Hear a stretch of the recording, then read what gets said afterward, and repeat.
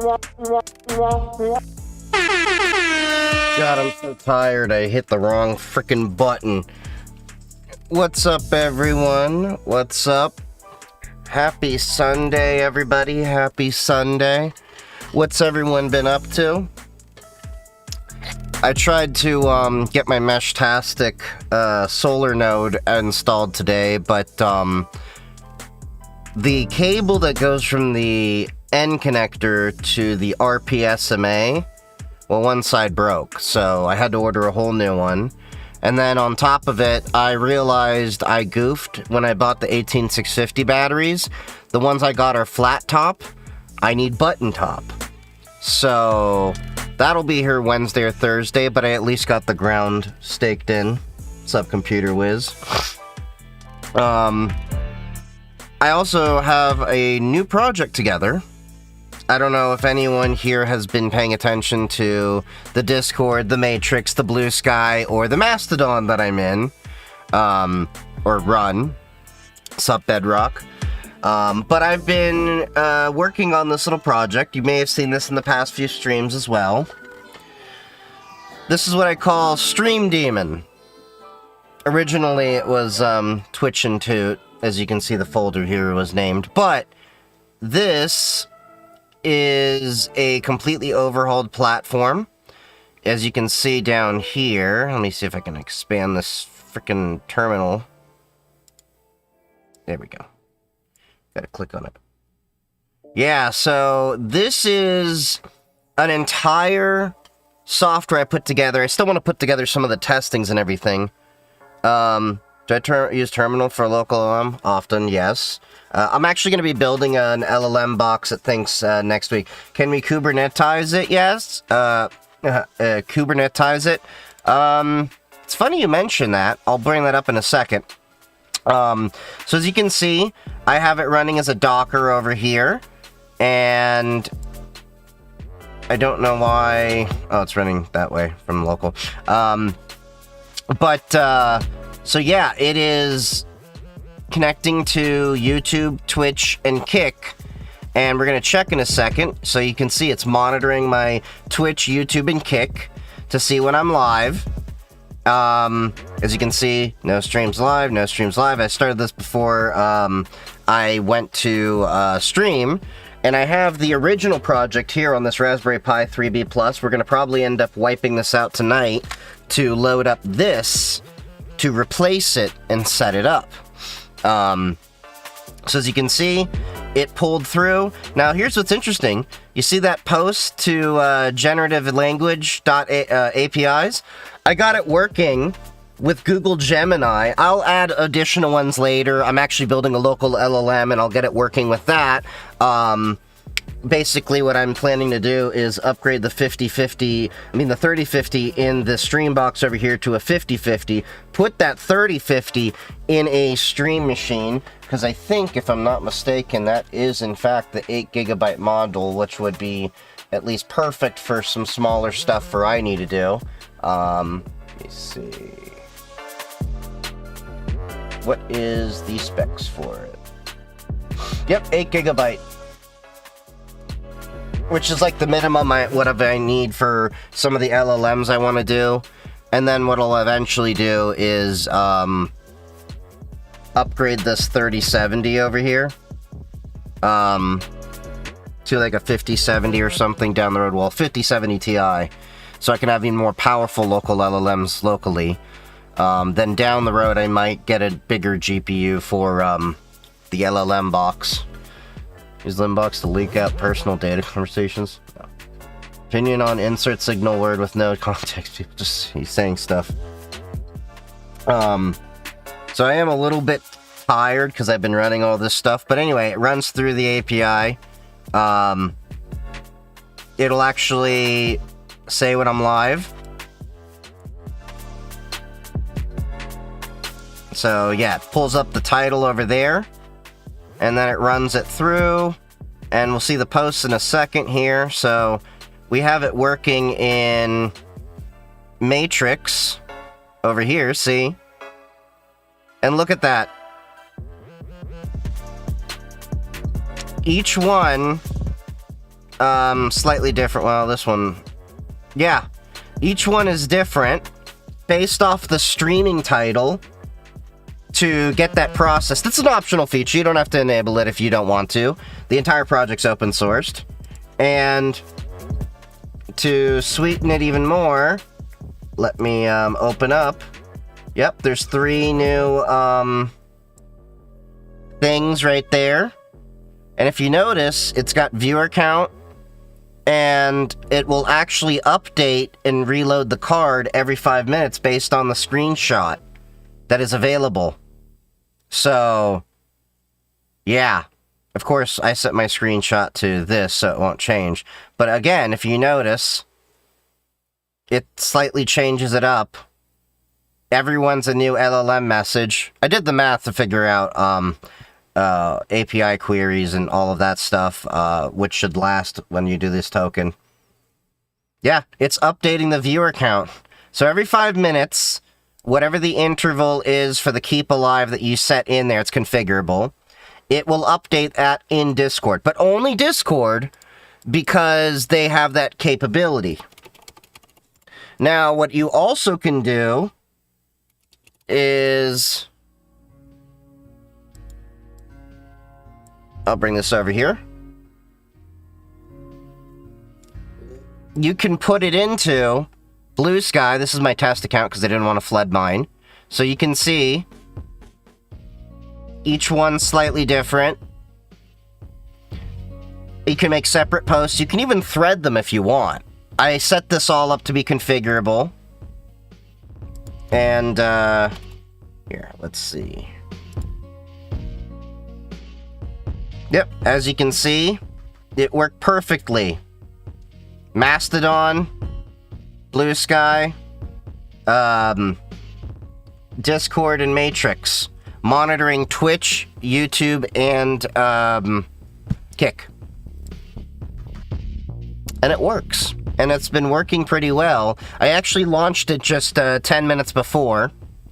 And the entire code's here, as you can see. I'll take that down. And I open source this entire thing, so everyone here can run it. Now, back to your Kubernetes point. Hold on, let me open up the GitHub.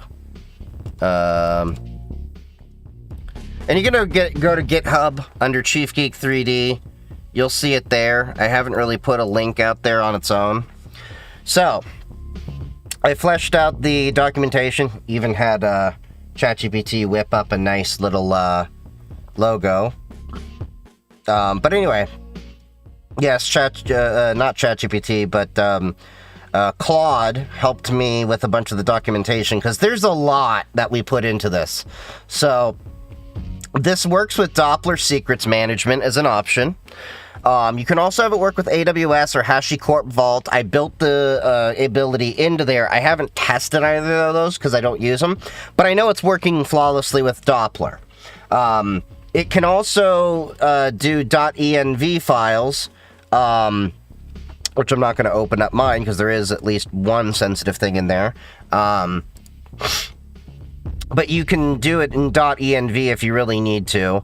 You shouldn't, really. Doppler is free. But yeah, anyway, from there, you actually have the ability to pull it right from the Docker GitHub registry with GitHub. God, this shows you how tired I am. But then you also have the ability to do it through Docker Hub, because I pushed it to both, and we're going to get into the CI/CD pipeline in a little bit. So to mention the Kubernetes thing, deployment flexibility, config map, and secret support. Now, I haven't confirmed Kubernetes support yet, but suffice it to say, it is something that I genuinely want to make sure works. Hold on, where is that? Okay. Appreciate the love, Adul. But yeah, so I want to see if this will work with Kubernetes. I got to build out my home cloud lab for that, but that is on the to-do list. I tried to make things a little bit easier for a lot of people, so not only do I recommend Doppler Secrets Manager, but You have the ability to edit your end messages as well as your start messages. You can, if you don't want an LLM, you can just set this up. You can even have it pull by username with the stream title. So you have those variables available to you, so you can format your messages however you want, and it'll just randomly pick from whatever list you have. So like if you just say, hey, I want the same message for all of them, you put it under this default here, or nothing's there. If you just want Twitch or YouTube or Kick to look differently, you can totally do that. Actually, it'll probably look nicer if I do it this way. So there's a lot to this. We can minimize the testing suite. I'm still working on that. Let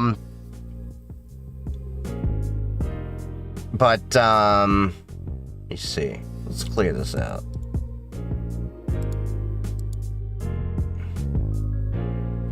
Get a new context window going. But anyway, we've got our SNCC Sarah file here.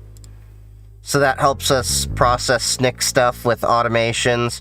The requirements here, they're all locked, but we'll get into the CI/CD pipeline that I set up in a little bit, because this is good shit to know. There's scripts over here, so if you need to create the secrets easily for Doppler, AWS, and HashiCorp Vault, again, I have not tested AWS and HashiCorp Vault, but the logic is there because I've dealt with them in the past. But Doppler, I've confirmed, is working. This script will help you put those secrets in. I haven't tested this myself. I need to, but based on the syntax and everything, it seems to work okay. There's an install script for making the systemd service file if people need that.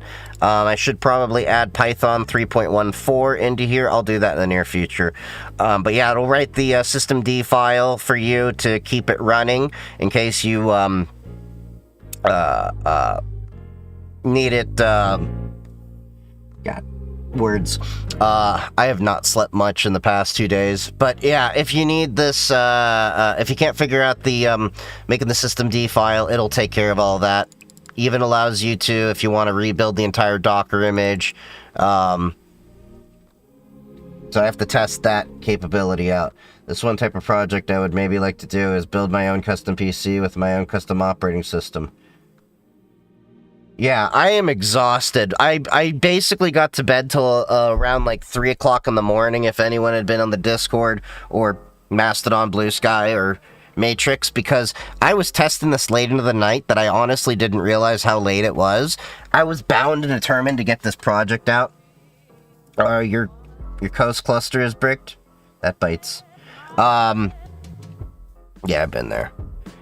This is also a little helper to set you up with your Matrix bot. So the one nuance that I found with Matrix, because if you see this is running over Stream Daemon, there's its own user that I made for it. You have to actually set up a manual user, get either the username and login or the access token, which technically the access token is more secure, but it doesn't look like you can re-roll that. So that's something I just kind of want to avoid. But yeah, basically you have to create a new user, invite it to the rooms that you want it to post in, and then have it join that room. There's not really an easy way to do that, whereas Discord, you can just make a webhook into the room and then assign it as such. So it's a little bit smoother with Discord, I will say that. So that was an interesting nuance. As far as I'm gonna eventually try putting in Threads technology, Threads posting in here as well, but basically, excuse me, Threads had a bitch of a time compared to Mastodon. Mastodon was one of the easiest to deal with, but to be fair, I already had the integration worked out there. But Mastodon, I've noticed, will detect if you put a URL in there and just automatically turn it into a card. That was not as much the case for Blue Sky. Blue Sky apparently was a little bit different with the API that I forget what it had to do, but it had to grab something else so that it could actually should do lives more often. On 3 times a week. But it wasn't doing the card right, so I had to change up the entire processing to get the same result. Wait. Yeah, this is all blue sky. That shows you how tired I am. But yeah, so blue sky was an interesting issue to get that working, to post the way I wanted it to post. Discord, the interesting thing about it is I can have it update the card live. So if you notice, every 5 minutes, it'll actually push a new screenshot from Kick, and it's pulling straight from Kick CDN for the screenshots they apparently generate, and Twitch is just grabbing whenever. I don't remember the exact logic for them. So if we open up the other console over here... Oh, wait. Did I cancel it? Yes, I did. But you can see it was updating it. But yeah, this worked out a lot better than I thought it would. It was an interesting project to learn. So we got that part taken care of. We split up the code. But the interesting thing I also learned with this was CI/CD pipelines. So what that is let's say you make an issue. You report on it, okay? You can then make a comment. Oh, I gotta find a closed one. I was doing this for a lot of my own training, because I got some bad habits at work, because I'm one of the only people doing it, so I'm like, I need to do this the right way. But like, for example, somebody puts an issue in, I'm reporting my own issues and then working on my own issues. You can see this issue, build image to be able to be easily pulled from Docker Hub and such. May be able to work this to a CI/CD workflow with GitHub Workflows. Explain this as an option. CI/CD pipeline implemented to test and troubleshoot. And then I accomplished that by pull request number 87. So you can see over here, this is where the CI/CD kind of comes into play. There's a dependency bot over here, a dependabot, that tells you if dependencies are all working there. Basically, you build everything, and it does all the checks for you. That, in most cases, you don't need to worry about it. I could delete that. But let me open up my closed ones, and I can show you the actual flow in action. So look, there is a dependabot over here. You can see there's quite a few actions over here. There's, it's telling me, hey, these libraries or settings are, a little bit old, and there's a new version. So AT-Proto, they just had an update. This actually was the thing that held me back from using Python 3.1.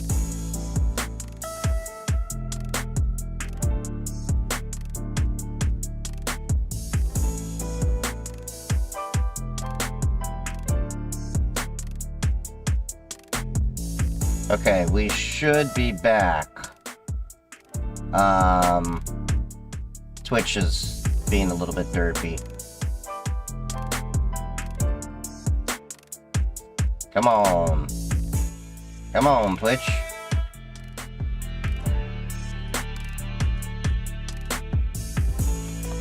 Okay, let's see. Hold on.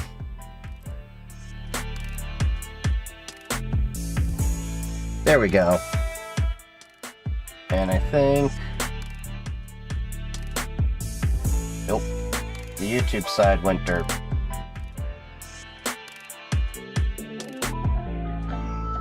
There we go.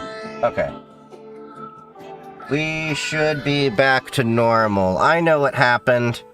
Now, it wasn't any of you guys. The issue was purely on my end. I was doing some tests, and I forgot to turn off the VPN I had going to my little cloud stuff. And I haven't set up proper split tunneling for it. So, my bad!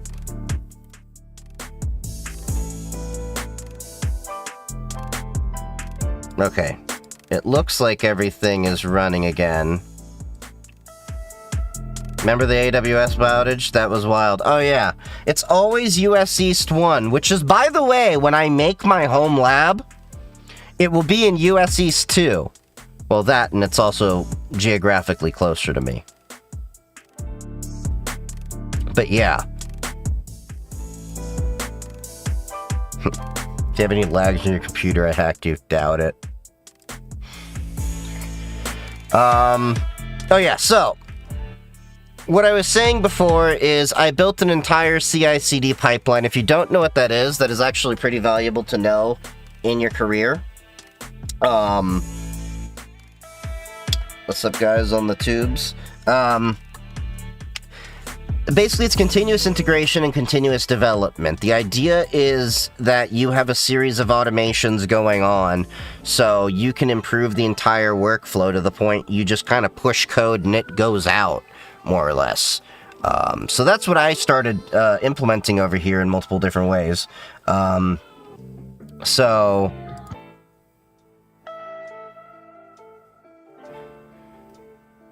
you can look, Dependabot is rebasing this PR. So it brought this over and gave me a warning about it. But let's do, now they got the CI/CD pipelines going through. Let me see. Oh yeah, 14 checks. So you can see there's 14 checks I have it doing. Test Python 3.11, 12, and 13. Well, I actually added 3.10 in there and 3.14. This is an earlier one. But I have it analyzing the code, so it actually makes sure there's good code quality in there and nothing stupid. A dependency review to make sure all dependencies are met. Build and test the Docker image. That's done in the initial, before I even commit this. And test Python 3.12, test Python, I already mentioned that. A lint and security check, so that's Git's own, GitHub's own security check. Scan dependencies for vulnerabilities. Then I have snick.io connected into this, and it will do a scan at a couple points, and it's got a code quality, again, snick code over here, and Trivy to check out the Docker. It does this all before I actually push it out. And then once it's actually approved, it'll actually automatically create the Docker and push out to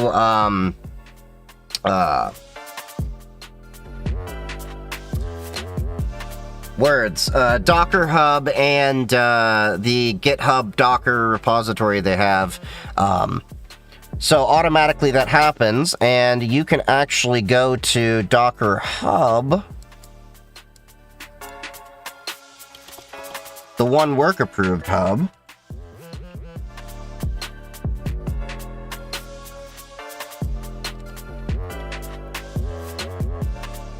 Do I dare check Mastodon?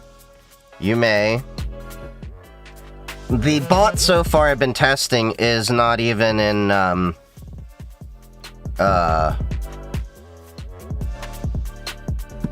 my main account yet. I have to set that up. Currently it's using the dev credentials. So you can see, here's the Docker with the little info that I put up. But yeah, you can pull the repo straight from Docker Hub if you want. Right there. And if you want,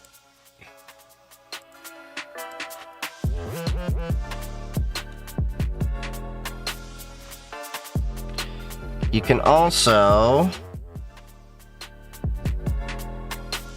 grab it off of GitHub and their GitHub container registry. So it automatically pushes out.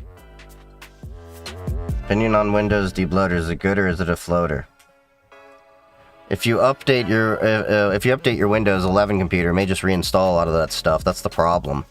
I don't understand the point in fighting your operating system to be, you know, your operating system.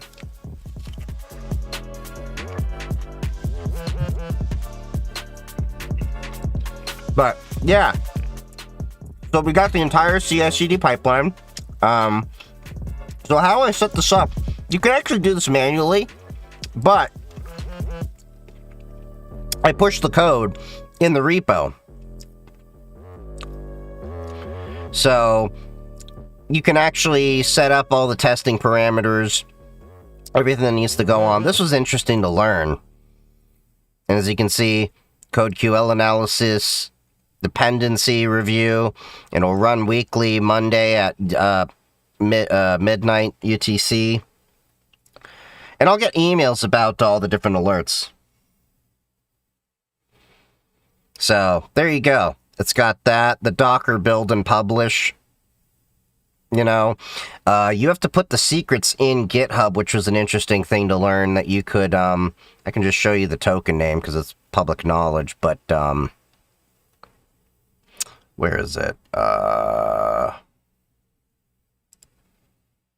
No, not environments. Oh, secrets and variables. There we go. So you can see, you put a Docker Hub token and Docker Hub username. And then you store the key, you build in Docker Hub, and that connects these two out here. It's actually a lot easier than I imagined to get it to auto push out. But yeah, Stream Daemon is available for anyone who wants to use it. If you do use it, give me feedback.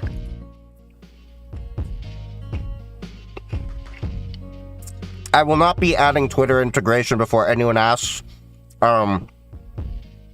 Just on a pure monetary standpoint, here's the reality. Have you seen how expensive Twitter's API is?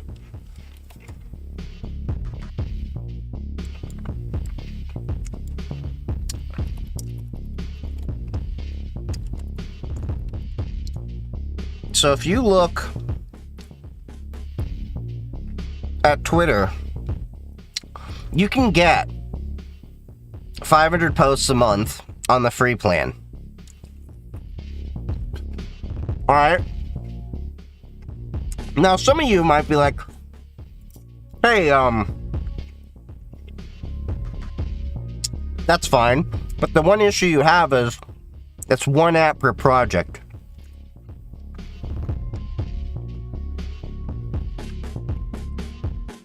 I don't know about you, but when I like to dev, I like to have a different key for each project.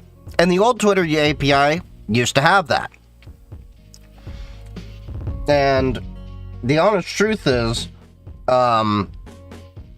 this is why I left Twitter. In part because when I was starting to dev, I was like, I wanted to make all these different useful tools. What's the name of the site, Chief?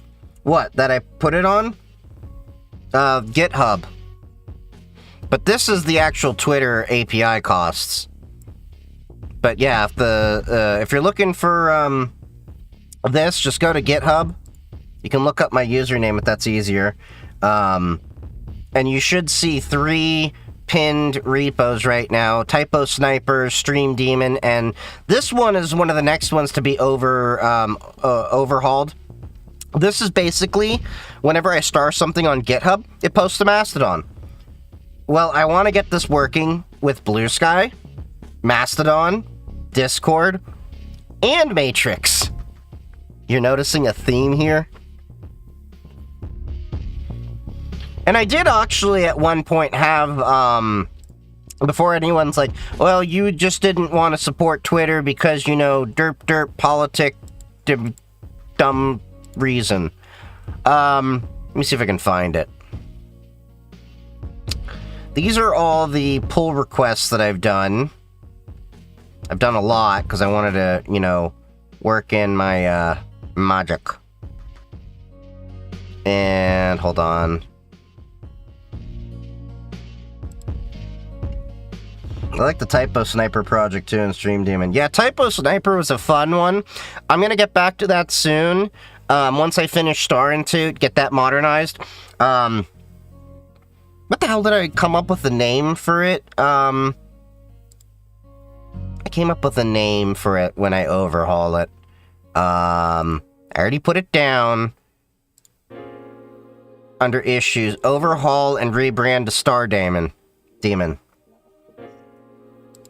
So the reason why I'm going with Star Daemon, because, well, we're starring things, and it's a demon that's going to be running on my machine. So a lot of people, and I did this for a long time myself too, see Daemon and think Daemon, but it's really supposed to be pronounced demon. Like Eon. But yeah, going back to, okay, that's October. There we go. You can actually see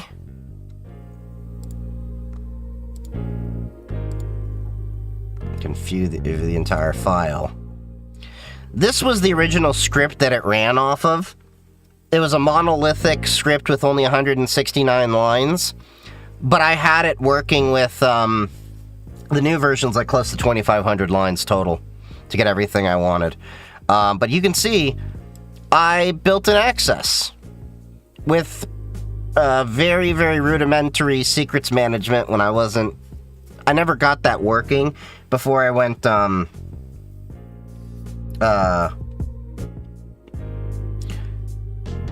never got that working before I actually kind of got tired and I needed to, focus on work and everything. I think that's when my new job was starting. This was a project to learn Python and stuff when I was not really working. But yeah, this is the original Twitch and Toot script that spawned this whole idea. And the reason why I did Twitch and Toot was when I left, when I was playing with Mastodon before I was like fully leaving Twitter, I had my foot in both worlds. There was no tool to notify when you were live on Mastodon. There was on Twitter. So I made one. And then I was like, you know what? I should do this with Twitter as well. Learn how their API is. Maybe I can learn some fun things. Open recall already. Have you tried Llama CP? Yeah, I have tried Llama CPP. But anyway. The new script is broken down in this way. I'm gonna further modularize it too. This is the monolithic script to do most of the stuff here. This is, I think, around 1,200, maybe 1,300 lines of code. Yeah, 1,262. It calls upon different things. Now, I already started splitting it up. As you can see. So, the LLM stuff is called upon here. You can actually see the prompts that I send through. So, if we find better prompts, we can always, get that contributed and test it out. You've got the config, configuration helper functions, the secrets management. Have you tried setting this up with Matrix? You know damn well it's been set up with Matrix. It's got the models here for the stream state. So it actually tracks the model. Before on Twitch and Toot, I used to write a text file locally with timestamps and then would track that. It was a very inefficient and very primitive way of tracking the status.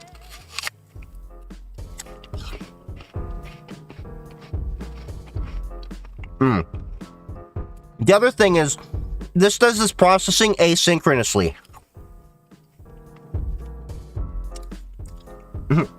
Tried LangChain with Llama CP. Yeah, Llama CPP.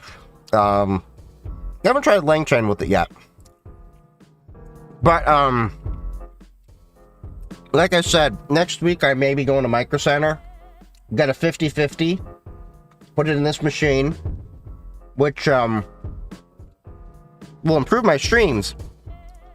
But then I'll have a 30-50, and I already have a spare motherboard and CPU. So all I have to do is get a case, and then some memory and a power supply. Hopefully that motherboard and CPU are still good. It's been a few months. They should be. What I'm going to do is, words.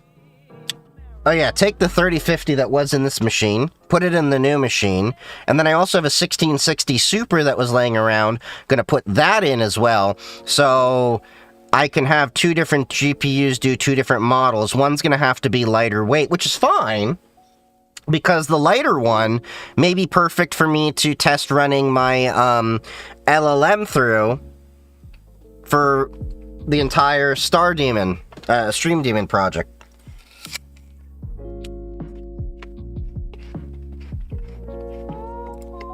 And if you want to know how to interface with Python in Blue Sky, Discord, Mastodon, and Matrix, here is some logic if you want to figure it out.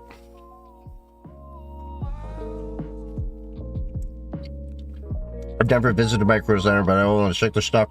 They have a lot of good products for PC building. Yeah, they are, basically, if you think about what Walmart is, it's like that, but computers. Maybe not as big, but same concept. I've been going to them since I was a little kid, and I did not realize how spoiled I was to be able to say that I can go to a Micro Center and be there in like 45 minutes every day with traffic.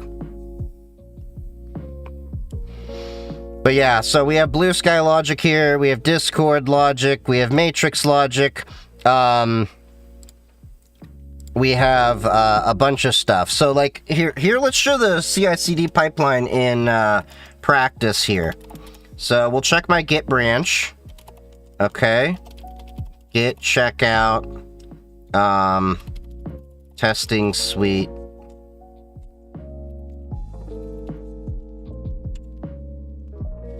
God damn it.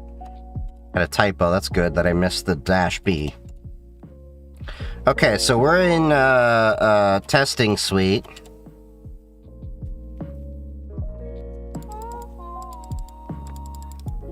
We're gonna set this up.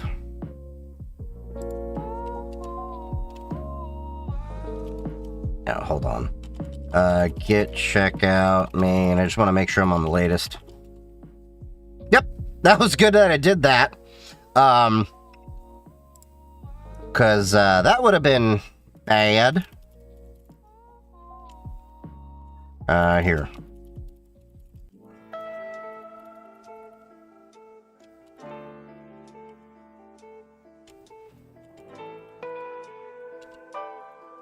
Wait, hold on. How do I rebase?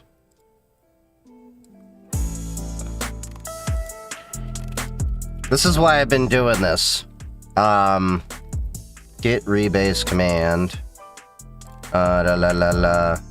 Yes, I could ask the LLM, but some things I like to do for myself.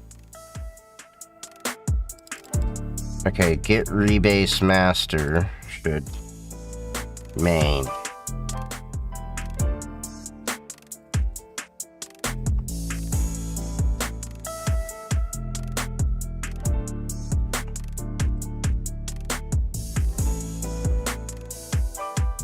Okay, on branch testing suite. So let's see. We had some issues with the testing suite.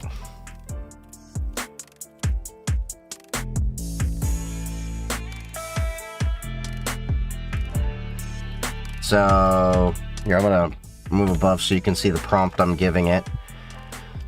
Need to modularize further, if I am not mistaken, before it could be effective.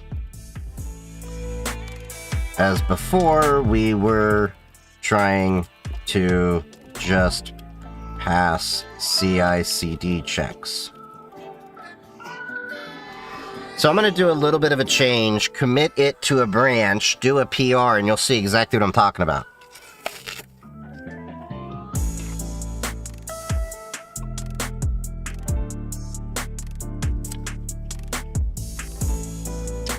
By the way, Claude on Copilot's pretty good.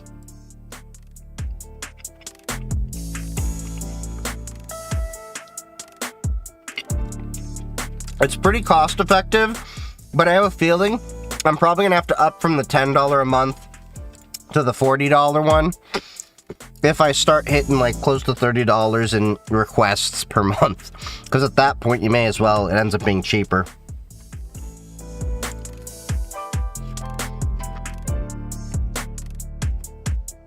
Because after the first 300, it's $250 for every $10. I did the math.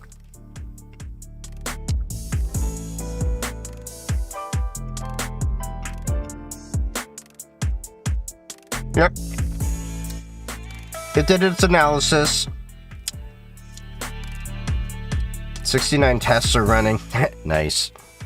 So we can see what's disabled, waiting on refactoring, test streaming platforms, test integration, test debouncing.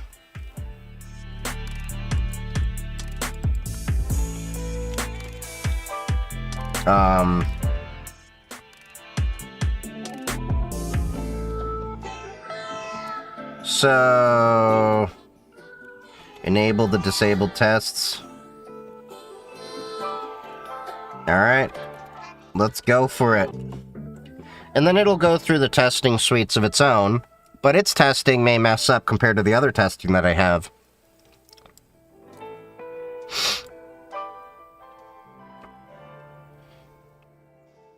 And I will say this, LLMs definitely have made a lot of my work easier, but I will also say don't ever fully trust it. You can, as I've said before, vibe coding is fine as long as you're vibe checking. The problem is there's a lot of people that are taking the vibe coding, you know, that comes out of the LLM as gospel. I check it all, and also I know how there's ways to architect it, because the way this is structured, this isn't as simple as you just go in an LLM and you just say, do this.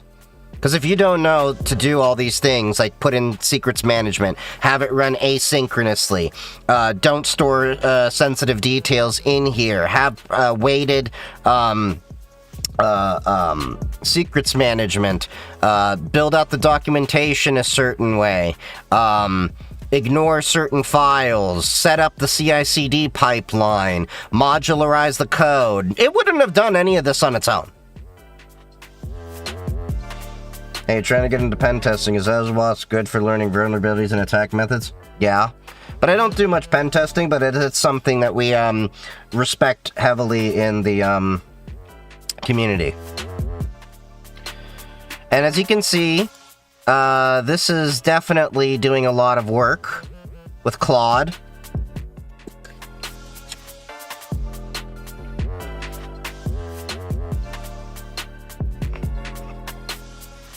You're playing GTA and Minecraft Bedrock, really?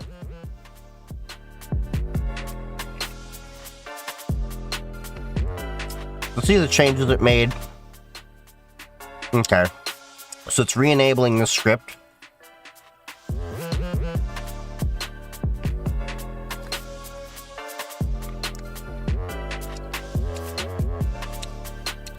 Okay, so we're modularizing the streaming platform logic. Nice.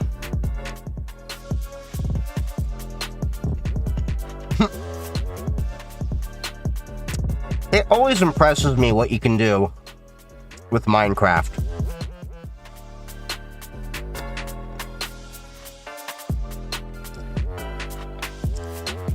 Okay, yeah, this is the YouTube script.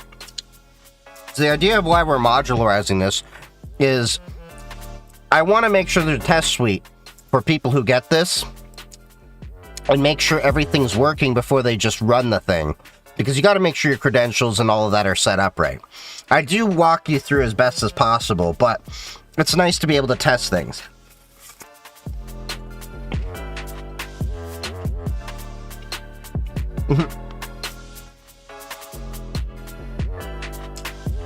So we got the kick script over here. And as you can see, these are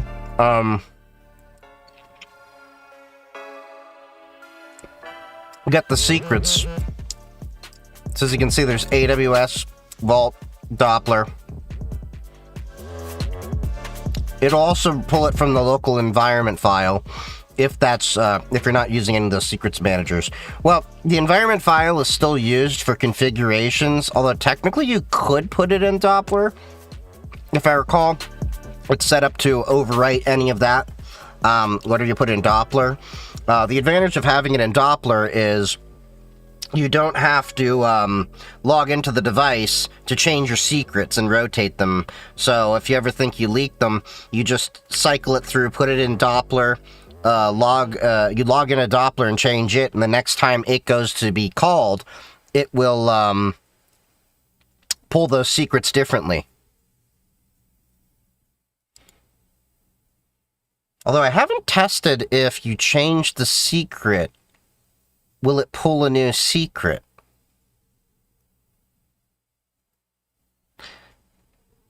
Another thing I gotta test for. What starter distro looks like Mac and I'm down to use a DE?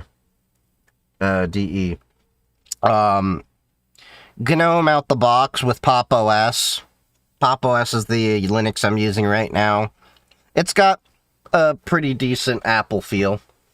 That's part of the reason why I used it as a former Mac user. I like their UI. I just didn't like the experience with the UI, if that makes sense. With Apple.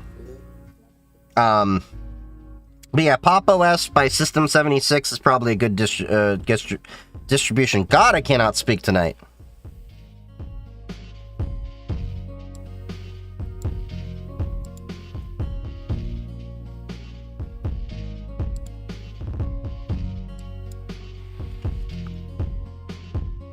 Okay, so where's that PyTest error it's doing?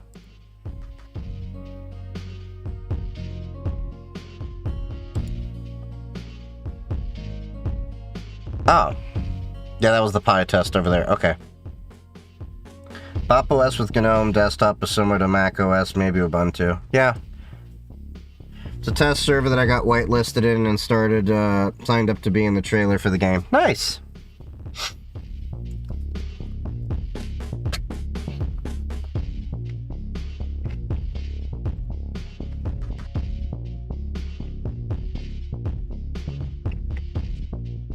I must have been really tired if I just deleted this instead of just commented it out.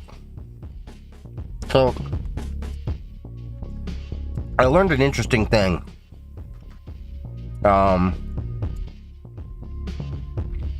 Hold on. What was it? Let me go to the bottom of this so you can see. Actually, you know what? I could just make a new file. You can comment multiple lines out really easily.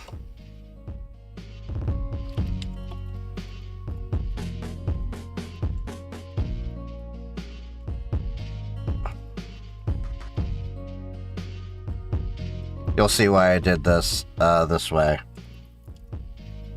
Now, if I remember the command, it's, what is it, Control Alt? Hold on. I gotta remember this command.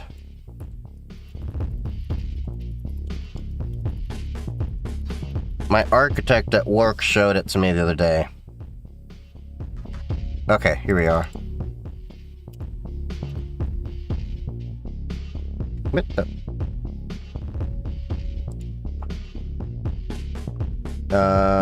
Is it Control plus? Command plus.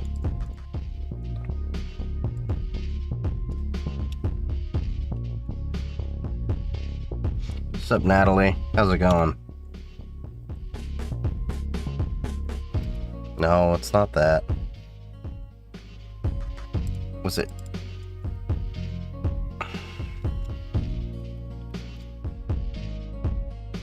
No.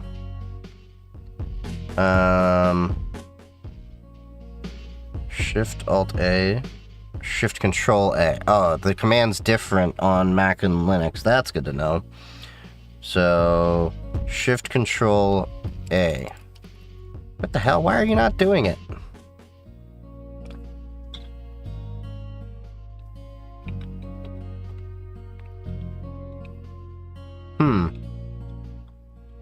That's interesting. Don't know why it's not working on my machine. I know I had it working at one point.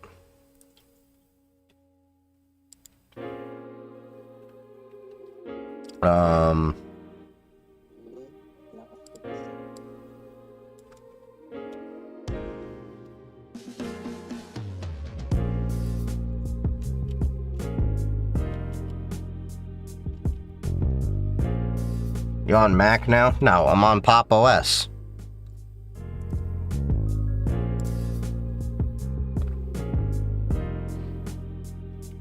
Let's see, control and... No, it's not working.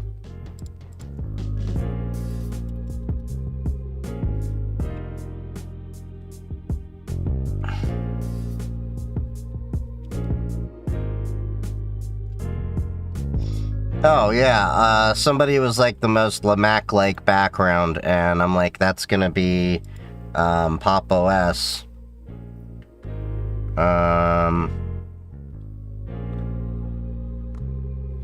But I did remove snick.yaml.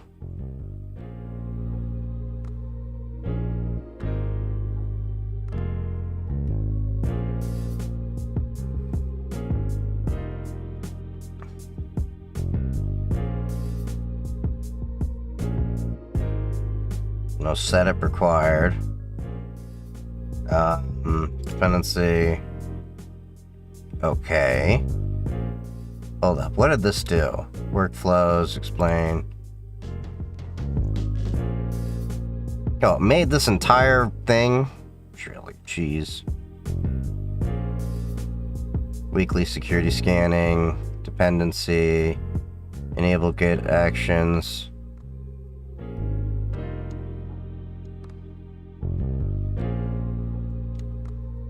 Oh, I need to put the SNCC token in.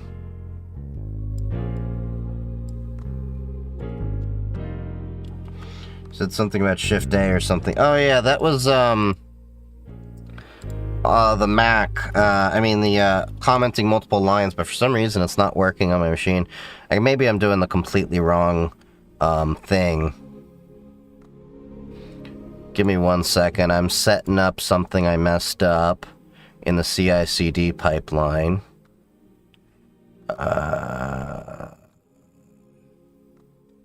Secrets and variables, actions. Oh, wait, that's the wrong project. Stream Daemon. Settings.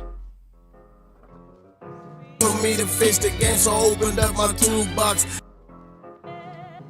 Thank you for the follow. Oh yeah, and we have the printer going. It doesn't work for follows yet. I need to set that up. New repository secret, SNCC token, and then settings.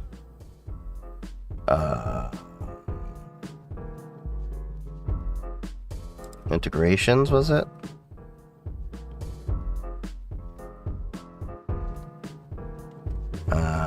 GitHub container registry.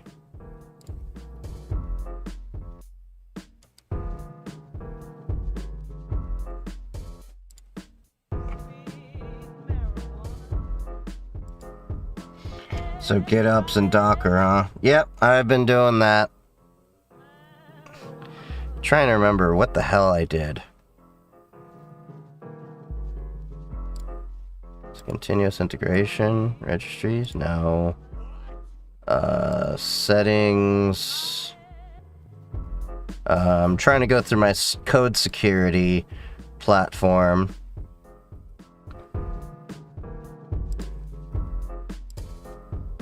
SNCC IAC, integrations, GitHub.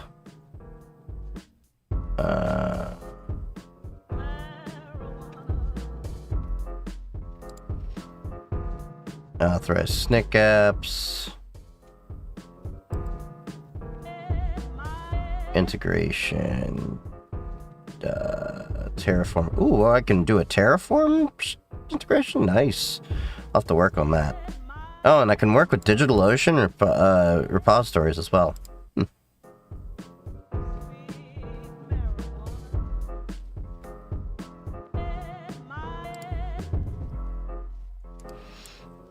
Where the hell did I have...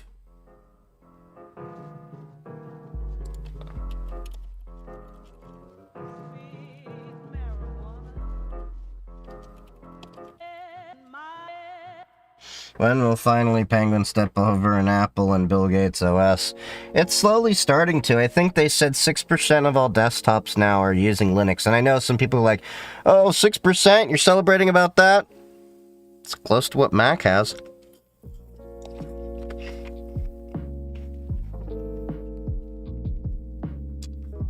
Yeah, I'm eventually going to use Spacelift for the Terraform side of things. Well, I'm going to use OpenTofu instead of Terraform. But, I have to set up my AWS environment and stuff before I can set up my Spacelift, integration.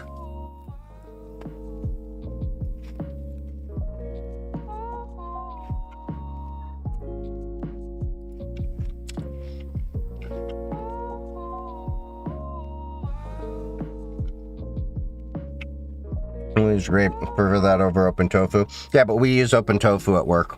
So, guess what?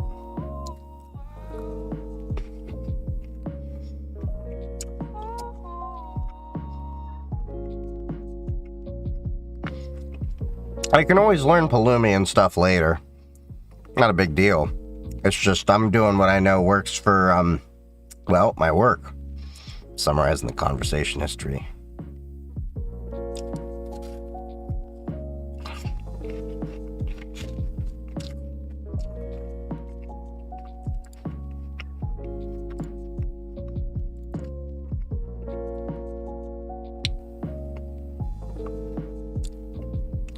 Hell, I'm trying to remember where I put this.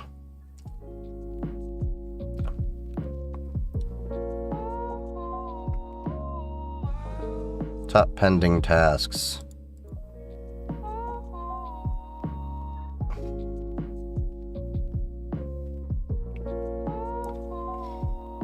SNCC documentation.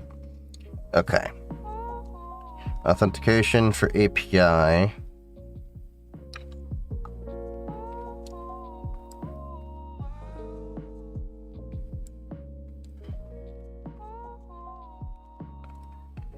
That's not... Once you add this... Okay.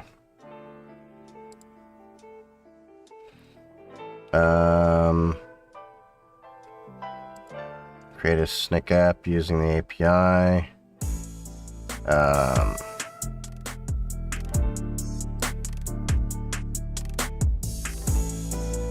Okay, I gotta manage the secret, but where the hell do I get the secret?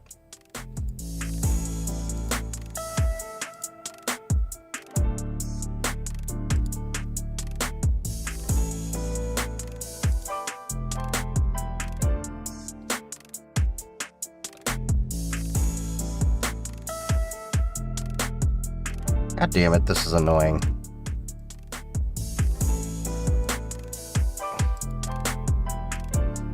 Okay, come on. Settings. SNCC code. SNCC open source.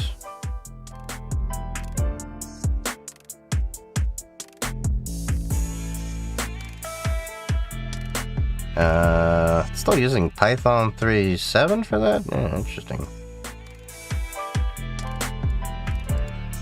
Okay, we're gonna change that setting. SNCC IAC.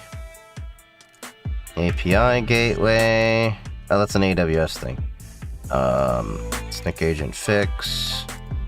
General. Broker. I know I was here earlier.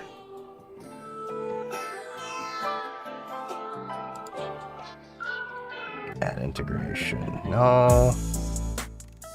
I was in that menu earlier. I forgot what I had to do. CLI.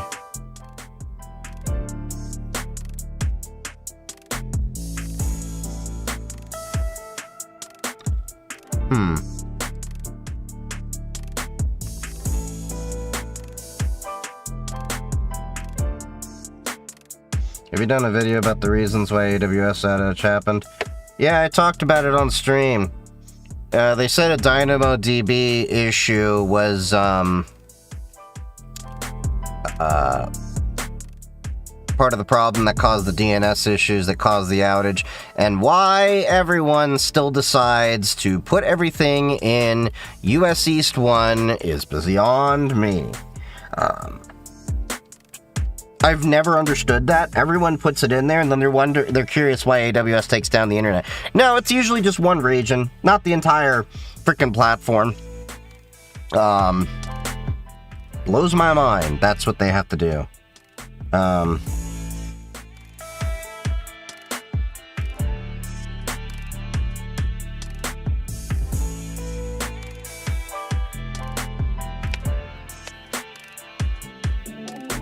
Okay, GitHub Action integrations.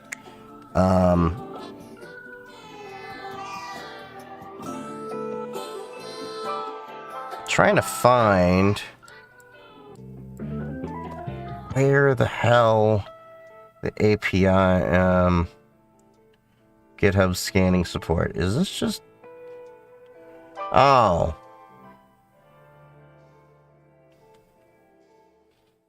I swear to God, if that's it.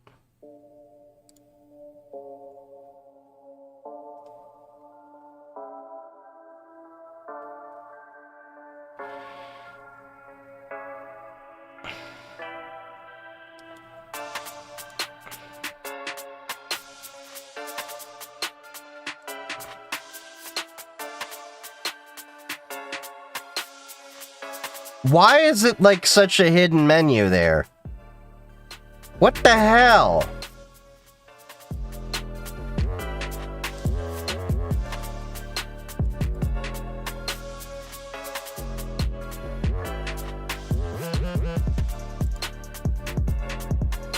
That is annoying. Okay, SNCC token is added. That should fix it.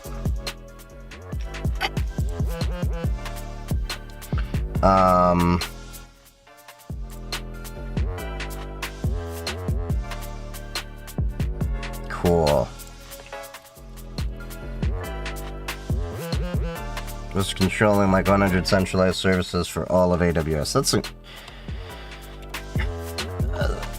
the problem is a lot of the people's infrastructures are still a little bit too centralized. Pushing new test suite fixes.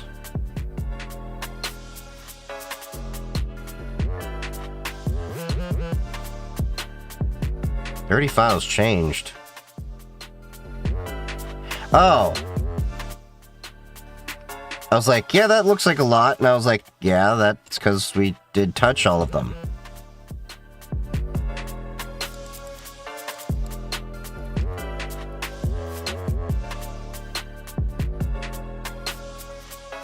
What the hell?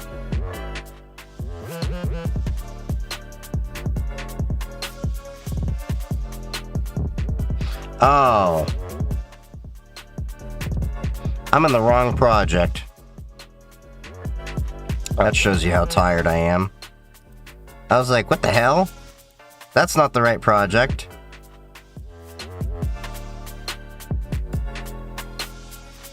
That was another one I was working on, the Star Into.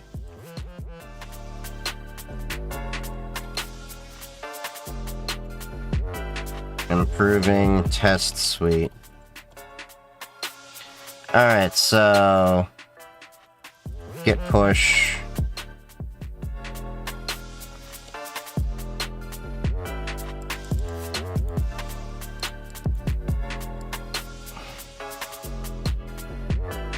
Alright, now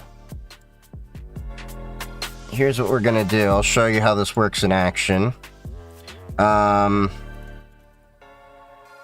Wait, didn't we... No, not issue. Wait, which number are we doing? 90. So look, testing suite. You can also do a new pull request down there.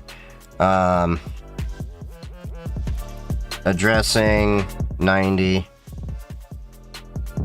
create pull request.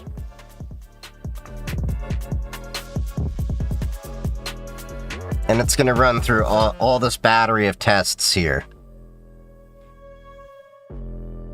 So there's 11 pending checks. Security, didn't see any major changes in that. We can go through and check the commits. And we can see...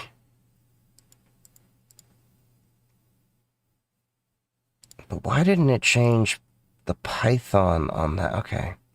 Anyway. Still got to modularize the rest of it, that's why. So it's going to go through. Maybe it'll pass, maybe it'll fail. Well, it's passing on 3.11 and 3.12, 3.13, 3.14, all successes. So you can see I can test all 5 versions of these Pythons. Did a dependency review. Dependency review and scan for vulnerabilities. Scan dependency vulnerabilities.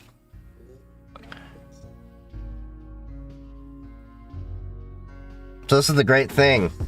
I don't have to worry about the test suite as much. Unused import. So Copilot is actually doing a check.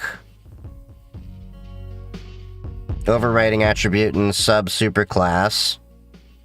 Okay. It's still doing a couple scans over here. But that's essentially a CI/CD pipeline in action for all of you. That was a fun little thing to learn. It also saves me a lot of time when I'm doing tests. Now, it just doesn't test for individual platforms, because you need to have your own API key in order to do those tests. And I'm not doing that. It only skips this part because it's not published.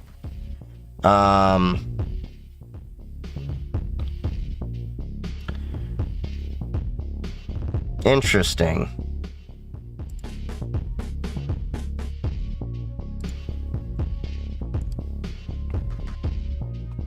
Okay, so I can feed some information back into it. And you can see how this can continue on. So...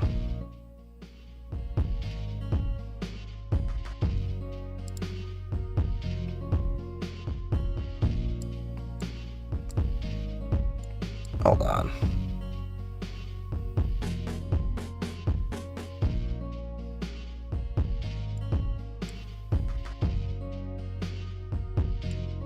Alright, so we have Daemon platforms.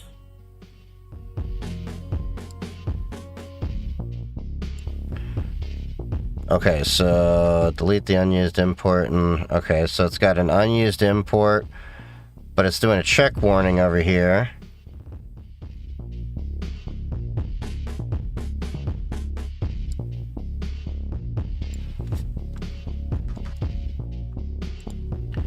And it will say, Copilot is powered by AI and may make mistakes. Always verify output. That is true.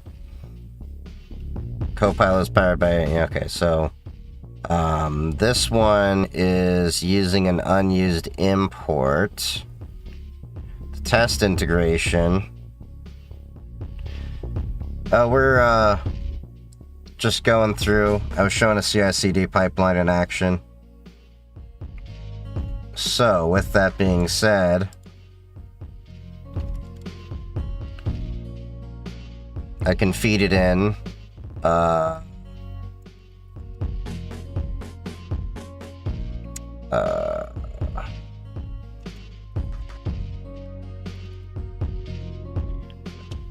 CI/CD checks.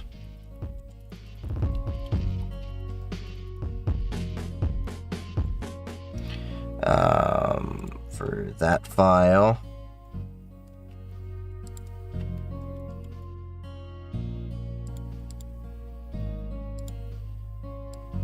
Thought that was a copy button, but no, that's just a... God damn it. I'm getting fat fingers today. Uh...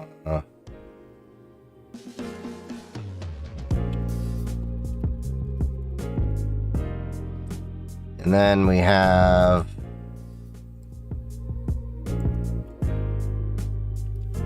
Okay.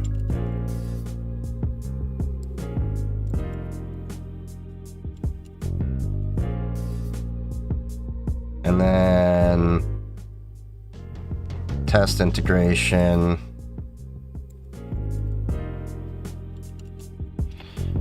Okay, so it's not using these. But it didn't throw any errors. Interesting.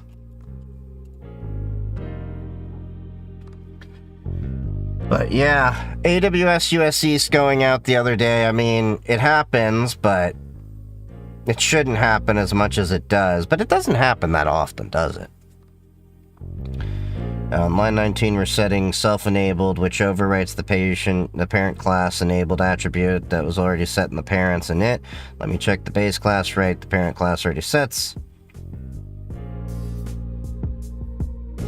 So what the hell did it just do?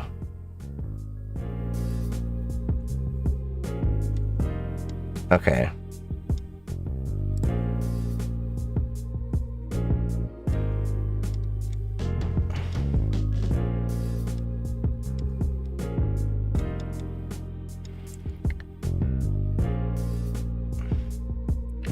But isn't that debouncing the stream Daemon Pi now imports classes instead of defining? Okay.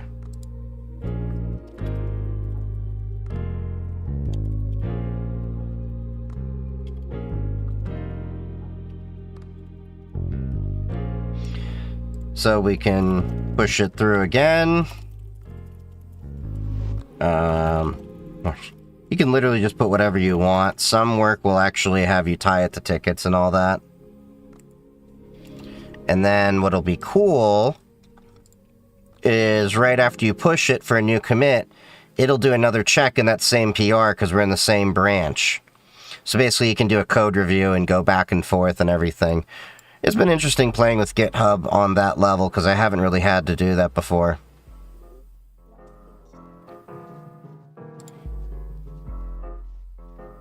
Oh, we already, reduced it? What? Oh. Okay, then. Must have been too tired that I didn't pay attention. Good problems to have, I guess.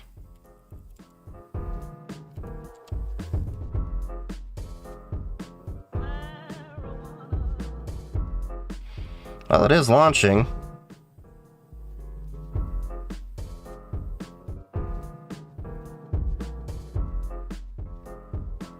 Okay, so it is working, as is.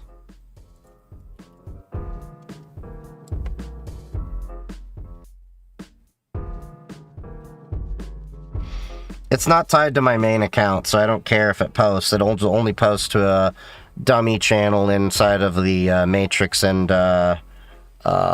Discord, and then a dumb account that I made for Blue Sky and Mastodon. Dummy account. But yeah, this has been a very interesting project, to say the least, and it became a little bit overkill. The next step I think I'll probably try doing with it is seeing if I can get it to run in the cloud, because it is containerized. I'll see if I can get it running as a Kubernetes. That'll be interesting, but I can at least do it as an ECS. But ECS is proprietary to AWS, but it still works okay, I guess.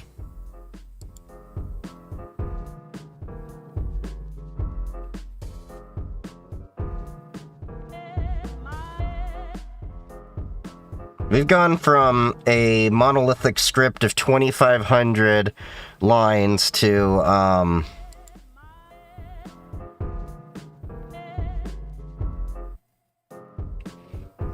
500 by modularizing.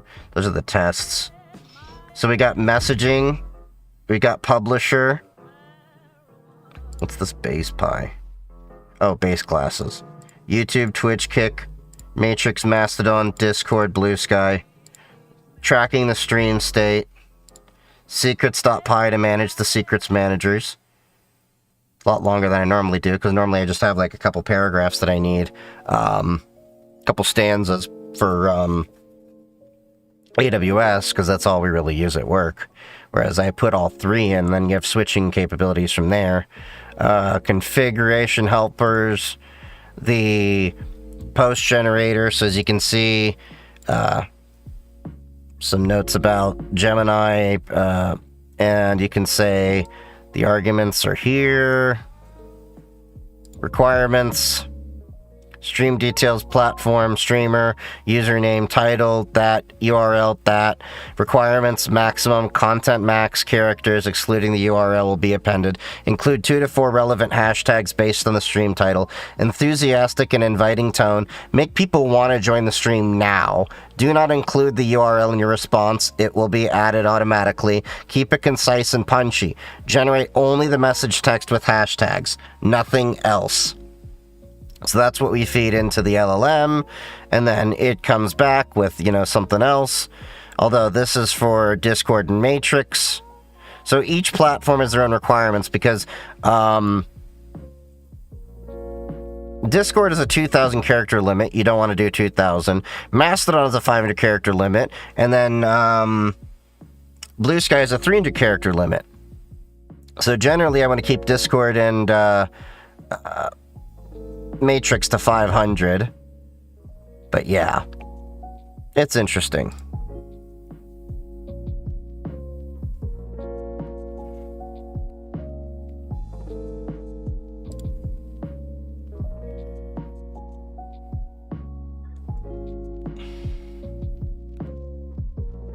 Okay, so new modular structure. There we go.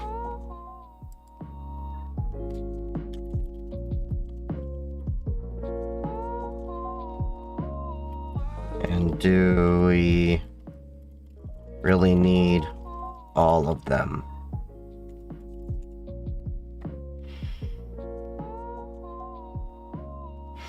Because I remember we made a bunch of testing suites along the way.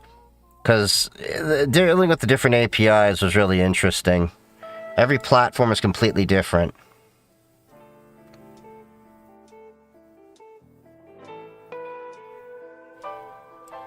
I learned so much working with this damn platform. It's definitely eye-opening when you do CI/CD stuff. But anyway,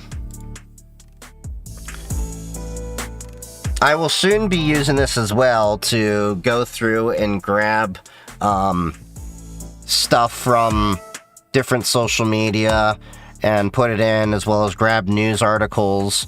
So I'm going to be making my own bots to replace certain things, because I've noticed that there's a lot of times you get a bot that you really like that does something in Discord or Matrix, or, well, not Matrix, but Discord, or whatever, and then sometimes it just doesn't get supported anymore, or it goes away. Well, why not see if we can recreate a lot of those functions and then give people the ability to host it themselves?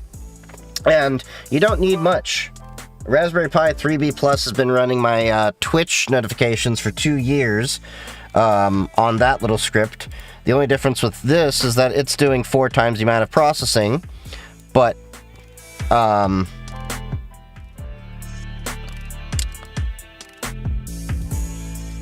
on, did it get stuck? Yeah, sometimes I notice it gets stuck and you have to hit enter again.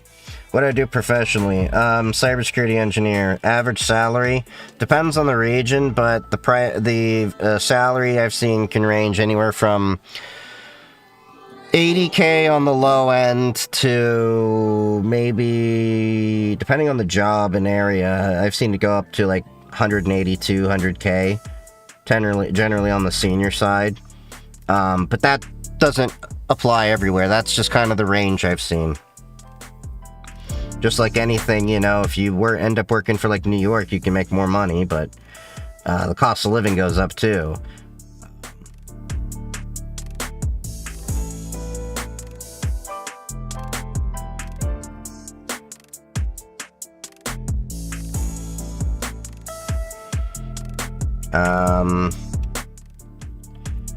Delete the manual ones. And analyze the aforementioned script.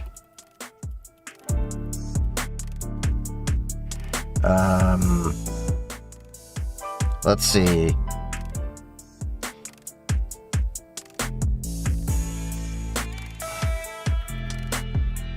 Eye test wherever possible.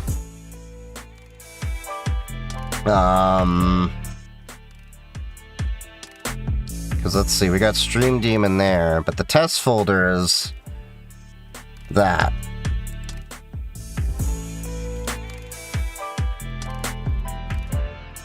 Consolidate, but I want them testing directly from modules.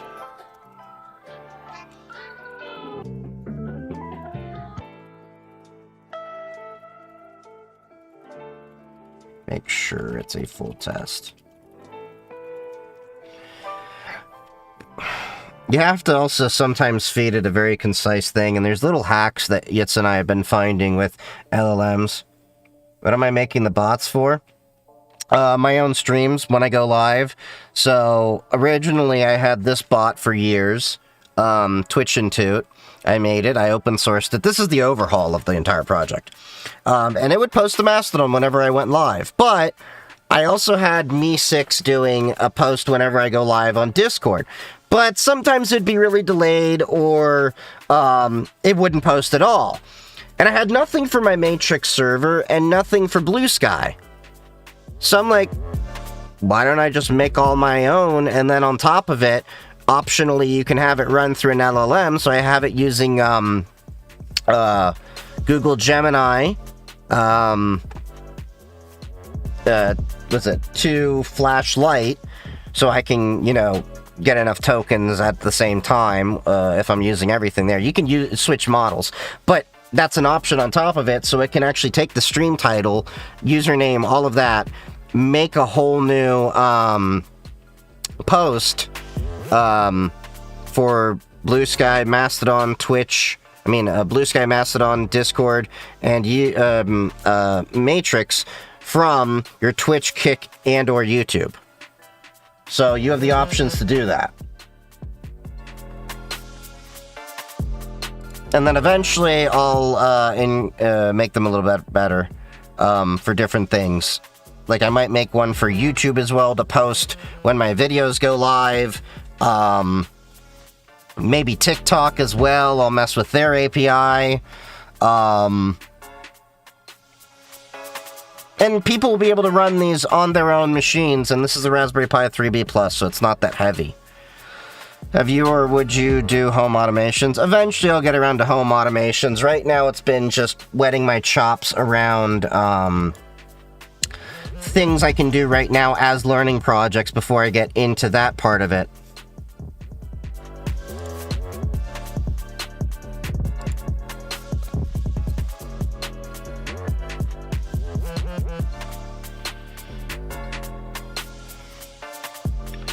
Check what's actually tested in each of you. Any financial OPSEC? What do you mean? Oh, yeah, find a good bank that allows you to use proper multi-factor authentication. Use Apple Pay where possible. There is Google Pay, but Apple Pay is actually more secure than Google Pay, which is in part why I use an iPhone. It's just the difference of how they're secured, and how they're used. Okay, move scripts, benchmarks, async, benchmark, okay.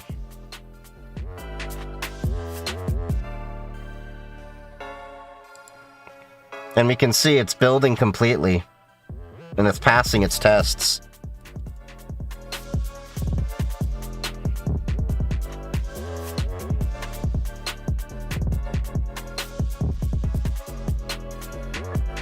Wait, what did it change here? Oh, it removed a bunch of stuff. Remove skip markers and enable streaming platform tests.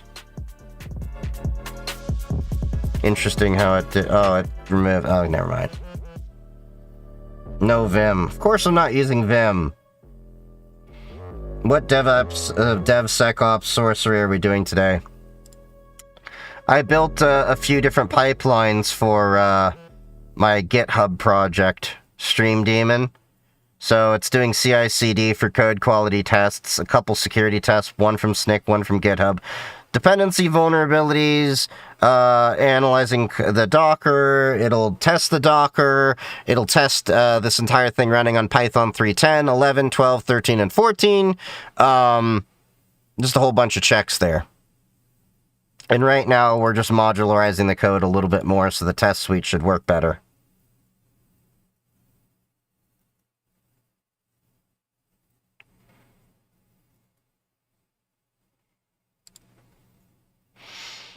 Because I had a lot of junk in there from when I was testing it. Will you dispose of your plenty powerful laptops that are not on Microsoft approved list for Windows 11? I don't even care. All my laptops are Linux based. They technically would run, but no. This desktop works on Windows 11 though. Do you work as a DevSecOps engineer too? No. I'm learning this so I can break into that side of things, though. I'm just the cybersecurity engineer that deals with the tools every day. But yeah.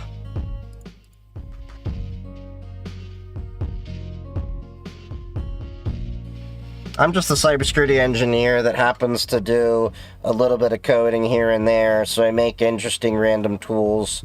Like I made Typo Sniper. That was a fun project. I need to get back to that, but I'm going to do that after I overhaul a couple other projects. And maybe set up my AWS Cloud Lab. We now have 74 tests down from more before. Let's create a final summary of what we have.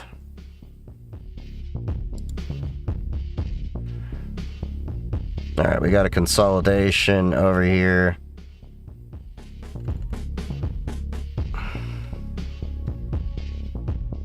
Okay, we got rid of the test Dopplers.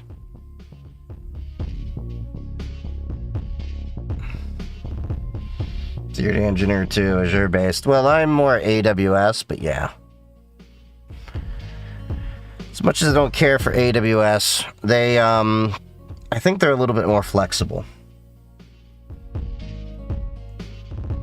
Made a honeynet recently. Nice! For a project. Nice! At work, we use, what is it? Zscaler Deception, which is really interesting in how it operates. They handle that side of things, but yeah. I made Typo Sniper, as I talked about. At work, we had a hackathon, and I built together a SMISH testing pipeline that would do machine learning and OCR and an LLM. OCR, then machine learning, then LLM, in that order. You could send it an image and then it would actually process that as text, because if you do it straight as an image, an LLM is not as reliable as when you feed it text. And it would do that. And I did that as an AWS ECS because I didn't have time to make it as a Kubernetes. But yeah.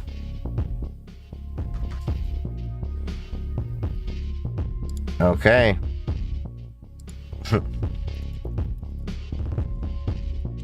How can we test the tests?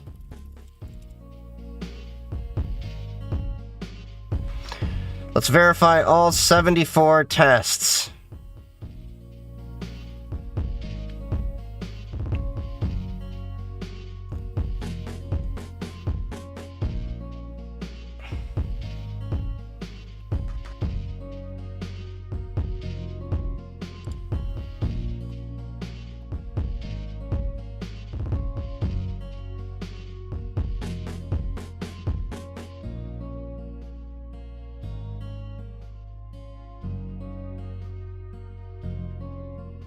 Do you use biometrics here and there? Do you plan to do a write-up? Yeah, eventually. I'm going to remake that entire project for the SMISH detection and everything. I'm going to remake it on my own time so I can open source the code, because that was done on work and they get pissy if you know, take their IP even though I developed it. Not like they're going to actually do anything with it most of the time. It's not like they can do much with it if I'm not the one doing it, because they don't really have much people in the way of people that'll actually commit time and do the stuff to code that. I know there's a chat, I just don't always remember it. But yeah, I am tired. I was up the past 2 nights till like 3:34 trying to get this together, and I was so into it,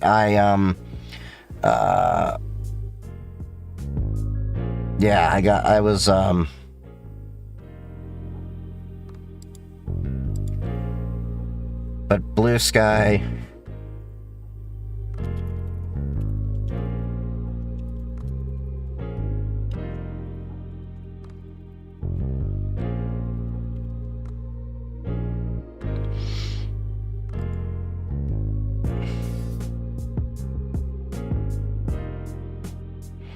It's skipping Mastodon and Blue Sky, so I need to fix that.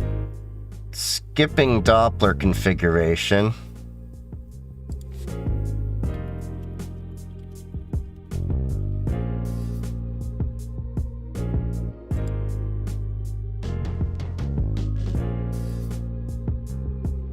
Yeah, it's not loading the environment secrets.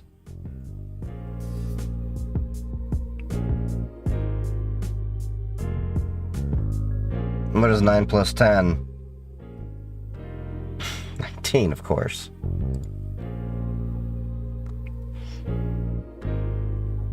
Give me something a little bit more difficult. I swear to drunk I'm not God, officer.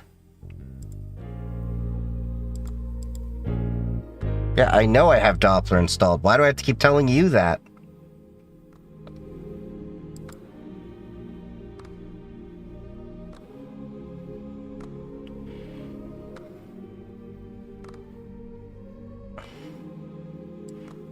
Hold on.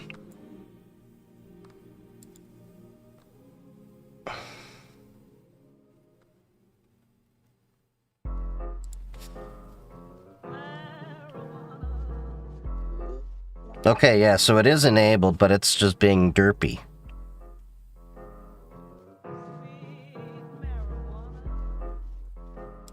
Doppler run, PyTest, tests. That's not gonna work, buddy.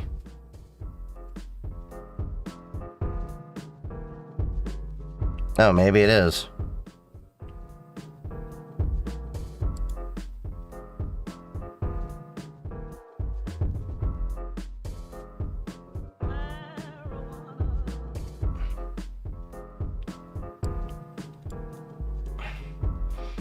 Okay, so we're getting a little bit better. He needs puppy videos. Puppy videos are always good. Which reminds me. Yeah, so we got the testing ground over here. Let's see. Got some bullshit for Christmas last year. Just read what Abby wrote. Okay, so 1 second. Let me move this off to the side while we let that thing run. So I found this on YouTube.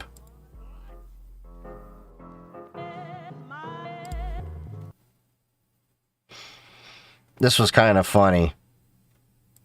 Oh, wait. Hold up. Hold up. I just remembered I rebooted the computer.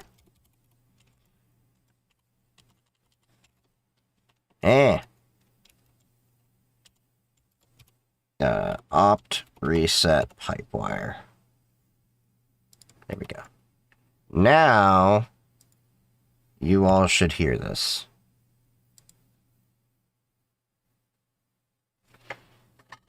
Although, I gotta unplug and plug mine in. Streamer problems, right? Streamer problems.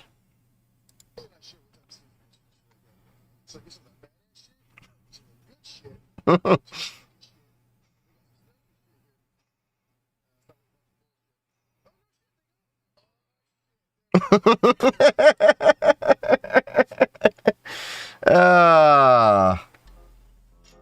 I found that earlier and I was like, yeah, definitely got to share that. Okay, so let's see. Elgato Stream Deck works amazingly on Linux. Yeah, I've heard it works really well. Darko, I think, was using it for a while on Linux, and the only reason I haven't moved over here is I still got the teleprompter to worry about. And now I got the receipt printer. Yes, there's a receipt printer for those of you that didn't know. We added that feature for the Twitch, Kick, and YouTube folks. This is just a test over there.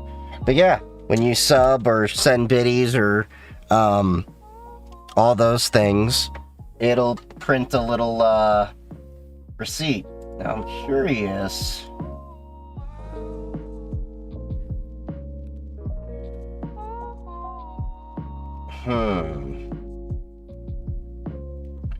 It doesn't work when I set just follow. That's the thing that's interesting. Add. Interesting. Twitch. Subscriptions. Shared chat. Connections.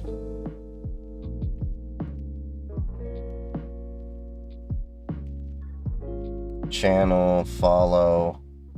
Wait, hold on. General. Nope, not that. Guest star, moderation.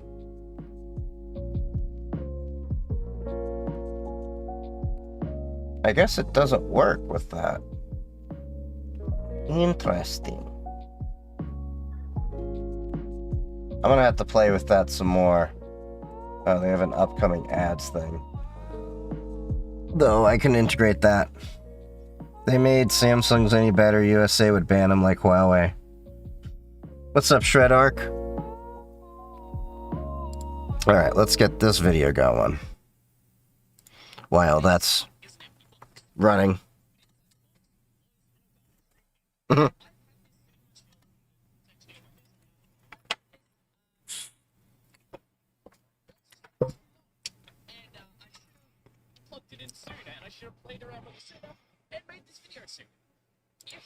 Yeah, you can't hear the vid. Hold on. That means you couldn't hear the last thing either. Hold on. God damn it. Didn't switch the output. So you didn't even see the last video either. Alright, we're sharing this again. Sure, what type of season should I get? So I get some of that badass shit, some of the good shit, some of the chicken shit. They got some special shit here. Sounds like a bunch of bullshit. Oh, no shit, they got it. Oh, shit, there we go. Okay. So I know y'all heard that. I saw it. Okay. This is an empty We'll try box. it again. But inside the box was an Elgato Stream Deck. I've had this sitting on my shelf. It's actually on my desk now. I've had this, let's just say too long. And I should have plugged it in sooner, and I should have played around with it sooner and made this video sooner. If you somehow clicked on this video and have no idea what an Elgato Stream Deck is, not a Steam Deck, that is Valve's thing, basically it is a macro pad where each button is an LCD and you can display whatever you want. That could be something useful, or it could be cat girls, whatever you're into. Now, like a lot of really cool hardware out there, the support for it is on Windows and is on Mac. That's all, nothing else. Yep. If you're on Linux, it's basically just a glowing paperweight. And it's not just the software, it's the drivers which you need for the device to be working. So, yeah, it's actually useless. However, it's basically just a bunch of buttons and a bunch of displays. Can't be that hard to work out, right? Well, that's exactly what the community did, and this has really good community support. Not just the version Yeah, we've I actually have, used but that for, basically the entire lineup. As of right now, and like this a may change switchboard. by the It's time I great. see this I have video, 2 of them. There are 6 projects I would like to mention. Now, not all of them are in a One great with the state, dials, but one all of XL. them have been recommended to some extent. Stream Deck Linux GUI or Stream Deck UI, Boatswain, Open Deck, Stream Controller. Yeah, a lot of people And have been if you're a doing this. developer and maybe want to make your own interface or want to do something I just remembered I have a mini Stream Deck upstairs. I should set that up. Python Elgato Stream Deck and Rust Elgato Stream Deck. Interview for remote IT support position. Mazel tov. That's a tough market right now. Developers, all of these I've seen recommended to the average user. I would say steer clear of a couple of these at least right now. So Stream Deck Linux GUI is actually a fork of another project also called Stream Deck UI. This one also has been archived. It's in maintenance.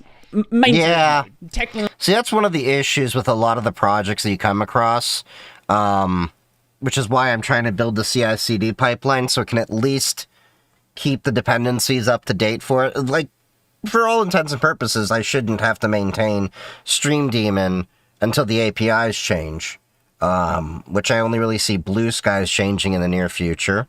But yeah. Archived. It's kind of feature complete. It mostly works, but keep in mind that as things change, it may not continue to work into the future, and it may not work with newer devices.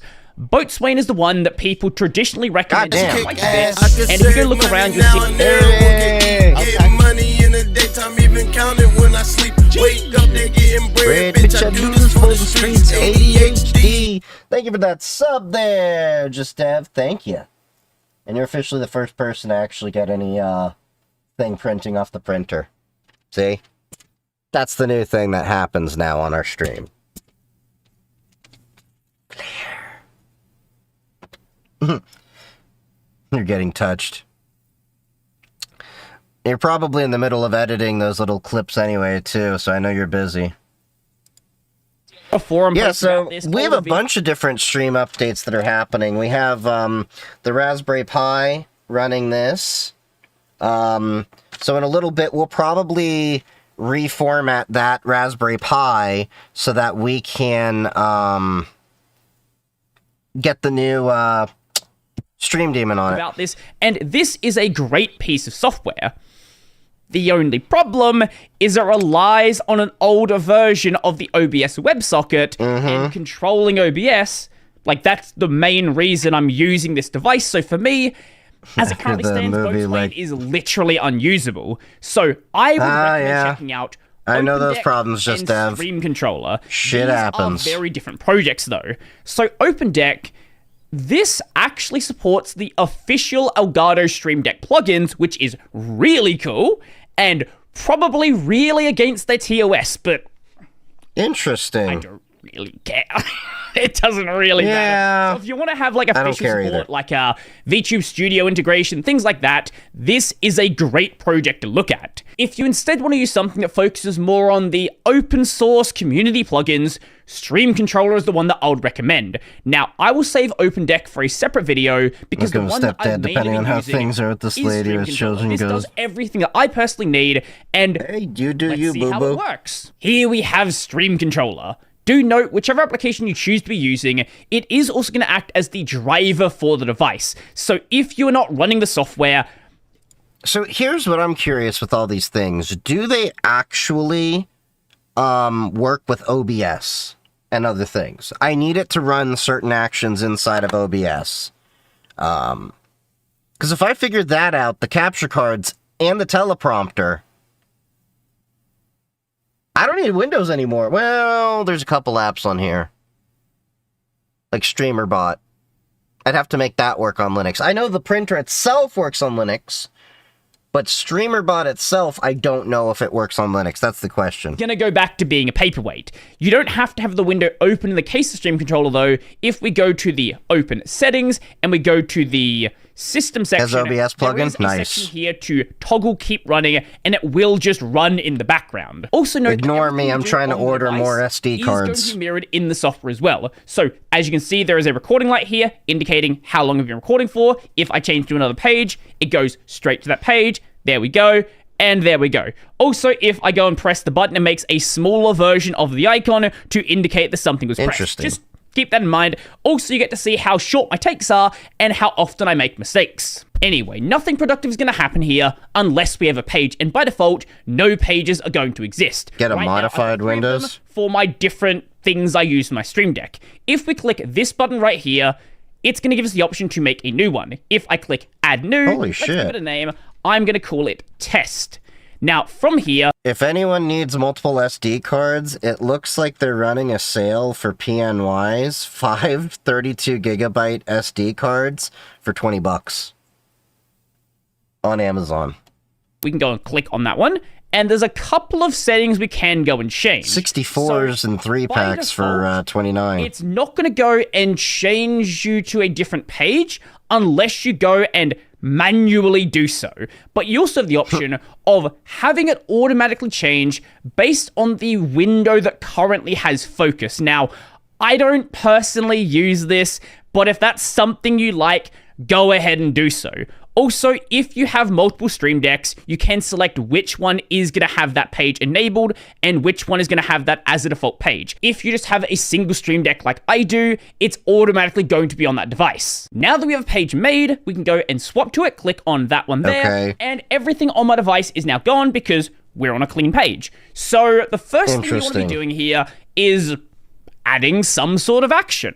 If we go and click on any of these squares, down the bottom here, I'm going to close that one for now. Down the bottom here, there's going to be an action section. If I click add action, you're not going to see any of this. Instead, it's going to say something like no plugins available. So this application is Liking made to ham be radio posts on very, LinkedIn. Nice. very modular. So modular, in fact. Yeah, there's been a that lot of even stuff. the official I'm gonna eventually have a lot of that translated over to WordPress posts too. officially supported features are not shipped with the application. You need to go and add a plugin for them. The way we do that is click on add more, and now it brings up the plugin shop. It's not the prettiest plugin shop, I get that, but it is totally functional. Now, different users are going to want to have different plugins available, but every single person should have at least one, that being the deck plugin. If you go and click on the download icon here, I already have it installed, that will go and download it. Now, this plugin, even if you ignore everything else, because frankly, I don't think most of it is that useful, change page. This is Okay, so he does have the OBS plugins over there. That's incredibly nice. important. This is how you go and 1 year, manually 2 change months, these different Wills. pages that Really? you're able to make before. So in this case, I am you've on the been test following page, for a and while. let's say I want to go back to the podcast page and make sure that's on Stream Deck Original, and that's it. That's all we need to do. Press the button, and now we're here. If we go press this one here, and we don't actually currently have a way to get back to that. So let's add one here, add another change page, and set that to test, set that on my Once I get a Stream Deck job and Original, more and then income, I yeah. press that button, and now we're back here. None of the And hobbies I let's say have are placed it cheap in the wrong hobbies, location. I unfortunately. typically like it to be in the bottom right-hand corner. Well, I can just grab it, and then drag it over there. Or I can go cut, copy, paste, all the stuff you want to do, or you could go and remove it. Now, for me, the main thing I wanted is OBS control. So in that Yep. case, that is going to That's be what I'm curious the about. OBS plugin. If we go to the store, it is this one right here. Oh yeah, I'm gonna OBS have the Enhance Your Meshtastic Stream. Solar node up soon. I forgot to mention to y'all. I tried installing it today. 2 things happened. One, I did not realize I needed button top. Button top 18650 batteries where I have flat top, and then on top of it, the Type N to RP-SMA cable I had broke. So I had to order new things on both ends, so I have to wait a few days. And I ordered some new steel clamps so it works better around the stuff, but yeah. This is going to let you do basically So hopefully everything you want Wednesday to or do. Now, Thursday there's I'll one finally have thing my that has a solar node warning, up. because I don't have a dial Thank you, 7 on months this to sub. Stream Deck. There are certain ones that have like a little knob you can turn, and that's cool. I don't have it though. But everything else you want to be doing, whether it's changing scenes, starting recording, ending recording, pause play recording, muting, enabling, disabling things, basically everything you can do through the WebSocket can be done here. At least all the stuff that I think is important, there's nothing obviously missing. Just to make my life considerably less annoying, let's go and add a toggle recording, and there we go.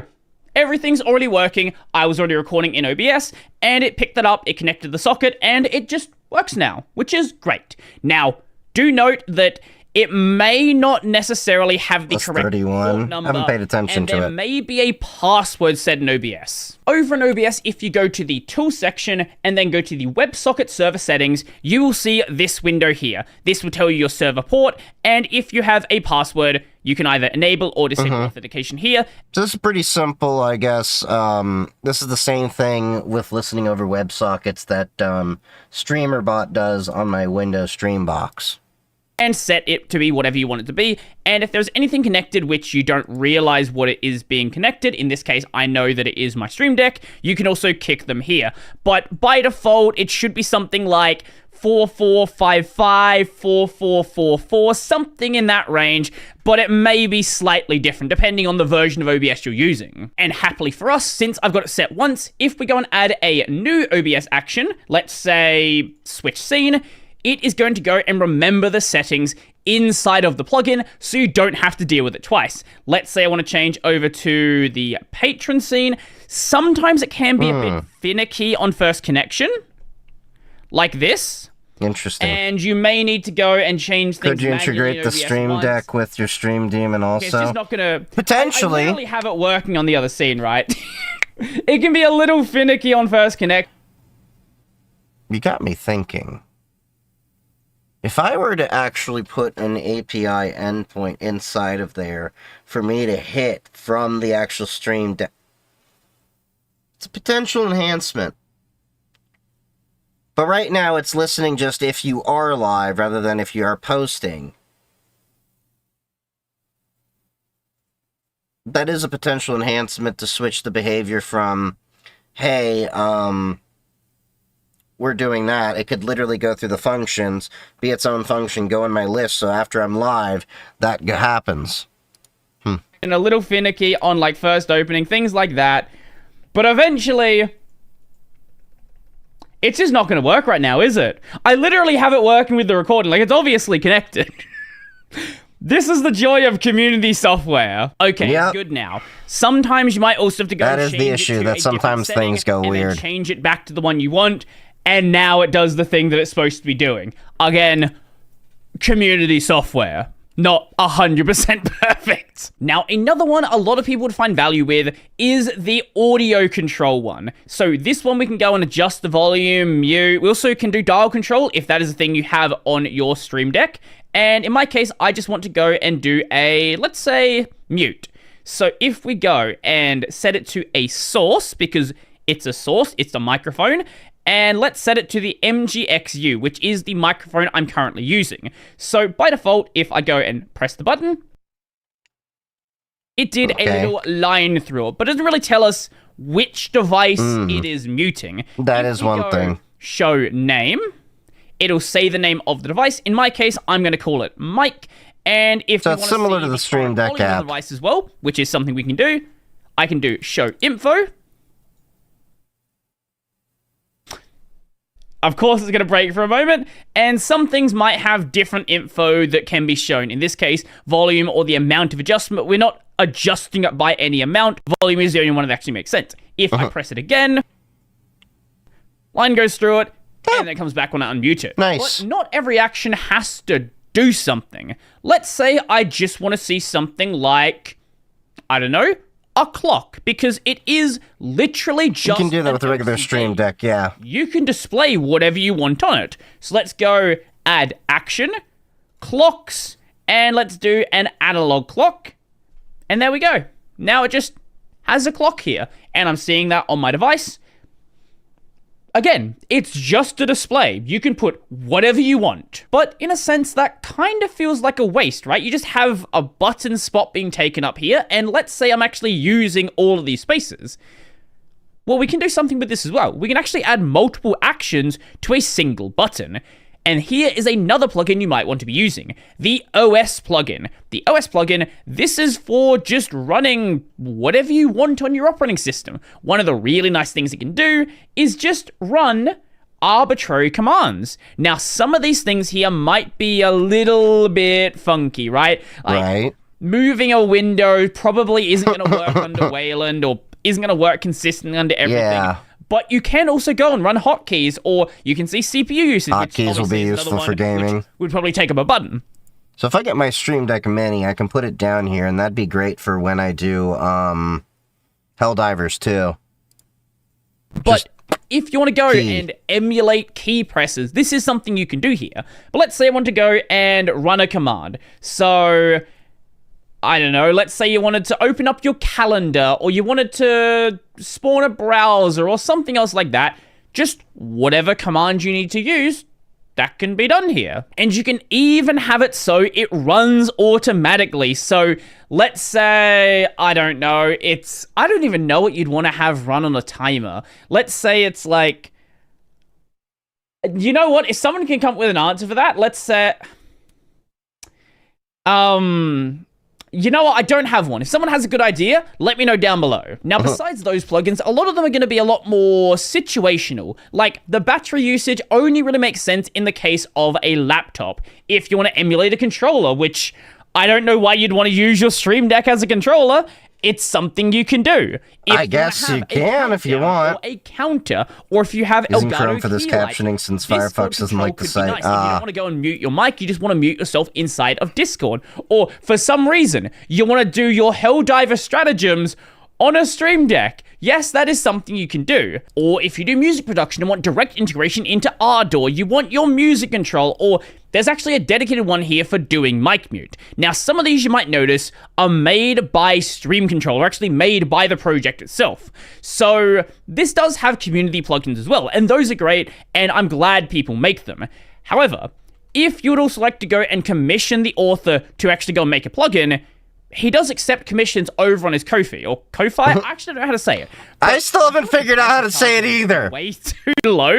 He has 15 euros here, which is not a lot. Or if you're a developer, or maybe you want to become one, there is also documentation on making your own plugins. These are done in Python, quite a simple language, and there's a lot of plugins that already exist, so learning how to do so shouldn't really be that difficult. Now, let's talk styling, because most actions are going to provide some level of default styling. In the case of the clock itself is an image provided by the plugin. So if we go and click this button here, the clock is now gone. But this one we actually have two separate actions on. So if I click the icon down here, now we have a command icon here instead.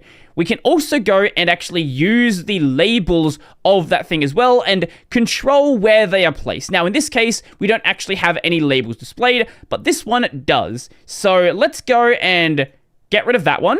And now we can't see the top text. If we go and get rid of this one, now we can't see the bottom text. Now you either have the option of controlling the styling for that individual button or modifying the styling. It does look a little bit. Let's say in the case of audio control, I want to modify the compared style to let's go into that action and the go regular to the Stream Deck. asset manager. I So will say here that. are all of the assets being loaded by that plugin. If you want to go change to a different mute icon, we can load in anything we want. Or you may have noticed earlier, if we go back to the plugin store. Oh, we still have that window open.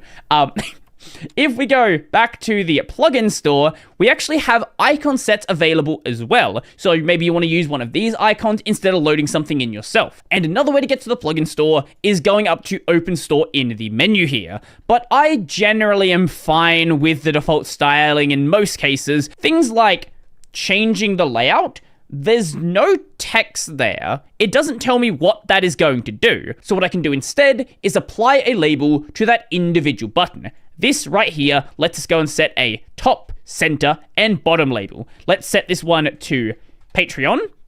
And now we just have that text there. Or we have the option of changing the background color. Let's say I want to set it to be something like yellow, and that is a horrible yellow. Or we can change the layout and change where the image is actually being generated or the size of it. Let's set this to 20. And now we have a little tiny thing. Or let's set it to 150. And now it doesn't fit in the button. Under the label options, there are some settings here like the font and the outline color and things like that. And if you want to just use it for a single thing, setting it here makes a lot of sense. If you want everything to be the same though, go into your settings, go to the UI, actually no, sorry, go to the general. I was on the page, and here we have the default settings. So the font color, the outline width, the outline color, and the font you want to be using. Now, let's say you want to have something like a background being used across everything. Okay. Well, that is something else we can do as well. So let's go over to this one so you can see it. We have the option of the page settings or our general global settings. So if we go to page settings, here we can go and override the default deck brightness, the default screensaver, and the default background. So if we go to this one, here is our global settings. So right now it's at 50%. I can turn it way up, and that is horribly too bright. I'm going to put it back to where it was. And you actually have the ability to take the Stream Deck out of its little container here and rotate it if you want to. I don't really do that, so I'm going to leave it as it is. But we can also go and enable a background. So let me just go find an image to use. I promised cat girls, and I delivered cat girls. There you go. Enjoy. It can be anything you want. And as you may have spotted there is also a loop and an FPS counter. So if you want it to be a GIF, it would be very annoying. But you can do that as well. Now, going back to the settings for a second, depends on how you feel about this, but I like to have this enabled, auto start, where when I boot up the system, it automatically starts up the software, so I can just plug in my Stream Deck and everything is good to go. I know some people aren't a big fan of auto start, so it is good that it's something that's easily toggleable here. Also, if you want it to go and work when the screen is actually locked, that is something that can be toggled as well. And that's pretty much everything you need to know. For me, this does everything that I want from a Stream Deck tool. I don't need the VTuber integration stuff. I'm not a VTuber, even though some people want me to be. I don't need all of the other fun things that Open Deck does. I do think it is really cool, and I do think more people should know about it so they actually know that that is stuff you can do on Linux. I got this built. But for me, we'll show you in a sec. This is good enough. And for a lot of people, I think it's going to be good enough as well. But if you want to see more on that one, keep an eye out for that video because it is a work in progress as well. So, if you have a Stream Deck and you like the video and maybe you learned something, go like the video and is XFCE4 good for an old laptop? Yeah. And let me know your thoughts. It's very light. I like it for I would light systems. I don't really have a lot of stuff to mess around with like this, but I'm happy to try things out if I could find some possible use. But yeah, it's totally fine if you want to, you know,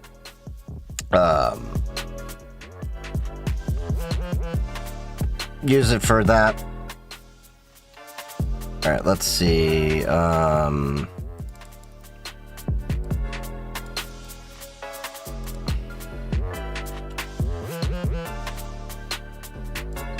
Docker PS.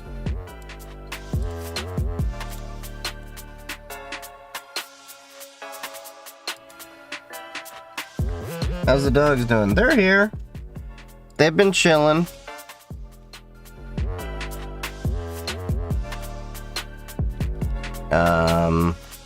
Docker, what is it? Stop. So I built the Docker. Ba-bam.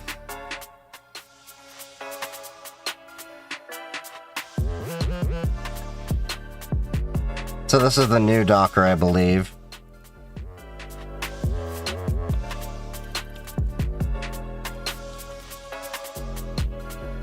What is it? Docker.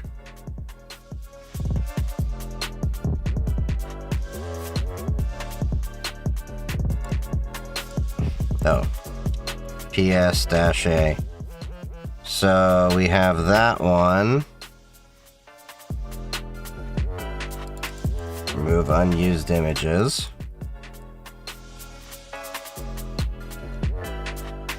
Pruning, just a little pruny. Puppy's a jumbo puppy now. Yeah. You want to get more views on TikTok, post dog videos. Oh, I know. They definitely do a lot. Damn, I had a lot of Docker images in here.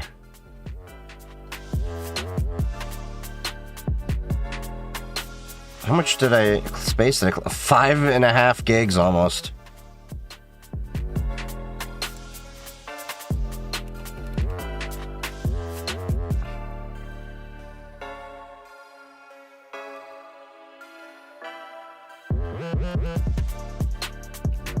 Okay, let me see. Docker build. That's what I was looking for. So it built the new container with all the stuff. Hold on. Can we do no cache? Alright, we're gonna try building it from scratch. It's gonna grab all the files fresh so we can see how it builds start to finish.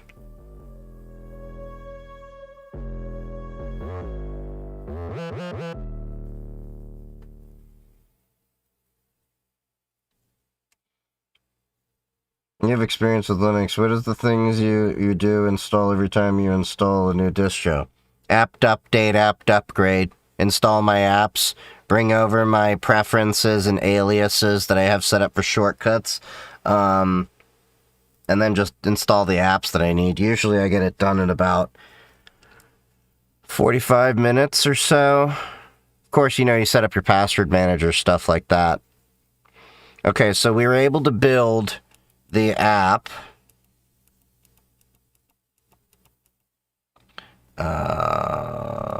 Docker ps.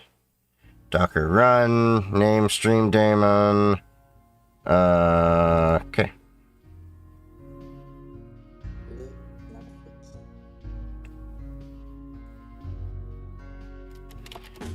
Docker stop.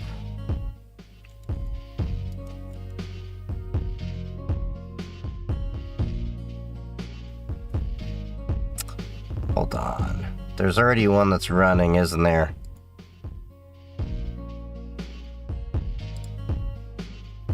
No. That isn't running. May not have run long enough.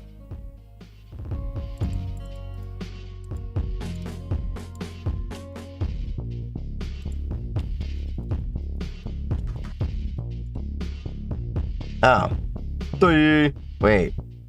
Exited?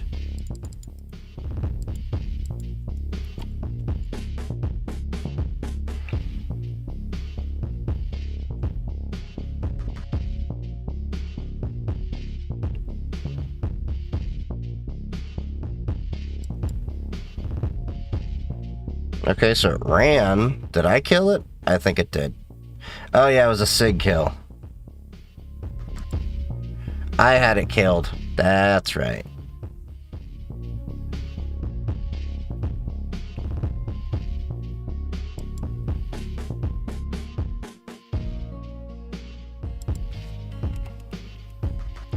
Okay, cool.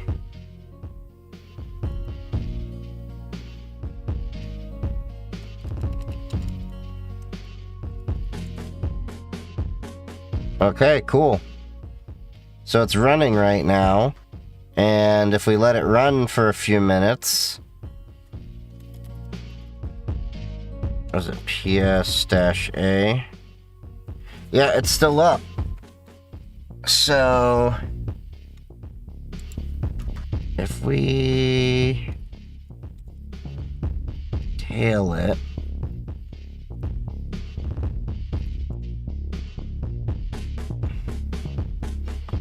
we'll give that 5 minutes.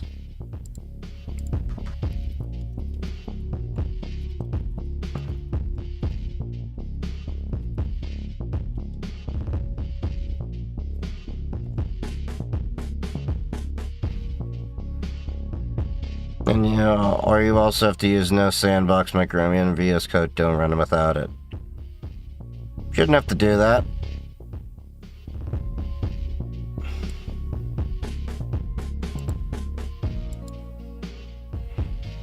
Okay, so it is running. We're gonna run that for a few minutes to make sure everything's pulled in. It should, in 5 minutes, post into the Discord, the Matrix, the Blue Sky, and Mastodon.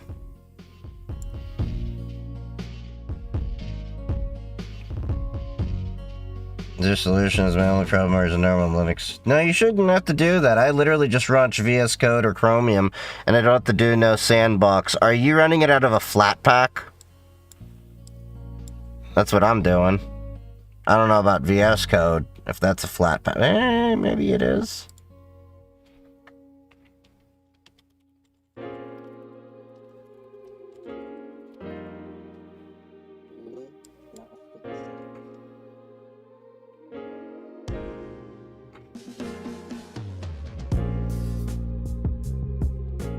Flat pack. What was it?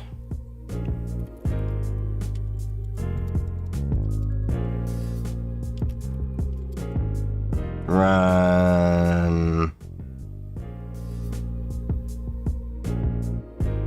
I don't think I have VS Code as a flat pack. Huh. So yeah, I'm running it as whatever app they shipped officially, but my Chromium is a flat pack. Don't know if that matters.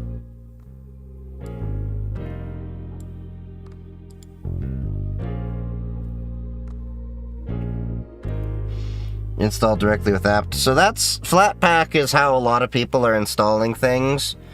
There's Flatpak, there's app image, and you've got apt inside of the Debian things. Flatpak is universal, same as app image. App image just think of it as like an exe, but everything's contained in there, including your dependencies. Flatpak, same thing. Flatpak just has better sandboxing than the rest.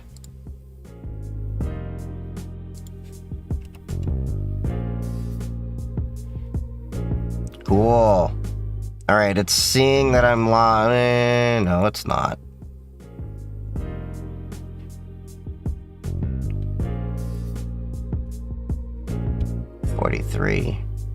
Oh, it's still got like 5 minutes. I mean, it's still got 1 minute until it hits the clock. Now, I could modify that by going to the environment variable. That is a modifiable option. I just want to test the actual production behavior, and then we're going to be setting up this Raspberry Pi to be the new Stream Daemon. We're going to get rid of Twitch and Toot that's been running for years on here. It's using the configuration locally, so we want to move on from that. Not everything is flat packable, so we try to default to flat pack before we install it locally. Okay, in 45 seconds. Should be soon. This will be interesting.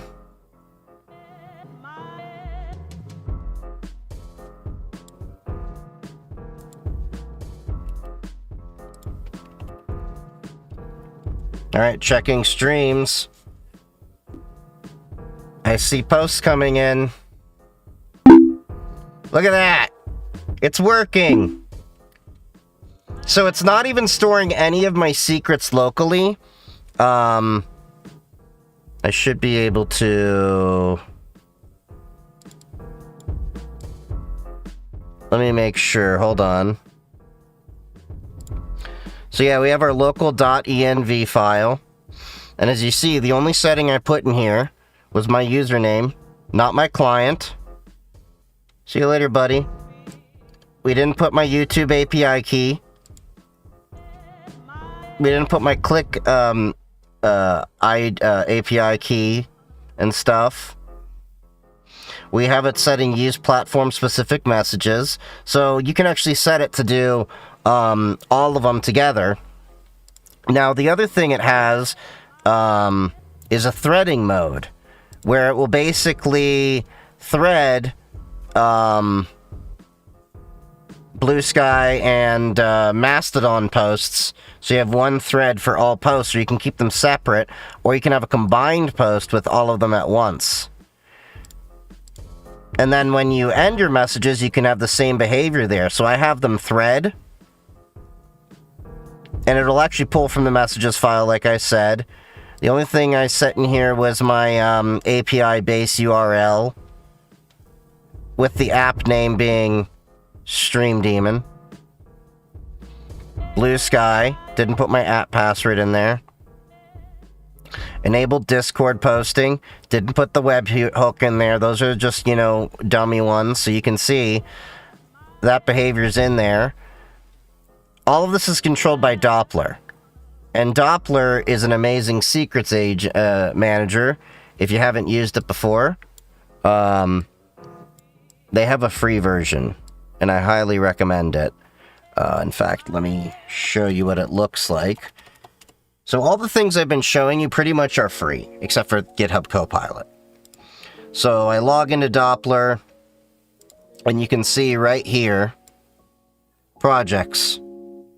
You can go to Stream Daemon, and you can see the different secrets. So this is in development right now.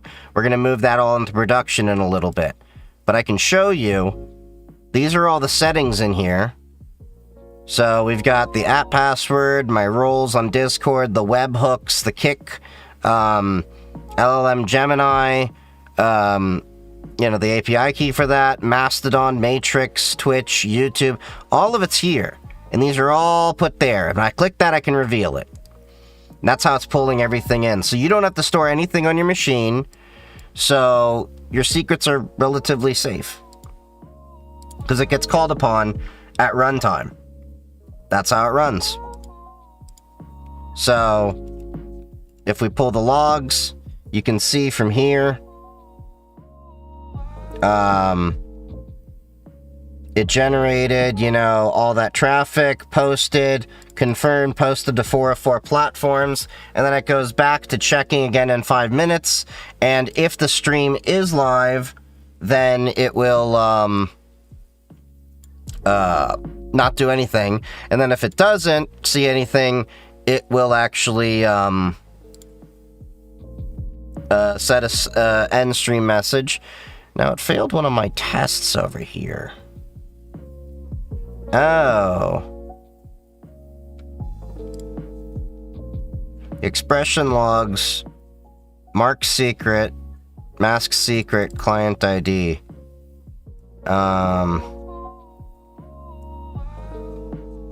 Was that its main issue?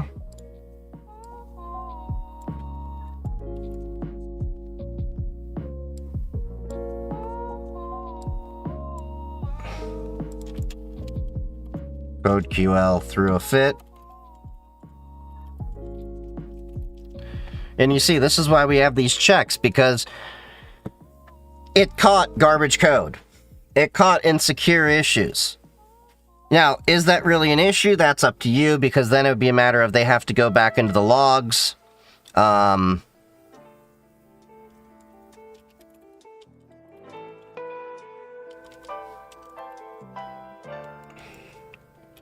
Line 114. Okay, this is the tests.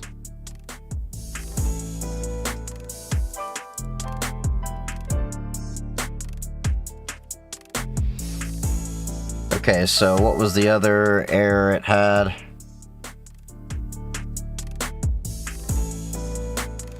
Okay, so it had a few things that it marked as an error. 15 high severity vulnerabilities.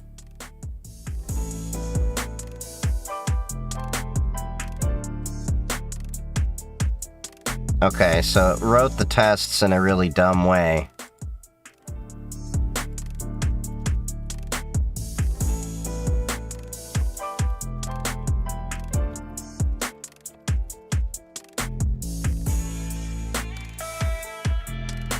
But yeah, this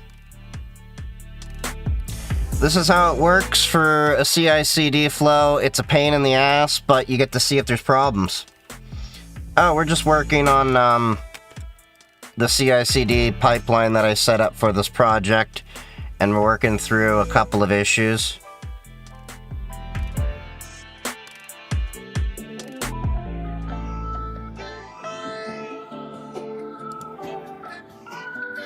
Okay, so we don't need the printing of that. We just needed to say what happened. Don't know why it printed that out, but that's the kind of stuff we want to catch.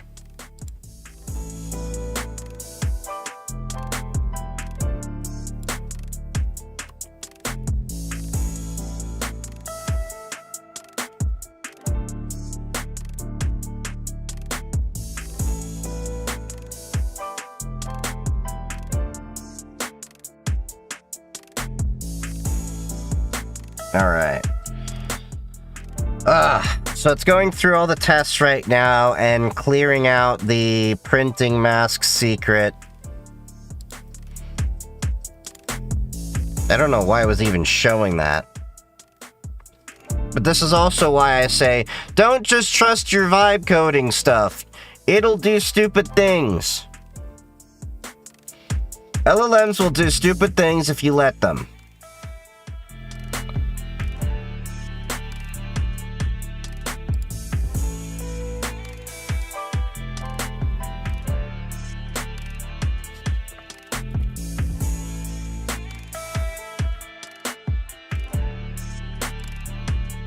Okay, so now we're running the tests.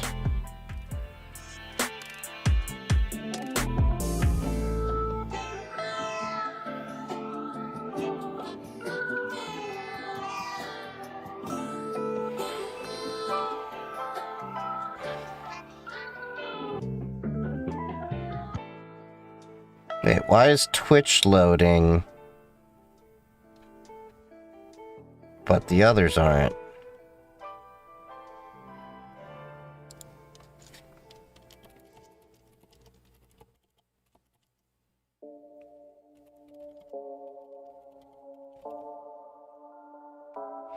Shouldn't be skipping those.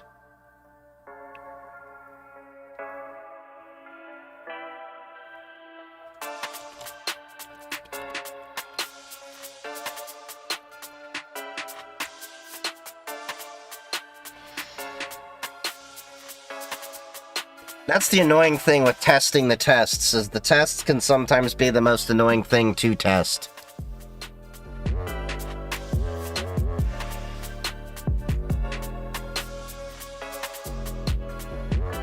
Yeah, of course it uses username. Duh.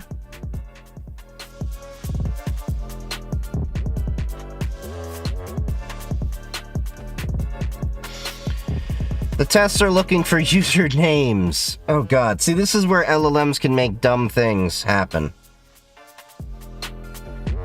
We had it set as username, and then it's like, well, we're gonna have it as usernames. Well, obviously they're not the same thing according to the code, so...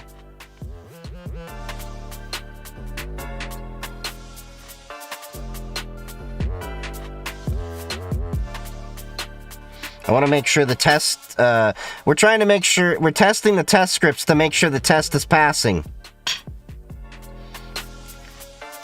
The idea being, if anyone,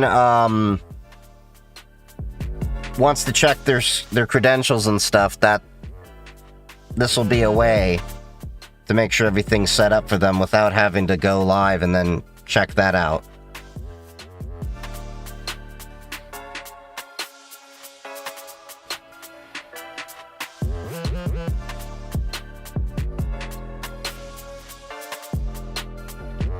Skip if disable. Why are you doing that?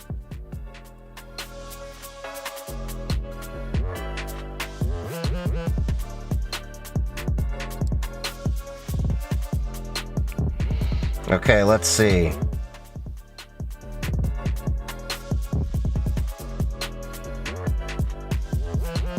Okay, so it's checking, it's passing.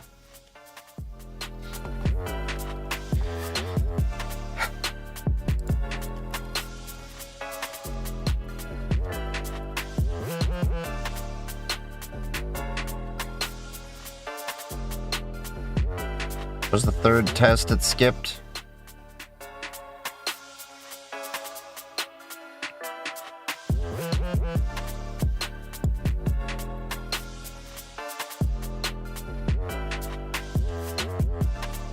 Okay. Let's fix those three. My mouth is a desert. Why is your mouth a desert? Maybe it's the ganja, maybe it's marijuana. We're almost done getting the test suite tested.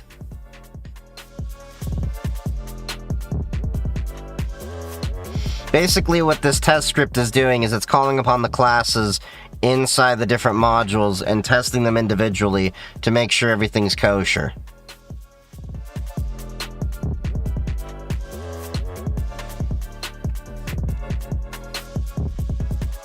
And then we're passing it through the CI/CD pipeline to test everything else.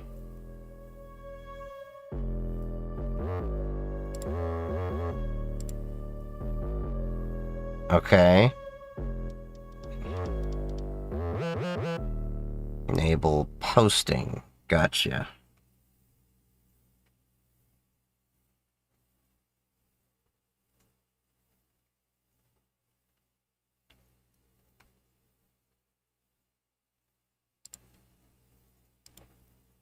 Okay, I can delete this.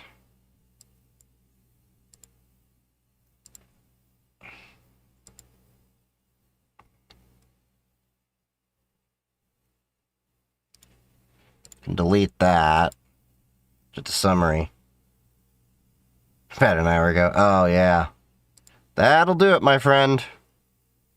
Alright, get that running again.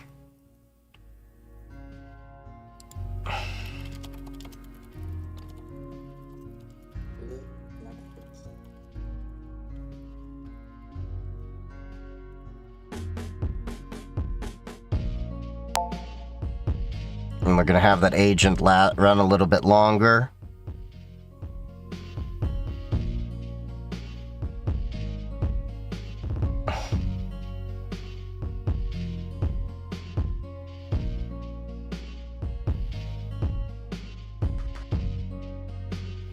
Because it's designed to only run when not using Doppler.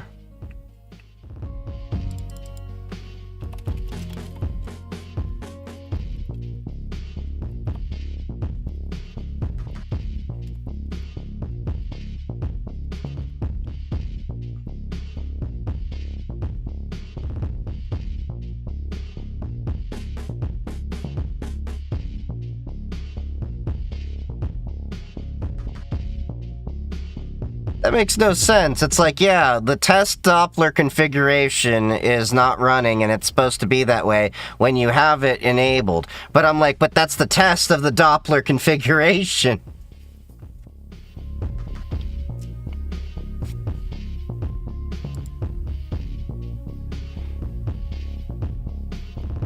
The code is looking for secrets manager, but your .env has secret manager.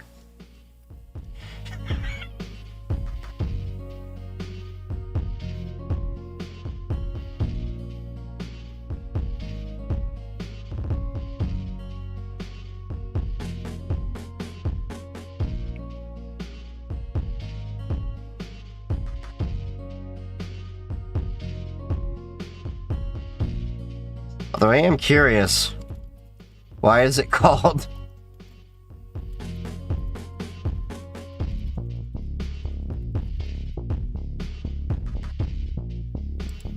Alright, now let's allow that to run.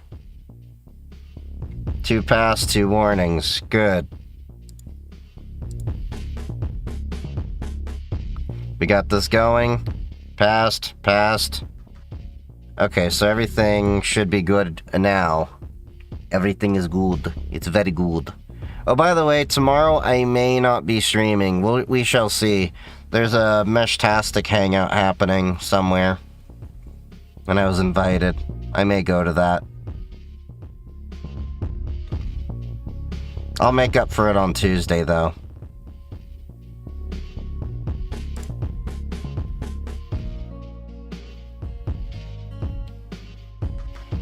Blinker checkpoint, no skip.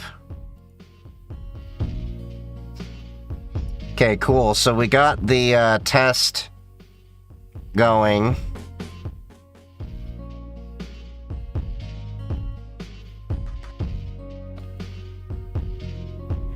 For all variables, the secret manager.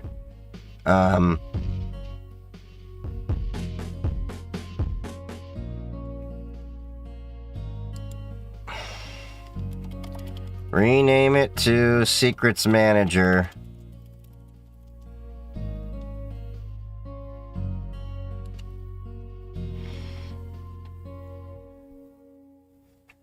That was weird why it was doing that. That makes no sense why I call it Secret Manager, but see, this is why we clean up our code.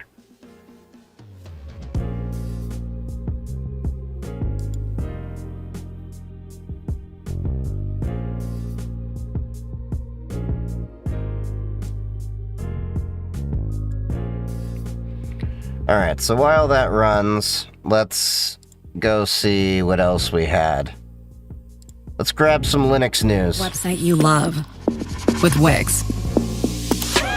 For your words? Hey everyone, and welcome back to the Linux and Open Source News Show. This week we've got reports. Hey everyone, and welcome back to the Linux and Open Source News Show. This week we've got reports that Android is working on bringing full graphical and hardware accelerated Linux applications to the platform, meaning that at some point you might be able to replace the default Android apps with a bunch of Plasma Mobile, GNOME Mobile, or whatever else out.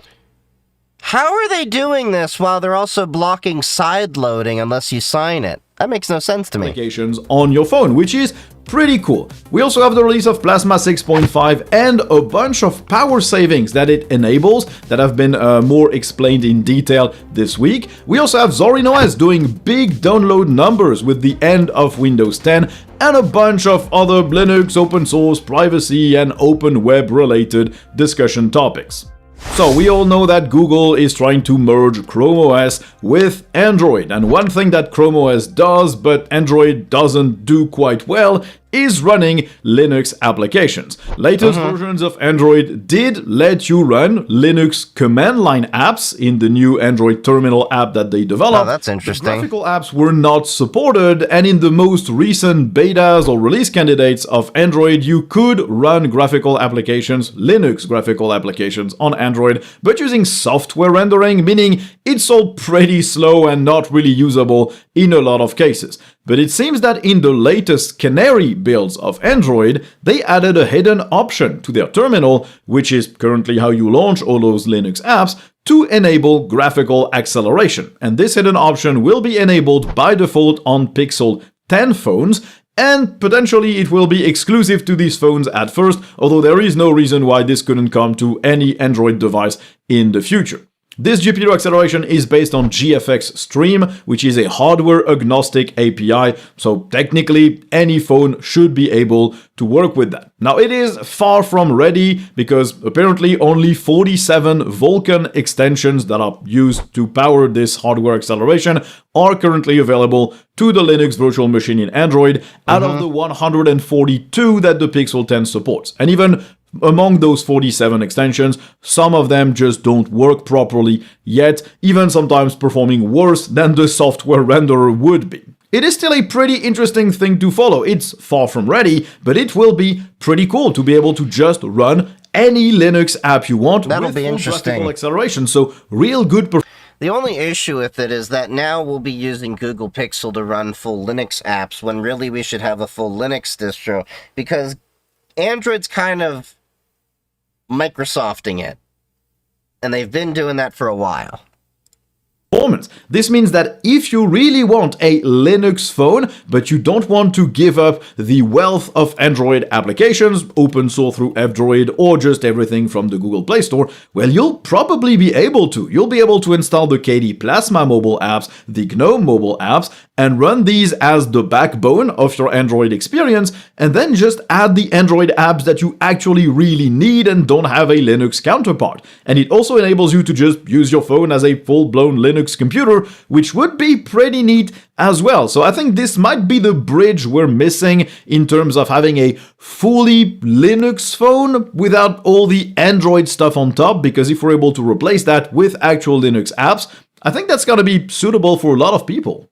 Now this week we also got the release of Plasma 6.5. I already made a full video about it, so I'm just going to give Plasma's you been the looking TLDR nice, but I here. You've got still just rounded corners on the bottom of Windows can't when be using fully the happy Breeze with it. theme. You can disable that if you don't want that. You've got more resizable sidebars across the desktop. You've got day and night cycle support for automatically changing the wallpaper and the global theme based on your location and the time of day. You can star elements in the clipboard to get access to them further. You've got many improvements to KRunner, which will find stuff a bit more readily. You've got much improved Wayland support for drawing tablets, for the picture-in-picture protocol, for the pointer warp protocol, for screencasting a specific window, and for overlay planes, which apparently grant you a bunch of power savings as well. As Xavier Hugel, a developer working on Kwin, did some testing, and you can gain from 45 minutes to 1 hour of battery life when you enable this option in Plasma 6.5. This is an option that disables compositing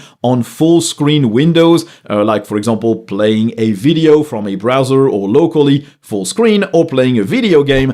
And with this compositing disabled, you just free up the GPU, you free up some amount of CPU as well, and so you're just saving some power and some battery life as well, which is pretty neat. Still in Plasma 6.5, you've got many accessibility-related improvements, and you've got a brand new permissions page in the system settings that lets you configure the permissions that you'd expect to see at first glance, like, for example, blocking That's the feeling screen more while like you Mac. sleep, enabling or disabling notifications, game mode, high CPU priority, camera access, location, screen sharing, and the like, and you still have access to the full Flatpak permissions if you want that as well. Now that's just the tip of the iceberg. You'll need to watch my full video on those changes if you really want to know all that Plasma 6.5 has. I published it on Tuesday, I think. But just these performance improvements, or at least battery life savings, would be pretty cool. They're not enabled by default. Apparently, you need to enable an environment variable for Kwin to have that enabled. But it's I don't know still why it's pretty not neat, and enabled apparently, it's just the beginning. by default. Things will improve further in the future as well. So pretty encouraging for the battery life of our Linux desktops. Apart from that, though, Plasma 6.5 is a very nice, very polished new release that aims to bring things closer together, unify the UI, bring you more option. It's just a really neat update, and I personally can't wait to get it on my system running Tuxedo OS. Now, apparently, Xubuntu's website was compromised over the that was previous unfortunate. weekend, and it served malware to users who tried to download that distro. The torrent for the ISO, instead of letting you the usual disk image that you'd expect, downloaded a file called xubuntu-safe-download.zip, Jesus. which is a red flag in itself. No developer puts safe in the name of their files.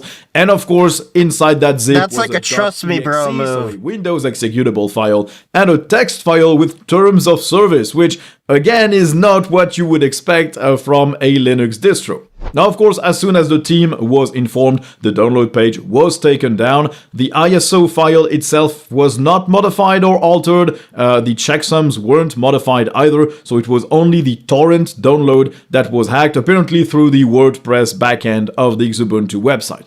The link was there for a day or two at most.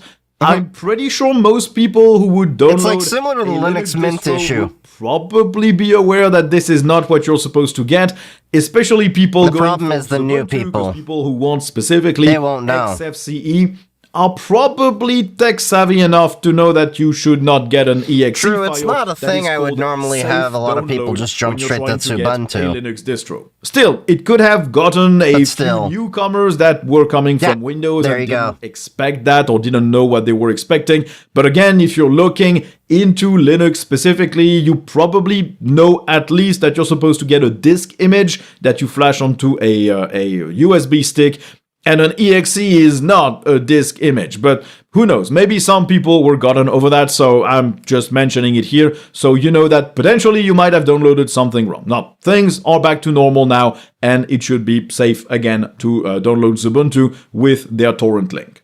Still on Linux distros, Zorin OS 18 was released last week. It's an interesting Linux distro, but they apparently are seeing a lot of success, probably due to the end of Windows 10, and Zorin OS offering an experience that can pretty much mimic that operating system's shell, at least on the surface. They use GNOME plus extensions, and it sort of can look like Windows XP, Windows 98, Windows 11, Windows 10, whatever you want.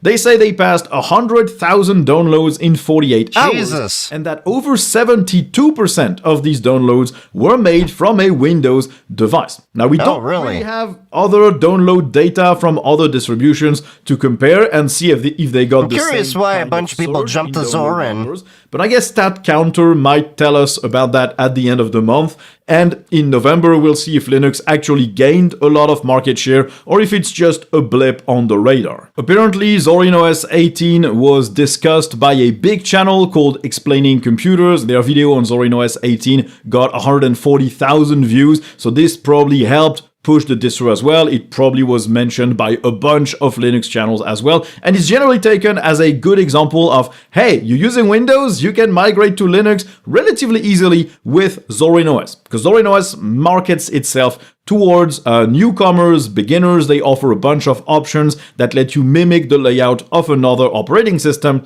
And on their website, they generally avoid all the Linux jargon. They don't really mention their upstreams or where they got this feature or that feature. They just say, hey, in this release, we added this, that. Wherever it comes from, GNOME, Systemd, whatever, they just lump it all together, which is sort of unfair for the upstream projects, but also makes it a lot easier to read and understand for someone who doesn't know anything about Linux. Anyway, even if it's just a one-time influx of 100,000 downloads, which might translate in, I don't know, 10,000 people sticking with Linux, that's still a big bump in user numbers for us, and that's always nice to see. Hopefully, other distros saw the same kind of bump with the end of Windows 10 and people deciding that Windows 11 is just too bad and they prefer moving to Linux instead. Build a website you love with Wix, where your words create your... This week, the Fedora Council approved the proposed policy on the inclusion of AI-generated code and tools inside of the distro. This was proposed a while back, and I think it is a sensible policy. I'm testing the code over here. Basically, what it boils down to is, yes, you can use AI tools for work on Fedora and Fedora projects, whether it's for code, documentation, anything really. Makes sense. But the person submitting that work must be its true author in a responsibility sense. I agree with the person who submits the code or the documentation or whatever takes full responsibility for that contribution, and they must make sure that there are no licensing problems, accuracy problems, or safety problems. I agree with Authors that. must also disclose when AI contributed a significant part of that work. I agree with that too. Using a assisted by AI tool name here, Comet trailer, to let people understand where this actually came from and that AI was involved in the creation of such thing. Reviewers and maintainers can also use AI for reviews, but a human must always make and own up to the final decision. So I agree with that completely. Automated review. There's always someone stamping their name on that review and that decision.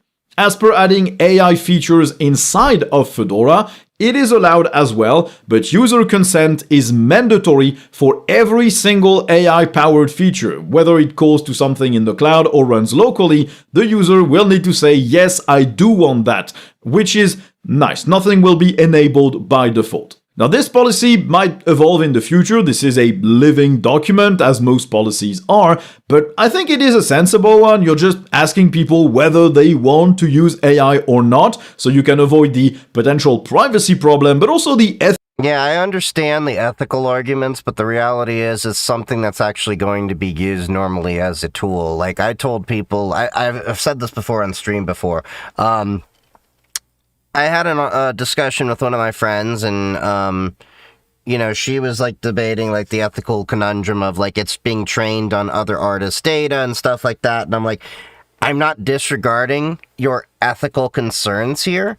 They may be valid, but the argument I have is, the cat's already out of the bag, so the reality is it's going to become, and I said this, like, 3 years ago, give or take. The reality is, it's going to become a situation of those who actually can use the tools to more effectively do their job, or the people that are, you know, saying they don't want to use them. and then they're slower, and it's going to be a matter of efficiency. And licensing problems that come with using AI features, as per including AI-generated code or documentation inside of Fedora, as long as it is mentioned in the actual commits that this used AI, the person submitting it understands what they created, is able to debug it and explain it. I don't really see a problem. I'd rather not have unethical AI-generated code in my project, because all AI-generated code is inherently unethical, in my opinion. It's been built on the back of projects that never gave their permissions to be used for training. But at least it is disclosed and people can make the decision they want based on that. You can decide to leave Fedora if you don't want AI code. You can make that argument about it being unethical, but the reality is... And you don't care because like I said, you can make that argument, but it's like... You have to accept at a certain point the world is going to shift. Whether you agree with it or not, you have to shift with the world. Otherwise, you're just going to be kneecapping yourself. And y'all can stand on your own soapbox about it, but the reality is... You're one of a number of people that can actually do the same job really often. A human verified things, so you have the choice and the information, which I think is what matters here.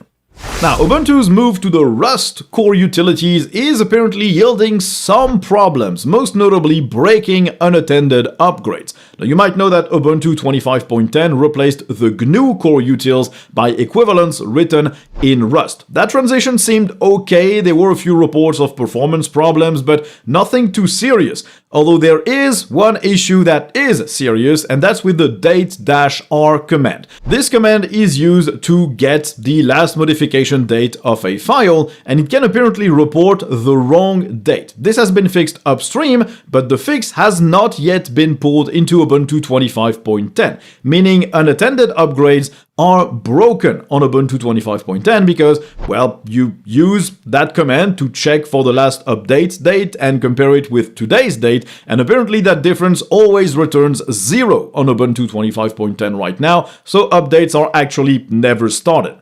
The bug report has been pushed to critical security levels because it does prevent systems from being updated when the user would expect them to be updated because they turned on unattended upgrades. In the meantime, users will have to manually run the usual apt update and apt upgrade commands manually. Now, it was expected that these tools would show some problems. They're just replacing an entire set of the default command line utilities for Linux, so even if you're trying to build them exactly the same, there are going to be some differences here and there. It's a shame that this one was not noticed during testing. It is pretty important. It feels like a big oversight. Hopefully Ubuntu can fix it later, and at least that problem won't be pulled into the next LTS, which would have been a bigger problem, I think, because most servers that benefit from unattended upgrades, most headless devices, are probably sticking to LTS releases anyway. Now, Snap packages might not be my favorite packaging format, but it would be dishonest I don't like to say Snap that they either. haven't gotten better over the years, with a better permission system and fixes for the most glaring performance issues or visual issues coming on a regular basis. And maybe that's why GIMP now has an official Snap package. Instead of the community-maintained one, they will now maintain this Snap as an effort, as they say, to expand GIMP's availability through the de facto standards and distro-agnostic formats. Because, yes, let's be honest, Snap is a de facto standard, because it is the default packaging format for Ubuntu, which is one of the biggest Linux distros out there. This official Snap is based on the one that the Snap Crafters community maintained, and its ownership was transferred to the GIMP project. It apparently took a few months, which surprised me because I would have thought this was an easy process. This Snap will change a bit, though compared to its usual incarnation, it won't include any plugins by default, because GIMP's stance is just ship the vanilla app, which makes sense. They instead made a plugin interface that lets you install plugins without breaking the Snap sandbox. I love to see developers taking ownership of various packages and just taking over the distribution of their software. I will always trust the original developers of an application more than any third-party maintainer on any distro. I know that's not the case for everyone in the Linux community, but personally, I want stuff straight from the source, not with a middleman who packaged it and potentially made changes. And the fact of the matter is, that's happened quite a bit. is a gigantic distro, has a major user base, and they want to use snaps. So if you're an app developer and you have a snap package that is community maintained, if you have time and resources, it's probably better to just take ownership of that package and distribute it yourself. So you think you know Wix, but do you really? First up, we've got Shake Video Man. Now, we already saw a bunch of web browsers tack on some AI features on top of the regular browser. Yeah. Chatbot sidebars and right-click menu I don't know how I options, feel about and that. preferences that let you choose which chatbot you want to rely on, if any. But we've now been graced by a brand new AI-first browser called Atlas, coming from OpenAI. Now, fortunately, as Linux users, we are spared from it, because for now it is macOS only, and they say it's going to be coming to Windows, iOS, and Android. They don't really mention Linux, so maybe we're not even going to get it, which is fine in my book. Yeah. Because in this browser, the chatbot is baked into the entire browsing experience. Ew. You view both a I don't know if I web page really want and the a chatbot the ChatGPT entire transcript experience. visible at all times. It's exactly like having the sidebar inside the browser, but it goes a bit further because that assistant can take control of the mouse pointer and do all the navigation for you, which is likely why they don't have a Linux version, because I'm pretty sure that under Wayland there is no way for an application to actually control the pointer in your stead, but maybe I'm wrong. The URL bar also works as a Ask ChatGPT text field, on top of also being a regular URL bar, but all in all, it doesn't feel like a very different way of doing AI in a browser, apart from the thing controlling your computer if you ask it to. Now, I would personally never give control of my entire pointer and navigation experience to an AI chatbot. They already can't be trusted to give you accurate information. I would not trust them to add stuff to my cart and pay for me and send stuff I wouldn't to the trust right that either. address, It's or to book a little vacation weird. or whatever else. But I do see one potential very useful use case, and that's for accessibility. If you can just ask accessibility a chatbot makes to sense. do something for you because you don't have the physical ability to use a mouse properly, or just using a screen reader is way too convoluted with plenty of websites that just don't support it well, plenty of browsers that just don't work well with it, having the assistant being able to just navigate the website for you, click the right buttons, launch the thing, and give you feedback on it would probably be a lifesaver, or at least a game changer for people with disabilities. So that's pretty cool. But on the other hand, I would never trust an AI chatbot to do all of that stuff for me, because they are known to be absolutely horrendous in decision-making, factual information, and just assessing the context they're on. So personally, I'm not touching that thing with a 10-foot pole. Fortunately, it's not even on Linux, so it's not like I could run it anyway. But also, according to some experts, these AI-first browsers are a security problem. Oh, The gee! issue is And we're exactly surprised? that automated AI control of your navigation, where ChatGPT grabs control of the mouse pointer on your behalf, because that built-in AI agent is vulnerable to prompt injection. The website you're visiting can hide some malicious instructions that the agent will then follow. Now, the report talking about this was published initially by Brave. That's a competing browser, which is probably going to get eaten by those AI-first browsers, or at least severely threatened by them, so take this with a grain of salt. But this is something that will apply to all AI-powered browsers. They just increase the attack surface compared to a regular browser. The report indicates that the AI agent uses the contents of the web page itself to act and decide where to go with that mouse pointer and which actions to complete, and this can obviously be exploited by malicious code, malicious sentences, or even malicious comments. So of course, unless you have a very strong security framework around that AI-assisted navigation, it probably isn't a good idea to do it. I'm pretty sure at some point we can implement some features that actually ask the user when the chatbot detects that it's being given a new instruction that might do something that wasn't planned initially or make it deviate. Maybe it could prompt the user for, hey, I received this instruction, do you really want me to follow it or not? This probably can be avoided, but right now I would really not use that unless you absolutely I don't think I trust it either. reason, but you probably don't because you've been using computers without it previously, so it's probably not fully necessary right now. And finally this week we got a big study about AI. It's the same study that was ran previously by the European Broadcast Union and the BBC, and it indicates that AI assistants really misrepresent the news in 45% of their answers, which is a pretty high percentage. So it's the BBC that is leading this. They're evaluating more than 3,000 responses from ChatGPT, from Copilot, from Gemini, and from Perplexity to measure accuracy, is that sourcing, 3,000 each, context, or and the ability to differentiate opinions from fact while the chatbot is analyzing a piece of news. And the results really point to AI assistants being unsuitable for giving you the news. 45% of them had at least one significant issue. 31% of answers had serious sourcing problems, as in it attributed the information to an incorrect source, it misquoted things, it was misleading, or it missed important information altogether.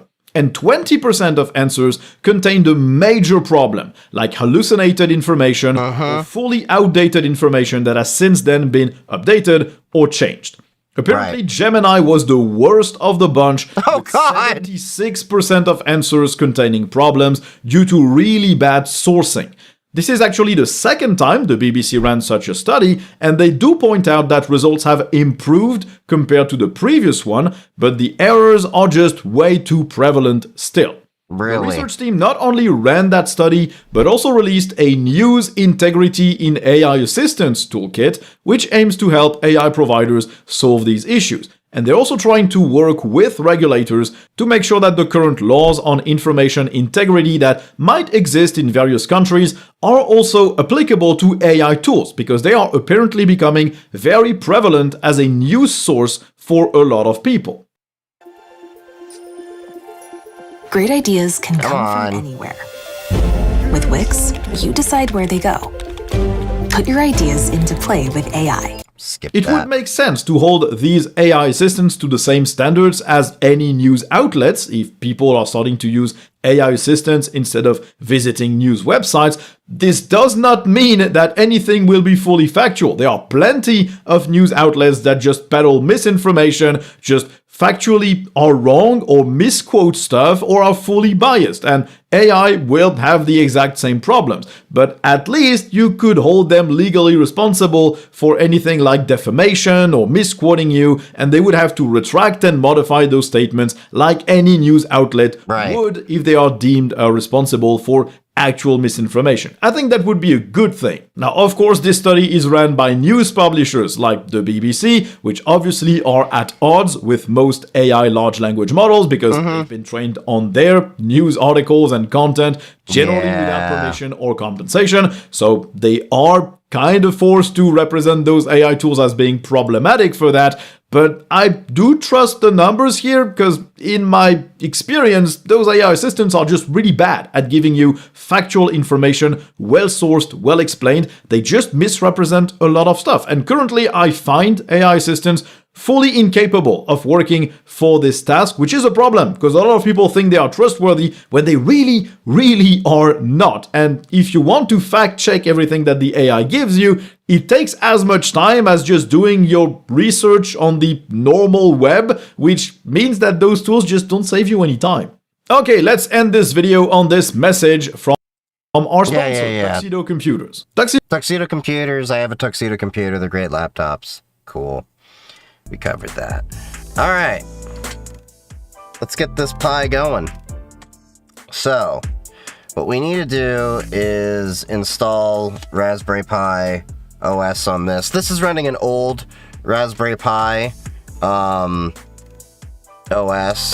Let me see. I think it's... We're on Trixie now. Yeah.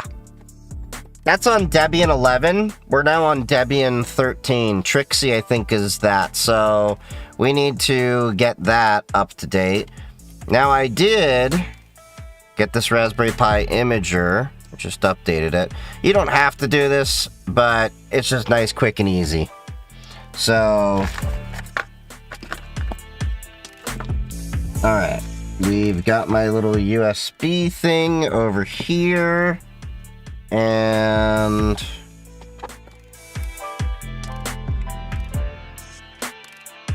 let's get my small SD card over here.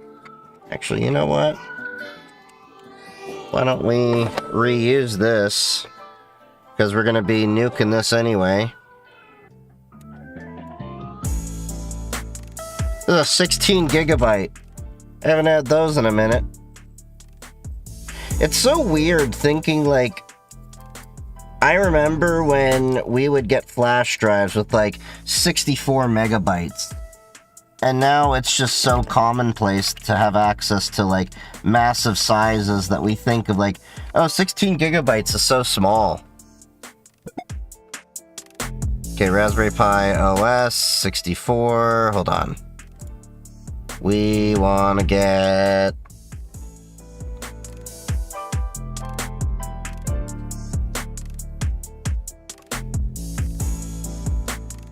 We want to get Raspberry Pi Lite. Yep, this one. Choose storage.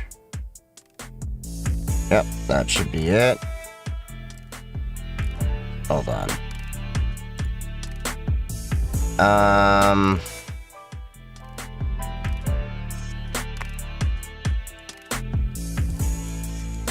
Let me get this option over here.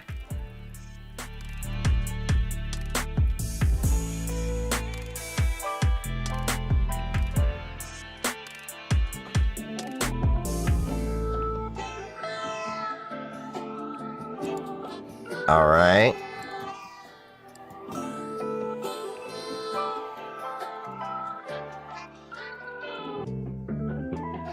Okay, so this is gonna write to that disk. Yeah, we're on Debian 11. Like I said, that's been running for a minute. So, yeah. All right, we're gonna just chill out for a bit. So I got the code pulled in, and it's kind of interesting to see... Oh, this is Star Daemon. This is the project I'm gonna be overhauling as well. So we have Blue Sky, Discord, Matrix.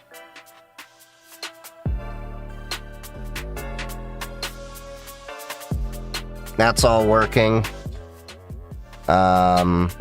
Dependency update, the CI/CD.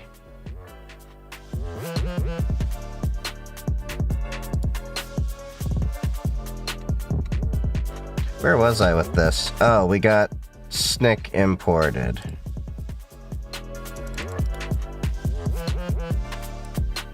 So I need to test this one out too. So that's got a new branch. Do we have a secrets manager set up? I don't think we do. We still have this config.ini template, but we're moving to the .env example over here. Cache interval, check interval in seconds, GitHub access token, Mastodon. Doesn't look like we're using Doppler Secrets Manager.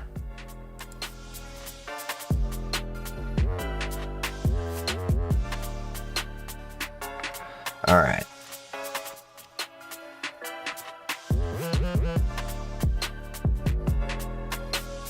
Well as AWS Secrets Manager and HashiCorp Vault. Okay, so this is still writing.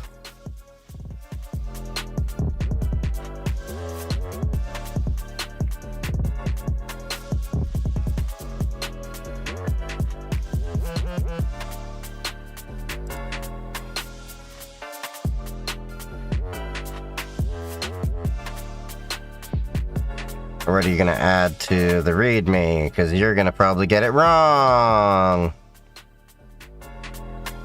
Oh wait, no, I have the Doppler SDK in there. Config.py. Okay, so we need to modularize that. We're almost done with that.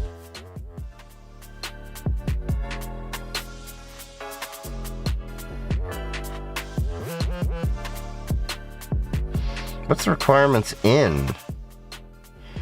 Requirements without pins. Oh.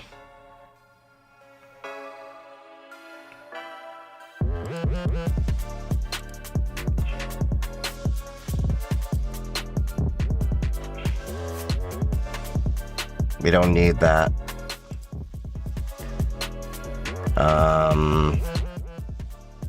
We don't need this.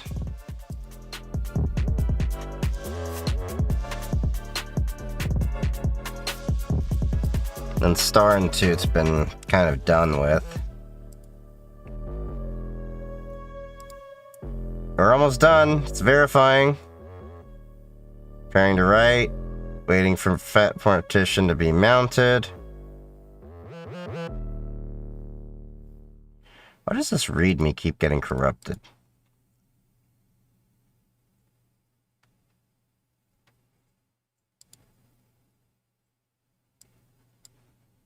Wait, what?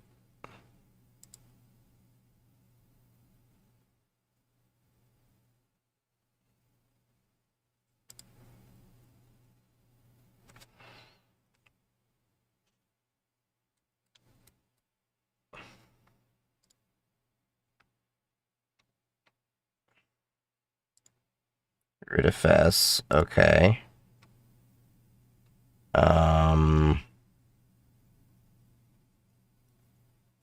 What?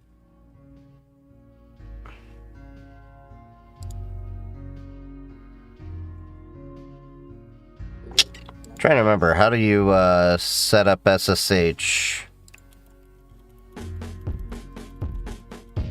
on the Raspberry Pi without doing that? Be a Raspberry config. On SD card.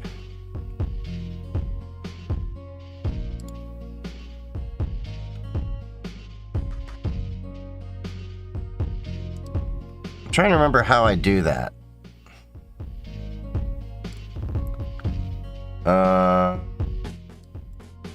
Maybe this will answer it. Okay, from the Raspberry Pi,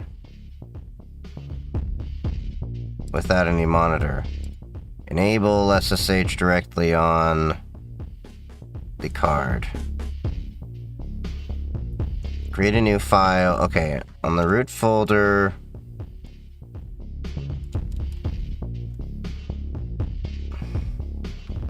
Is that it?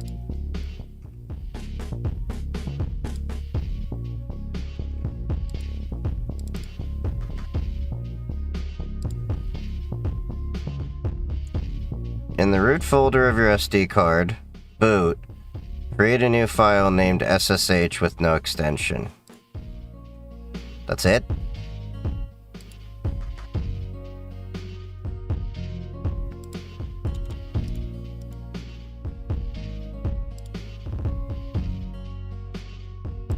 Alright.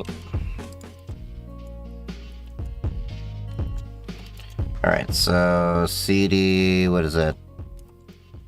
Mount.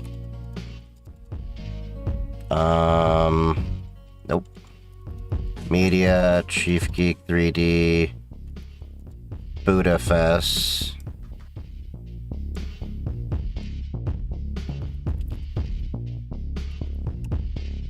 Okay, touch SSH.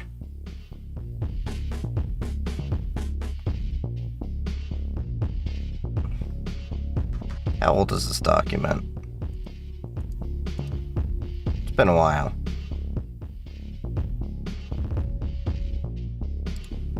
In the boot directory.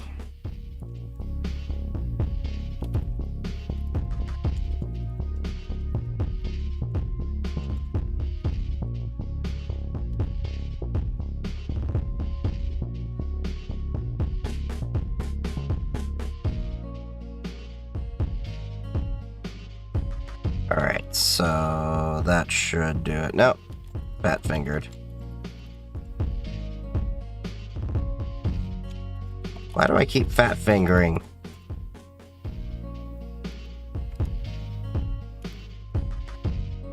Okay, cool. So now...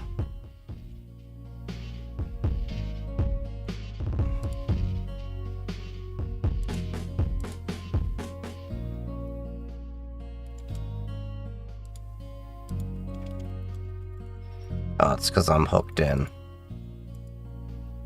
There we go. Alright, now... let's see if we got boot on this guy.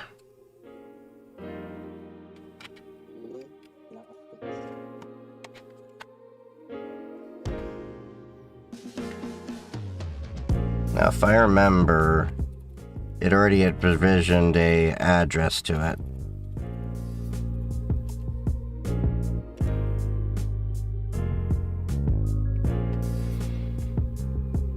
So we should know in a second.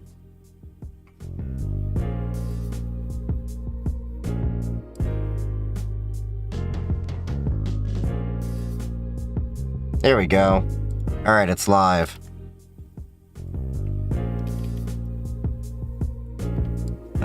Let's see.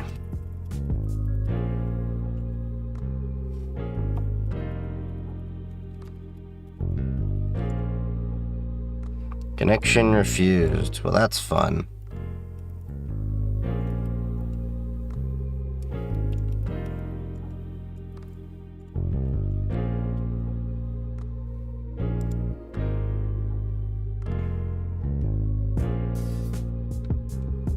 Well, why didn't you do the thing?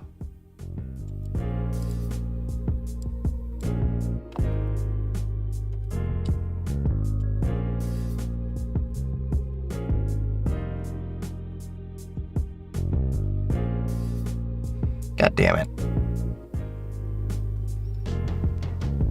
Could it be that it's still booting up?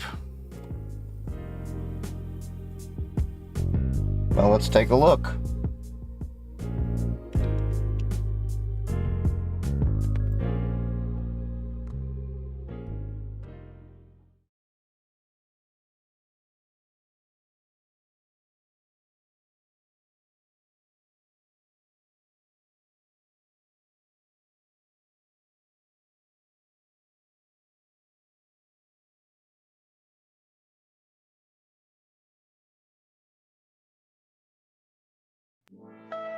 There we go. I forgot a while ago it took the audio away. So what's it saying here? Please enter username. Why didn't it set up?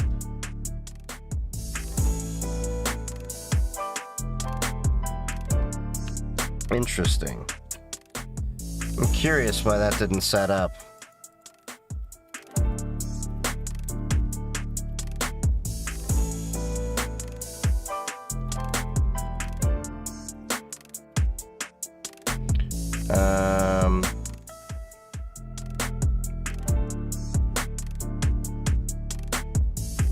Hold on. What version am I running? 1.7.2. I think we're running an old version. That might be the reason why. Yeah, the repo's a really old version.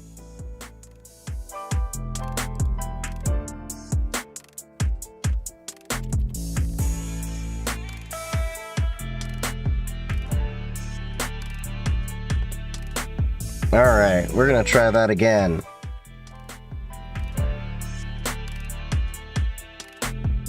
Because ideally, I want to just be able to SSH into it from the get-go. But I think it was a buggy version because it was 1.7.2 that the repo brought in. 1.9.6 was the latest on the site. See? 1.9.6. Yeah, this is a little bit different. Raspberry Pi 3.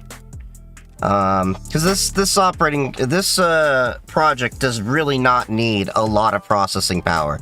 It's literally just doing a, calling the sites and then just doing the thing.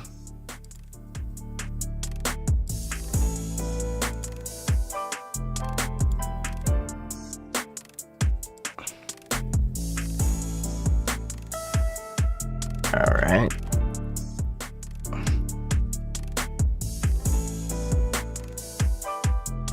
Configure LAN services, enable SSH.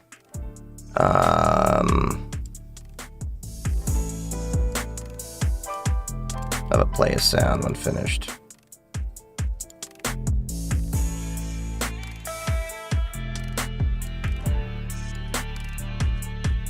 Yes. Alright, let's get this written and at least set up the project before we head out for the night. Alright, so it's running right now. Should be done relatively quick. I think that was the issue with why my settings didn't get carried over. Could I have like set it up on there? Sure. But I didn't feel like going through and doing all the basic things. Although, I'm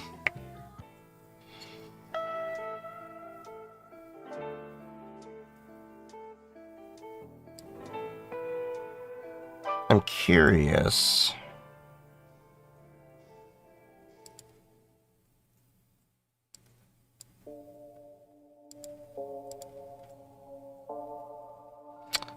I just thought of something.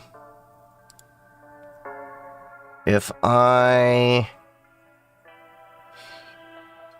Oh,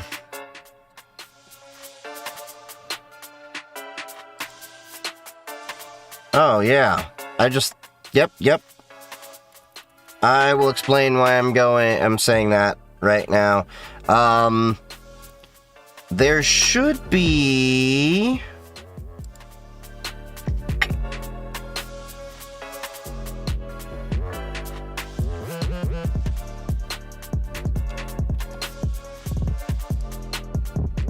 I think I had another project in here. Open folder, source. Was it scripts?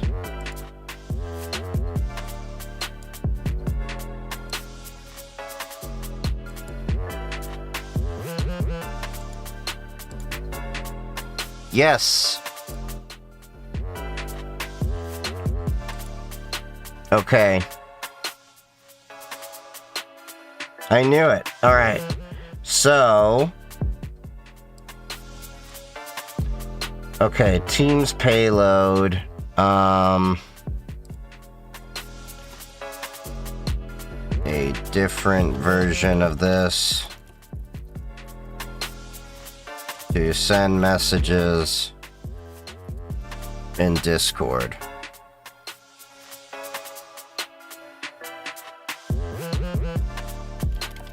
And grab the secrets via Doppler.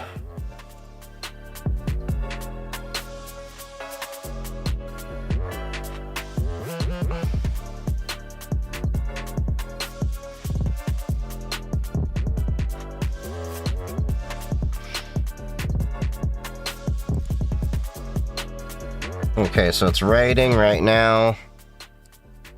So this is the Discord version.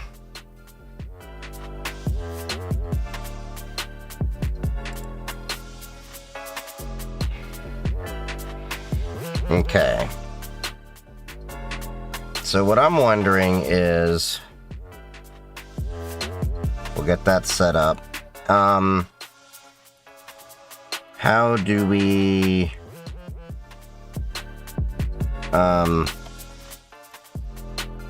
run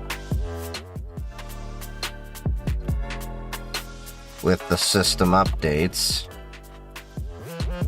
as I want to automatically apply security updates to Debian Trixie.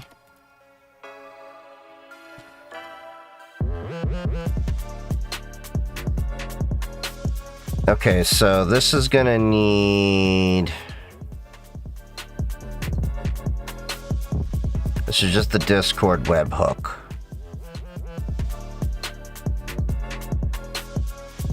Discord payload.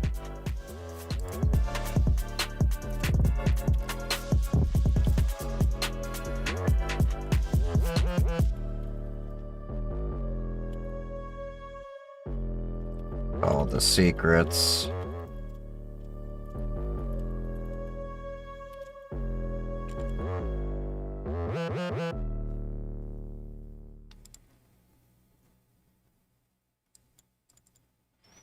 Okay, we need to get this set up over here.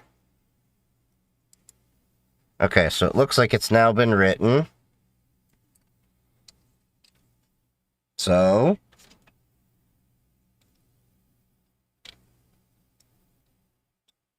if we are correct, the tech gods should shine down upon us.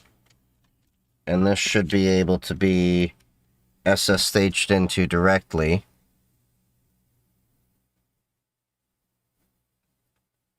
Alright.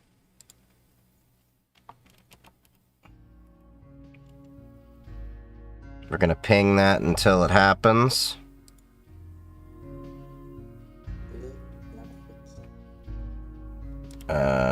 Run the script. Run the setup script.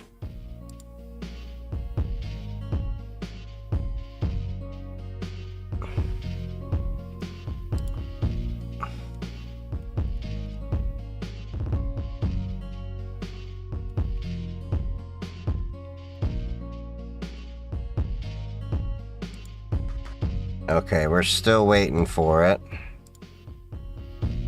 Projects.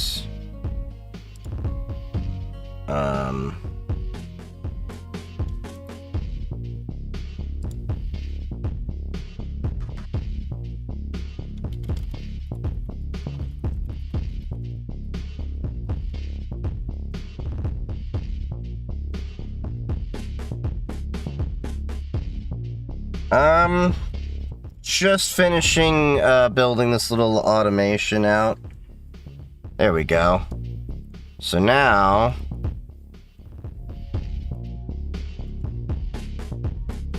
yeah, I know. You saw a previous device with the key. But that's at least a move in the right direction.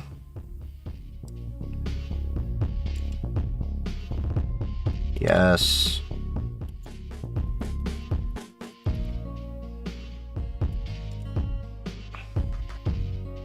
Cool. Awesome. Now we need to... hold on. We need to be able to configure what the Doppler secrets are called so they don't interfere with another program in the same project, which may be called the same thing.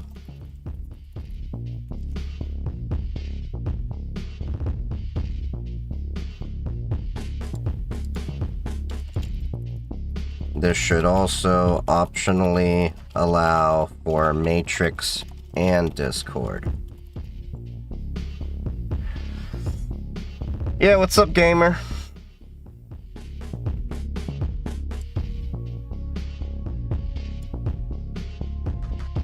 Intel Core i5 2520 with a good HDD for transferring files, got an MP3 player. Okay.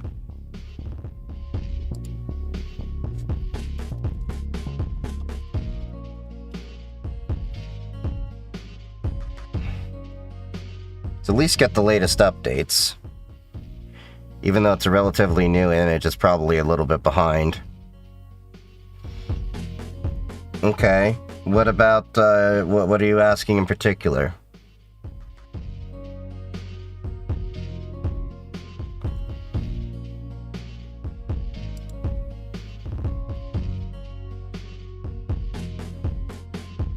I should get it. Well, what's the price? That's the bigger question.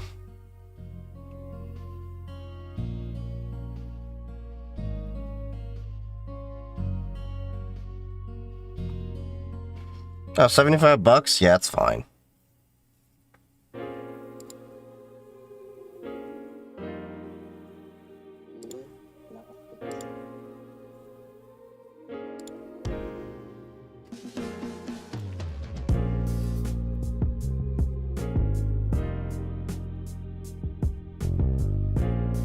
System update Discord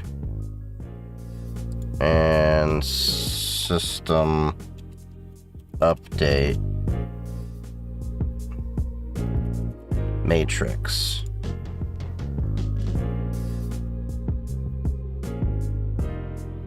Any thoughts on this year's DEF CON badges? They were a little bit lacking, but a lot of it I think had to do with the fact that, well, unfortunately,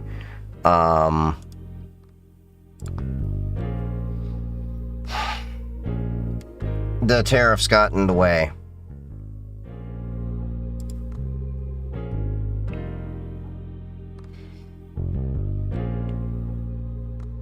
Config.example.sh.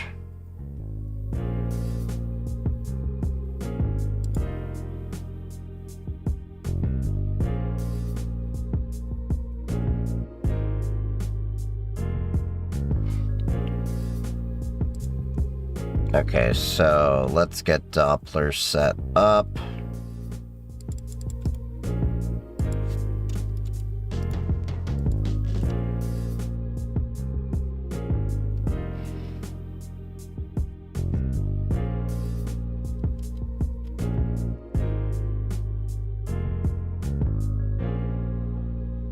Okay, so we got Doppler set up on there. Now we gotta do a Doppler login. Yes.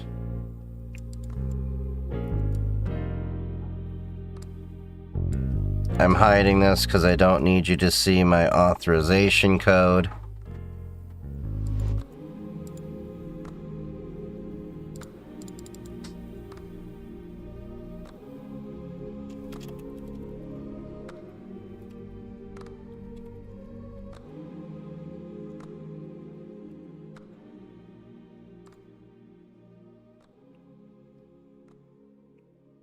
Cool. Welcome, undefined. Alright.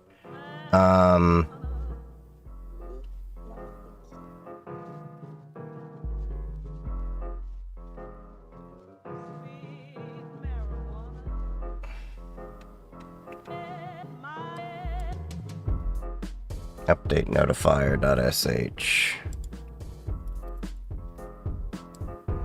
Alright, so we got that set up. Maybe this every 2 years we have Smith Nice is real. Yeah. But also, it definitely was in part the, just the, BS of the tariffs.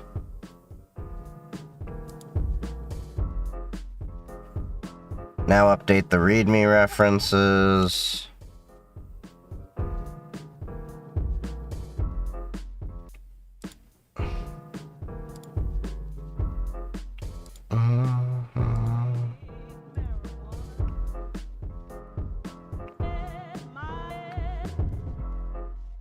Config.example. Source it before. Oh, okay.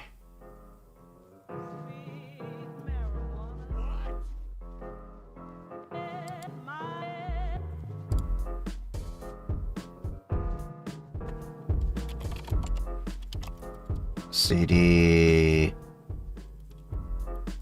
scripts. How do I do an SFTP?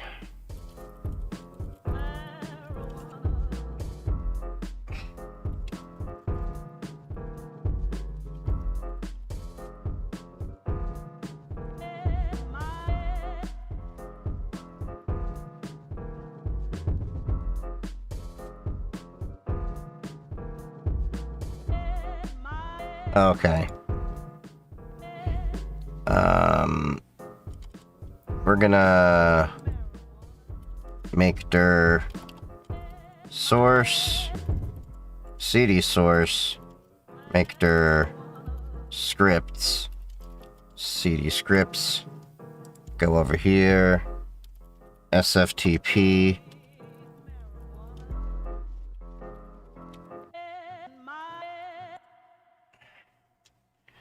and we're gonna do that. I'm gonna lock this up with an SSH key later. Alright.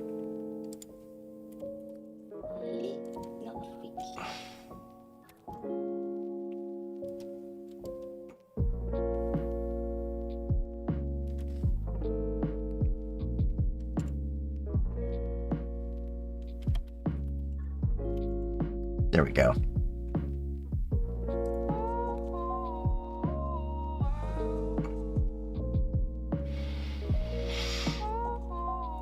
Okay, so nano config.example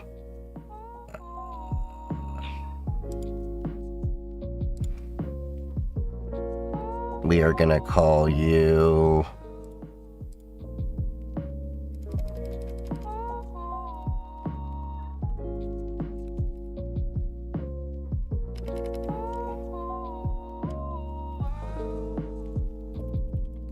system update Discord, system update matrix. Wait.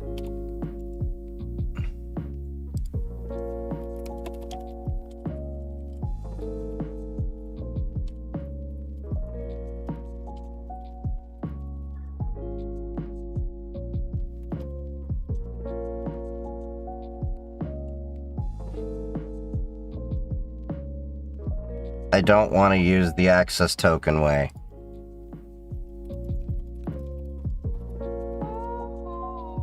We'll get the unattended upgrades at least installed while we wait. Sudo apt install. Wait. Which Python? Python dash version. Okay, so we're on the same version as I run over here. Sudo apt install Docker. Docker is already installed. I can remove those packages.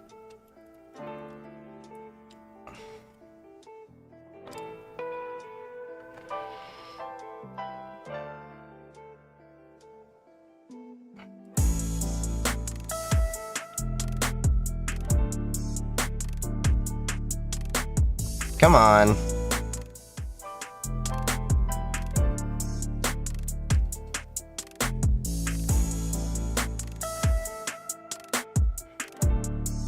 Any KDE Plasma recommenders for daily driver? Tuxedo OS seems to work okay, as well as Kubuntu.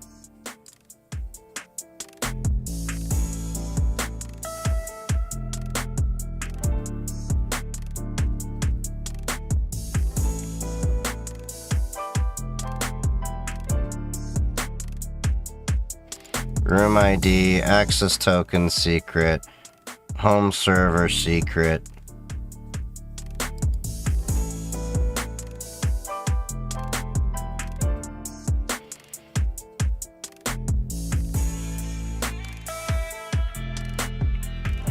Oh, come on.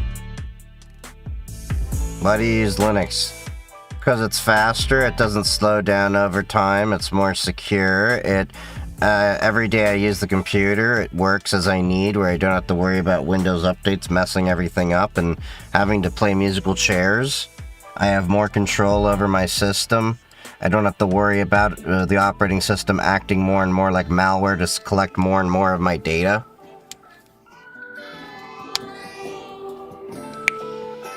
And a lot of my work still would require me to reinstall Windows Subsystem for Linux if I were using Windows still, so... just works a lot better for me.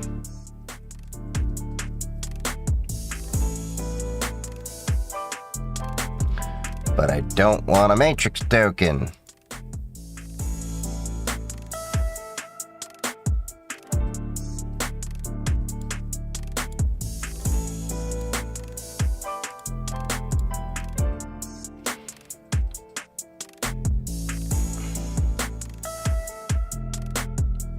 No, you're doing things wrong, so let's...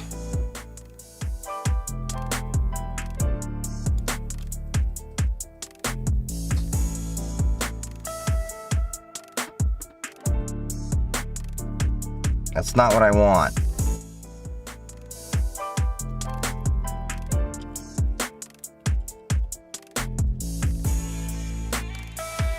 Okay, let's see. Which options were there in dev? Matrix.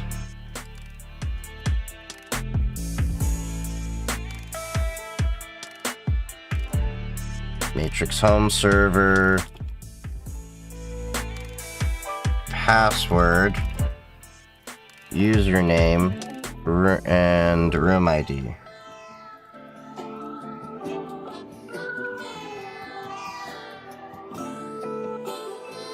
Waiting for that to stop.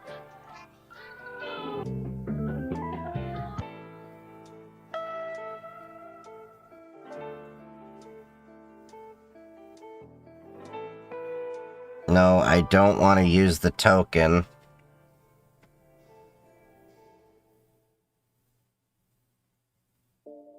Because the problem is I think it can't regenerate it.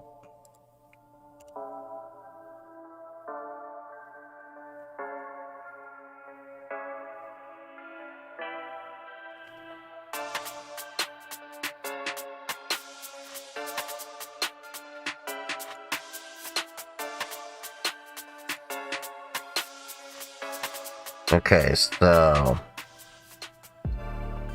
we're gonna need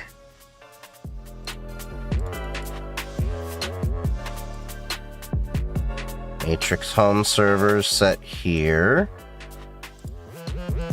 Matrix password set there. And the Matrix username set here. You gotta go through and do all the secrets. That's gonna be annoying.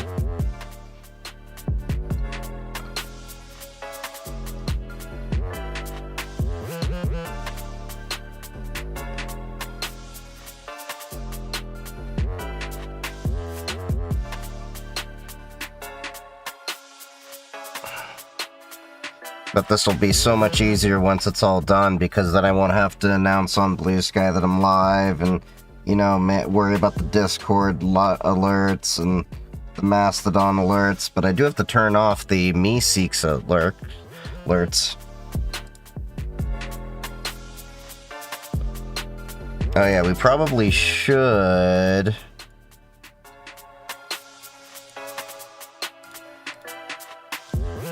go into Stream Daemon and then grab the code.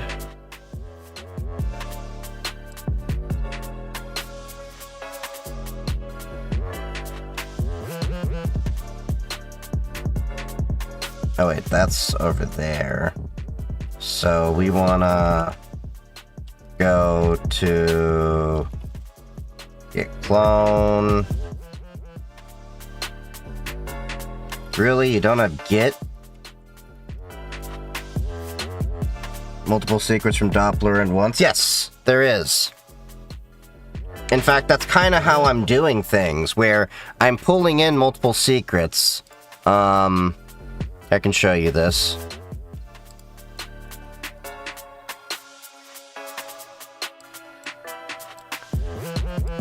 So I'm pulling in multiple secrets, keyed like that. And you can see I have secrets over here, so I just have to pull them in. You can pull them in as a JSON block if you want. I just like having them as strings, but either way it'll work fine.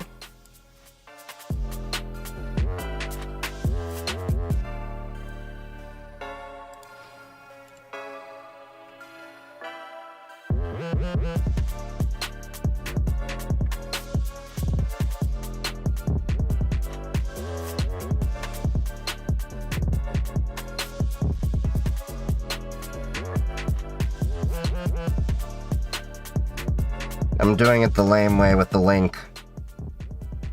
What link?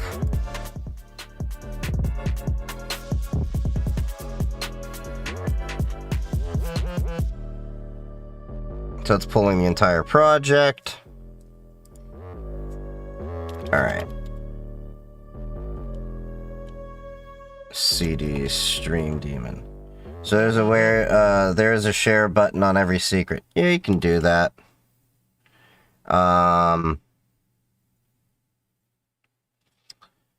Although, let me see.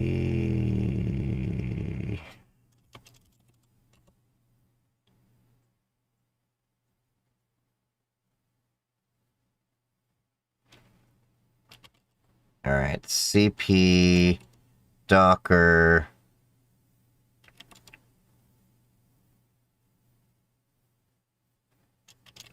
Docker. Wait, I don't need to do the compose thing. I just need to do the .env thing. So cp.env to .env nano.env.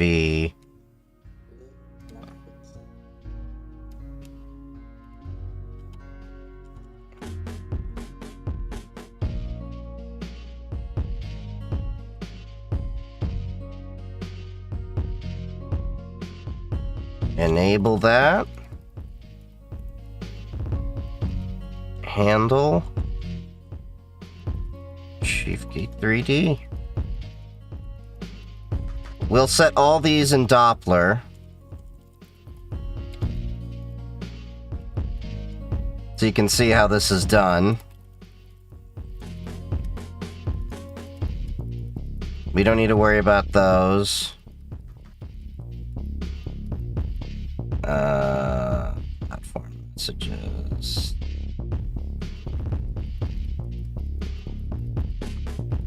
Separate. That's fine. Thread. Post end of stream message. I think I need to set this. I could be wrong.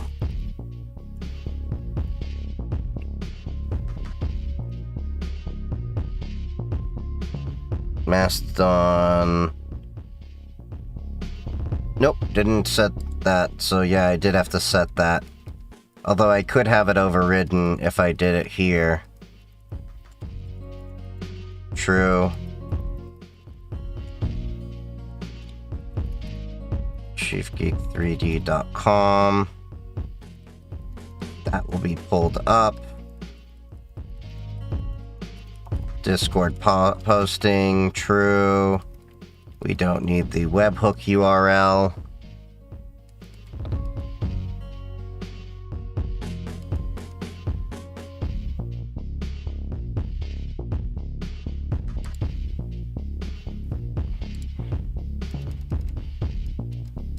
No Vim. I don't care about Vim. Okay, Discord end message there, Matrix protocol. We made this pretty in-depth. Okay, Matrix home server.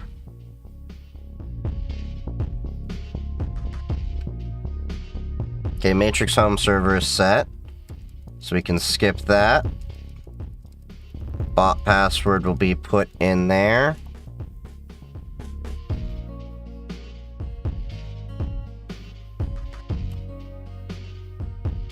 Okay, Matrix username and password. Oh, almost forgot. Need to set Doppler.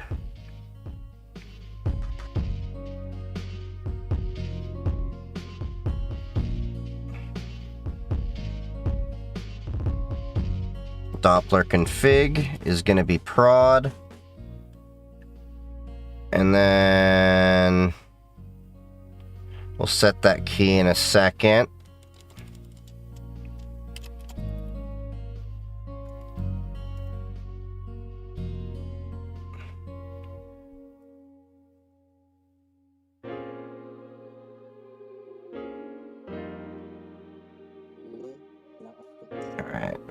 Use Google.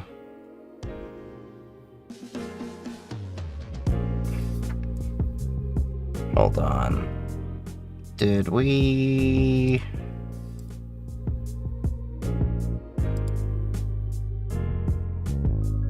One second. Let me make sure I don't have to capitalize it.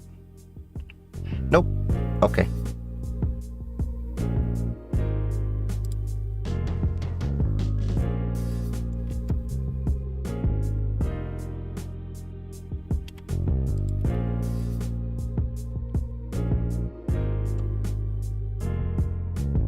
Okay, so I have to go grab the Doppler token key. Give me 1 second.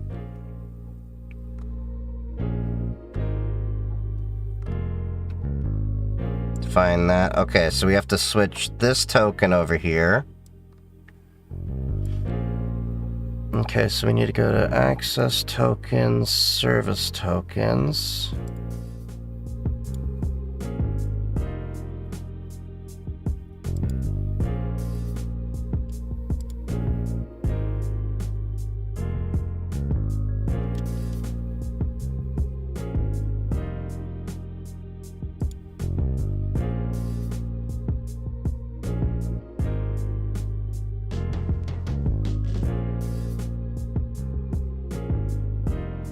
Okay.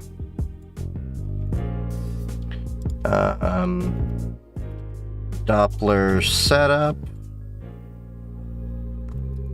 Stream Daemon. Prod.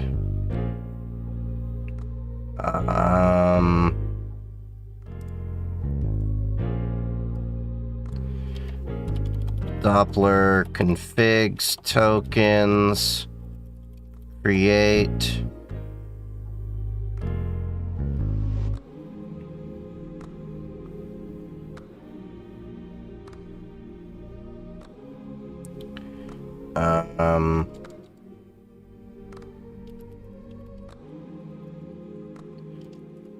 Dash plane. Okay.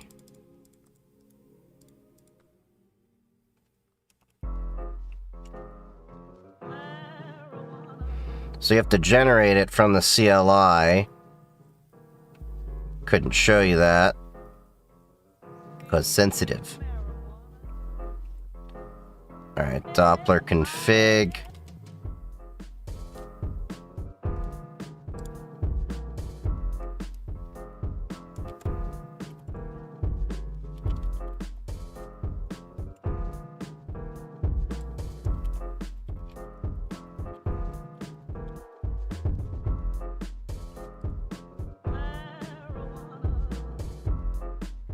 History -C.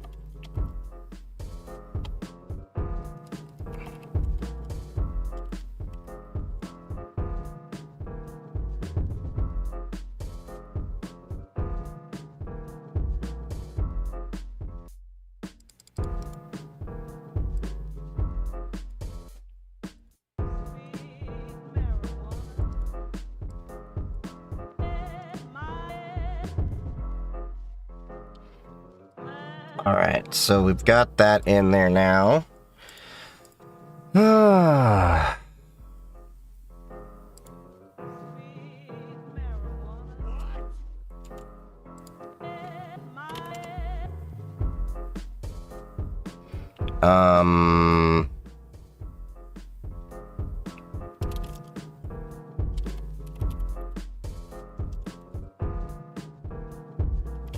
Scripts. Oh, I could have sworn I put a helper in here somewhere. Wait, no, that's the wrong project. That's also the wrong project.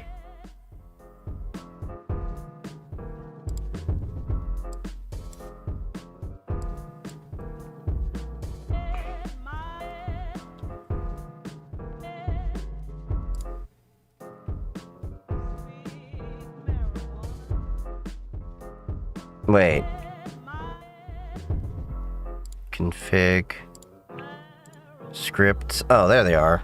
I was like, I know they're somewhere. Forgot they were shell scripts. Oh. I've got that. Okay, cool. Bash scripts. Install systemd. Oh, right, yeah. Sudo. Docker. Please install Docker first. Really?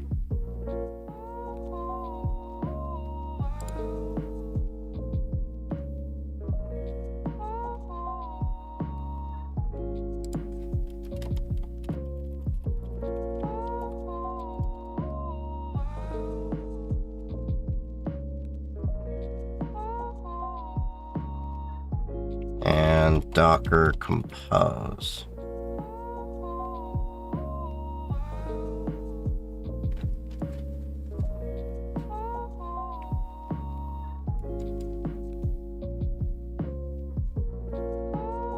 The hell? Oh, there's a bot in there, I guess. Not sure what, Jimmy Smith Thornton design of stealing art. What? I'm confused.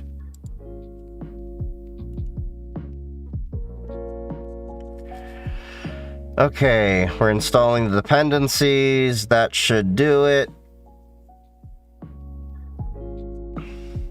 Basically, we're simulating a clean install for everyone.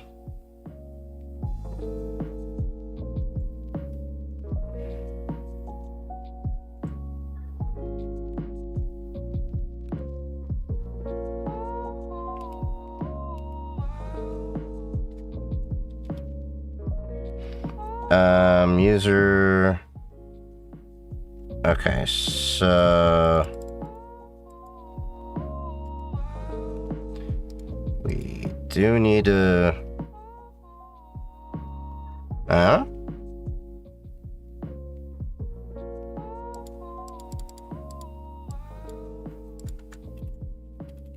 Group Docker does not exist.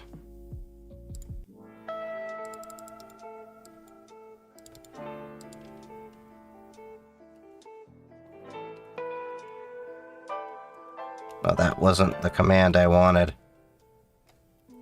Sudo usermod -ag docker chief geek 3d.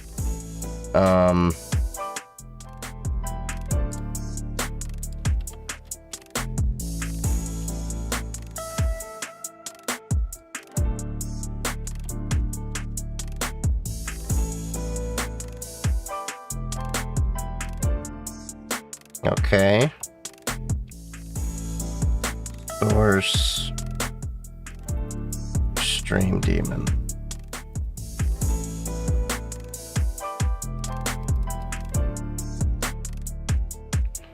Now let's try this. Docker run hello world.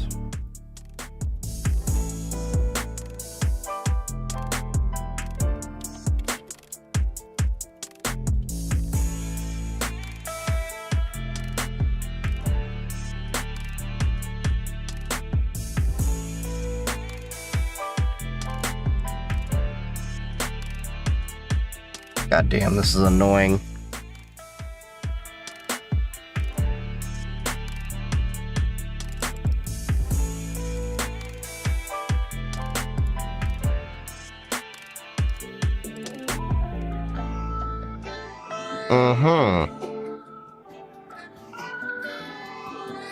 System control, start Docker.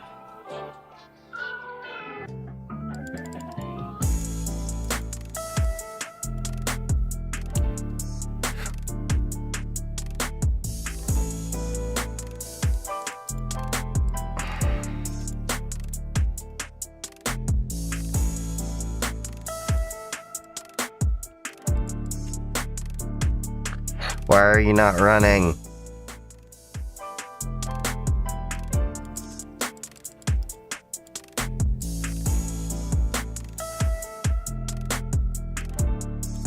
Oh. Really? You're gonna make me have to do this.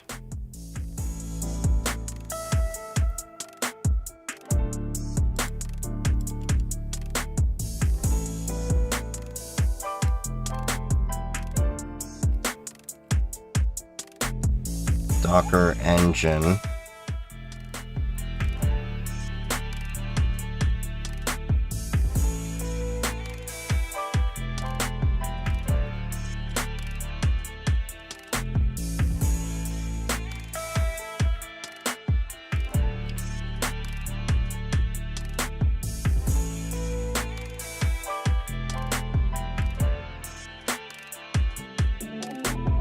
Remove those.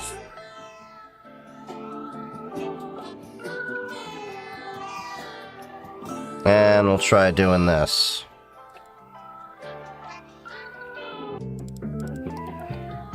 We're gonna install it that way with their repo and follow their instructions to do the thing.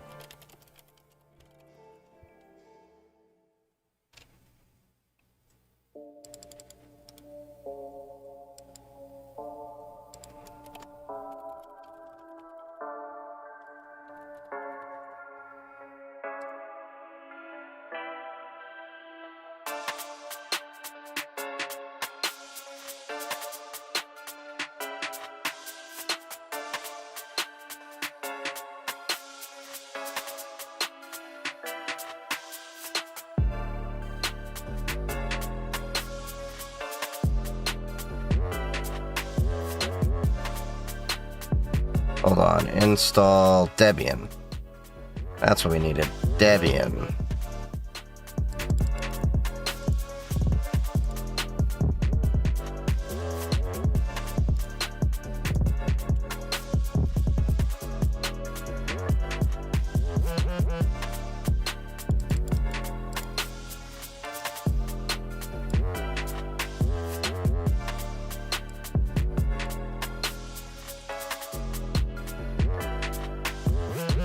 Sudo nano, etc. apt.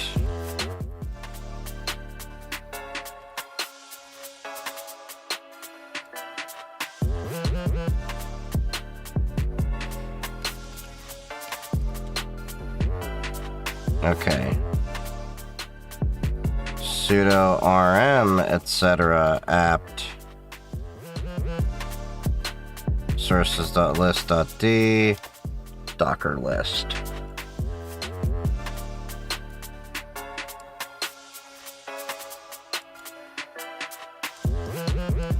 Make sure we get the proper repository.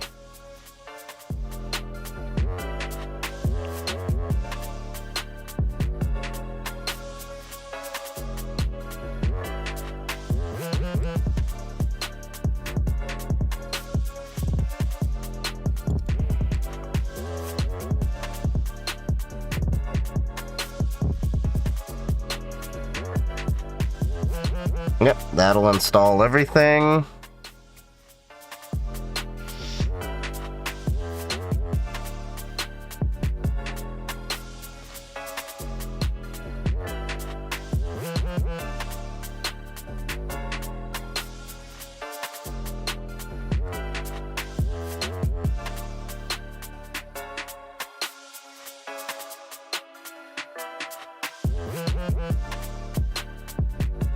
CD source scripts.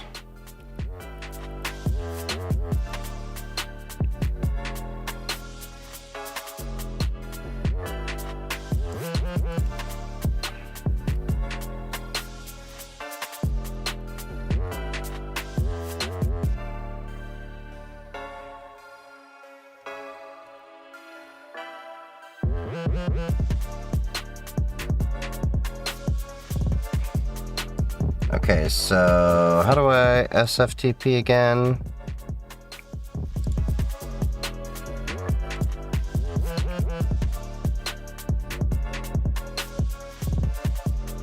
Oh yeah. Put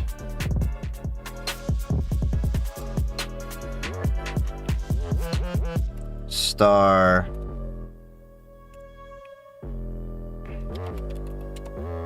Okay.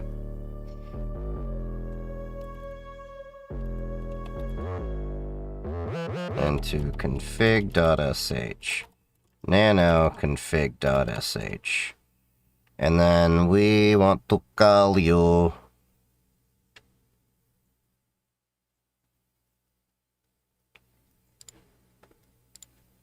okay, Docker. No, we want Doppler. Not that Doppler screen, not that Doppler screen. This Doppler screen. Okay.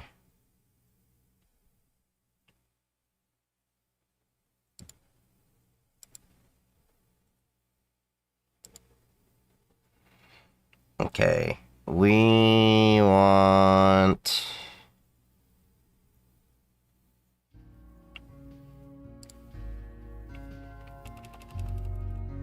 home server. We're gonna call you Matrix. Oh yeah, Matrix home server.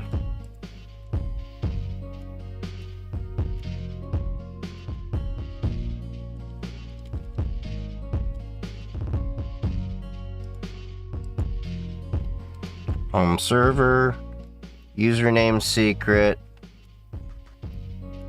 We're just gonna have it post to the same username because I'm not setting up two different usernames. Matrix username.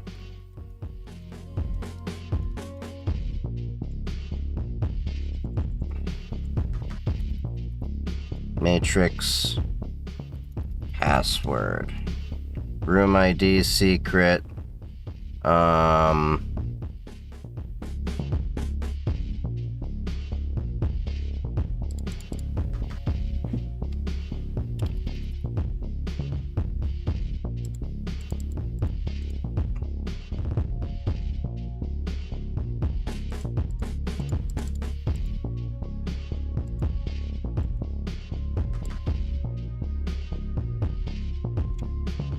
Okay, so we're gonna need to go to chat.chiefgeek3d.com because I think I'm still logged in as the stream bot.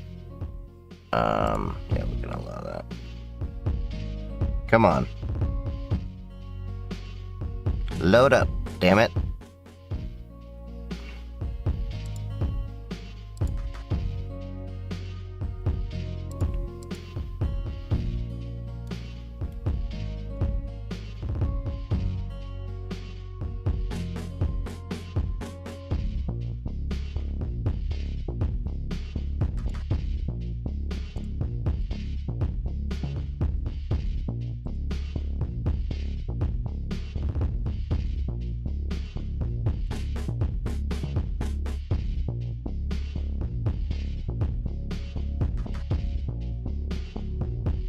Why is it taking forever to load the web GUI?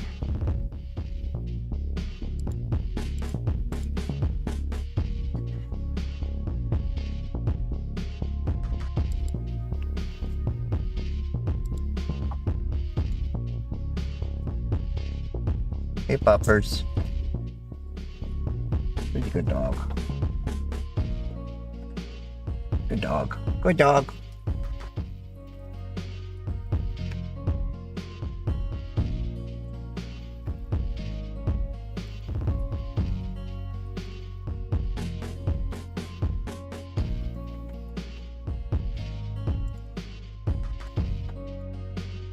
Wonder chat. Opening up my Matrix server. Works fine there. Interesting. Don't know why it's being a dick, but okay.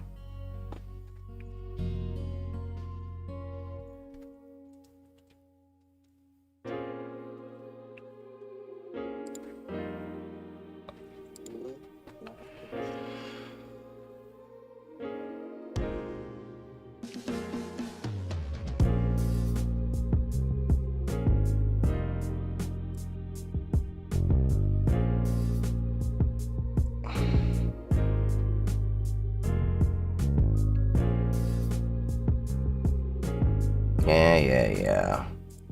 Not like I need to care about my history with any of these things anyway. Okay. Explore public rooms.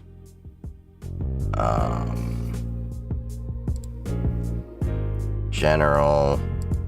Bot alert testing. Okay, so now... New room.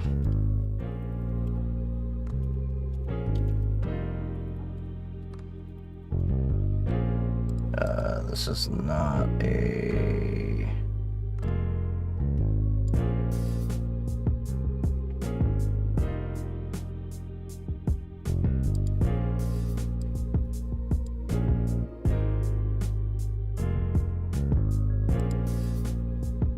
Invite people.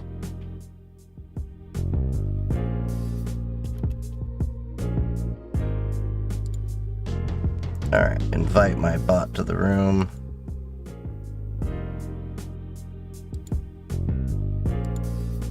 Invite to just this room.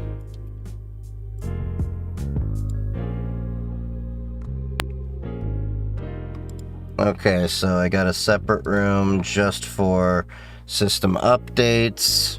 Goody.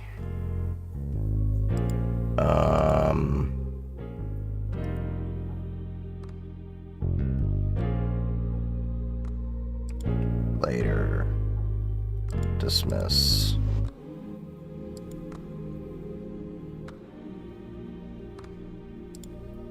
Okay, so now...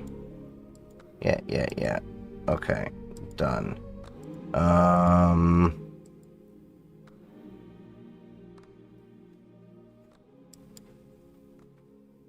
What? How do I grab the room details? Settings. Advanced. There we go. Grab the room ID.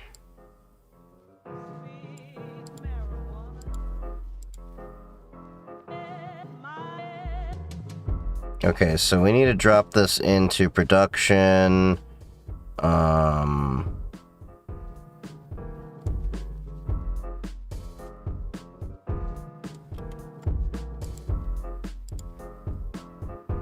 That's dev.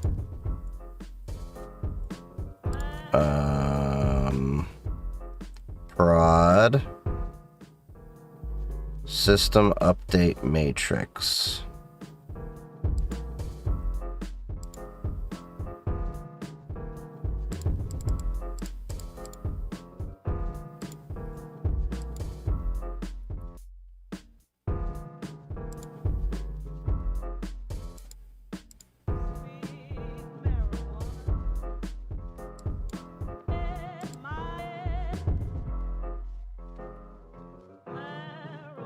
Oh, interesting.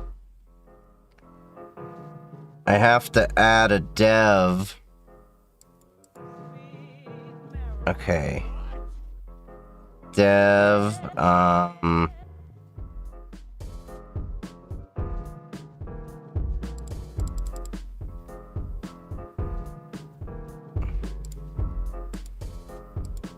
Interesting. Okay. So it is...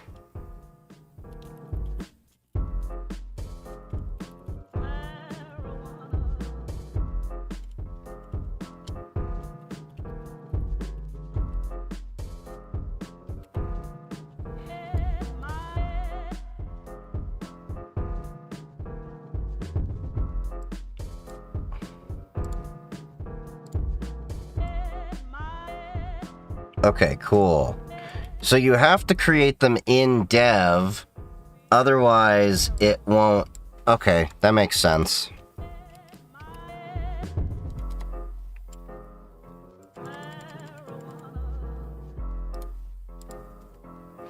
Okay, so we got matrix. And then we need to do...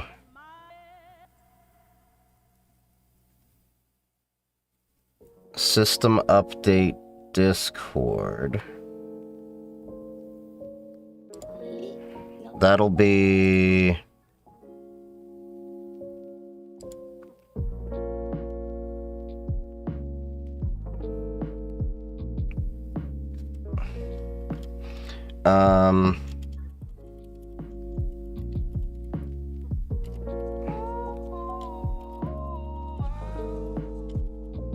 System alerts. So I gotta make a new channel inside of Discord.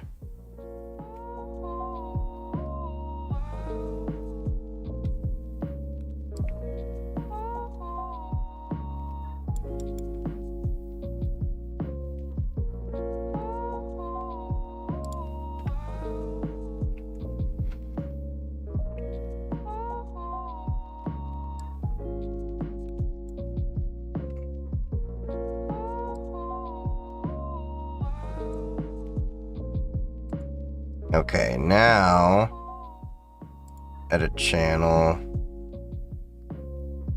integrations, create webhook.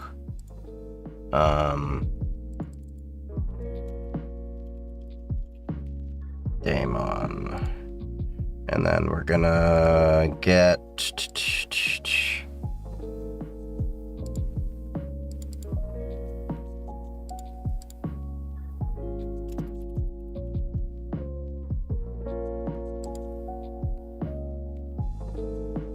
copy that webhook.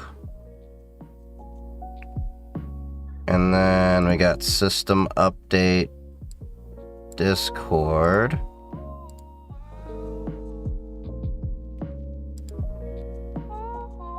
Cool. System update Discord, sys update Discord. La la la la la.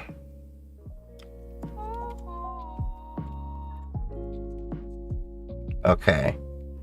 So now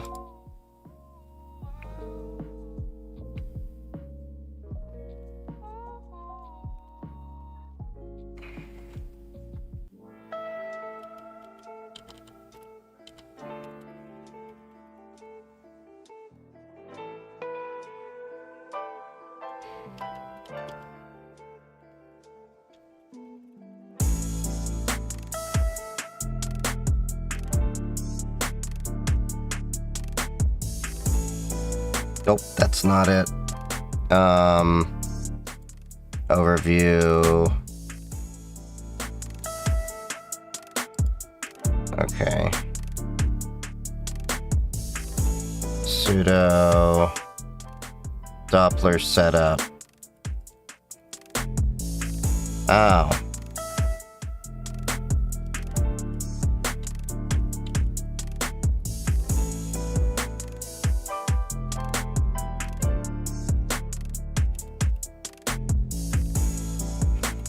Sudo, oh wait, no, Doppler, log in.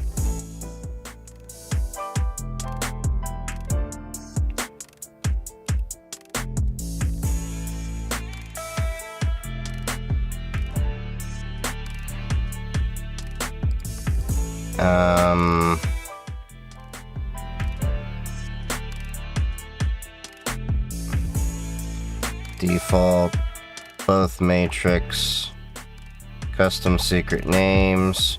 Oh. Export.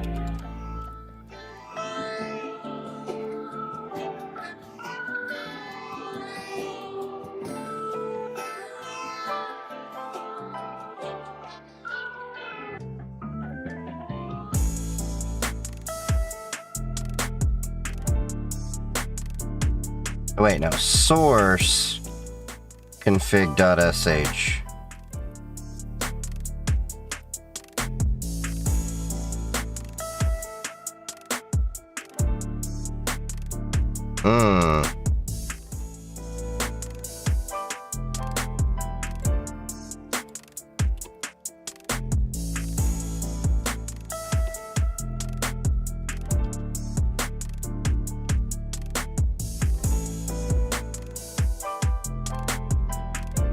Not pulling the Doppler names I set in config.sh and sourced.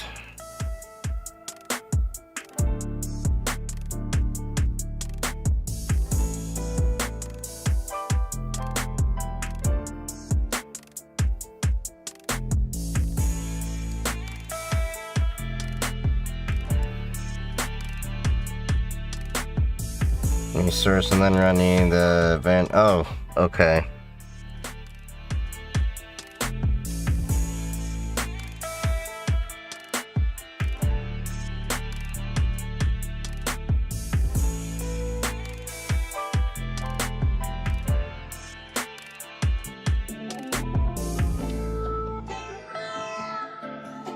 There we go.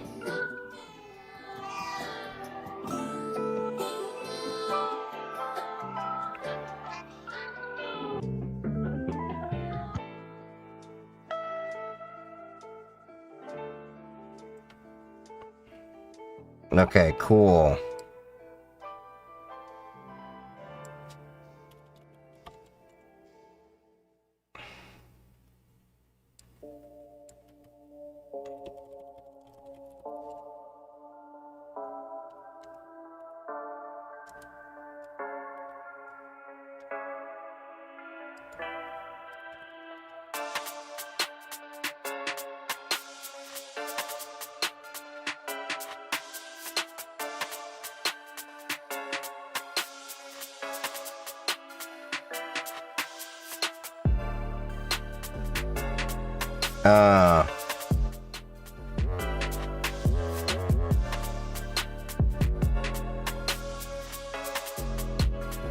Okay, so it's not running as root.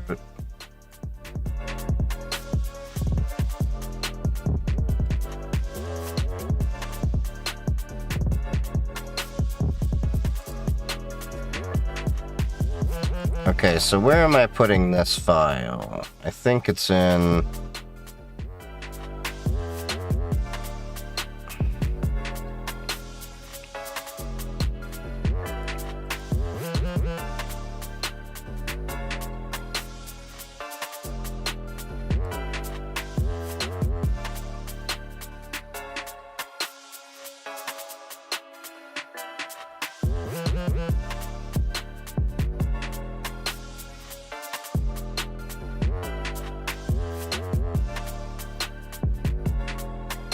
Oh.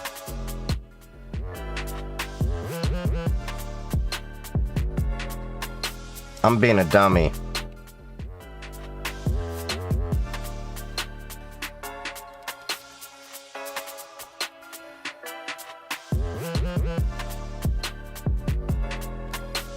I didn't SSH back into the box. Hmm?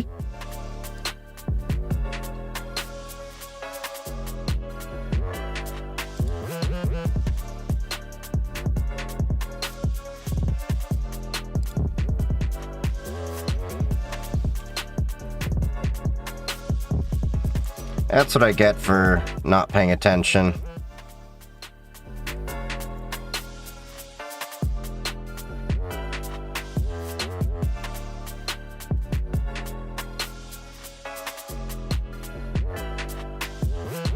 Put config.sh exit.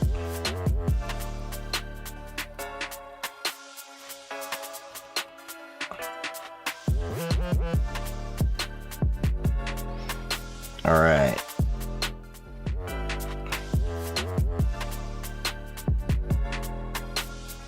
No harm, no foul.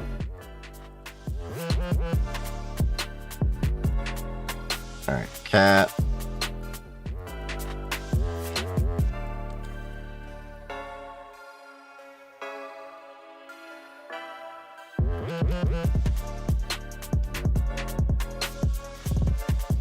Oh.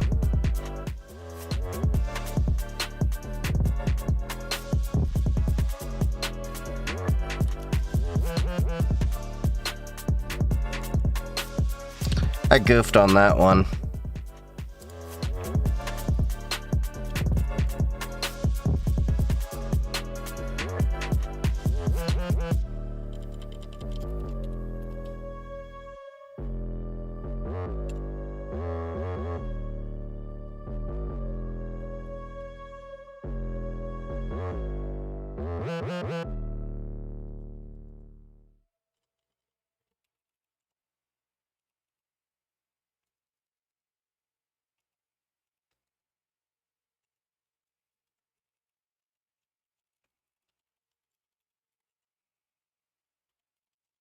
Put star home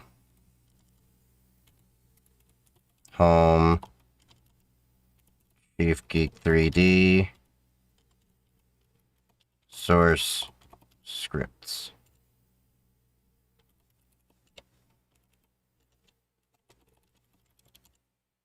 Nope, fat fingered that.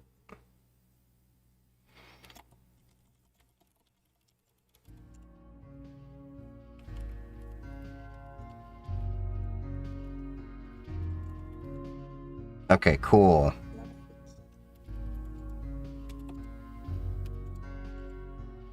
Okay, and then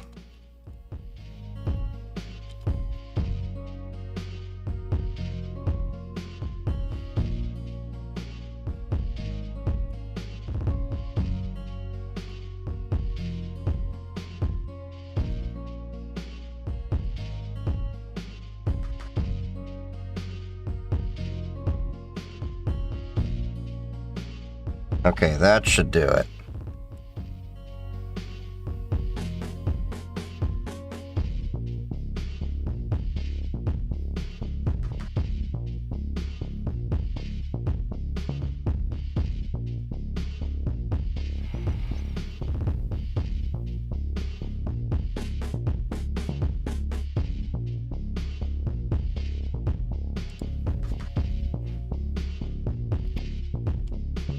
While I'm at it, I probably should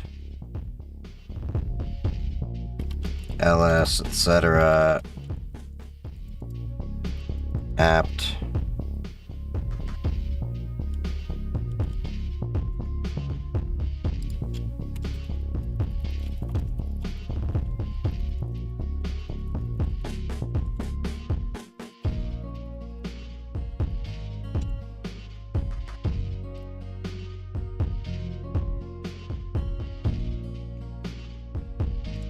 okay.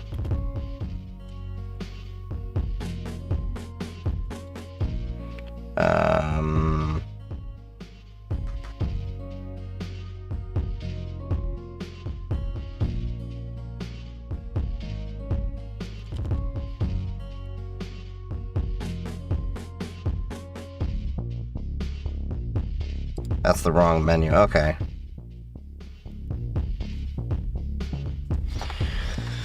Alright, so sudo -e test setup.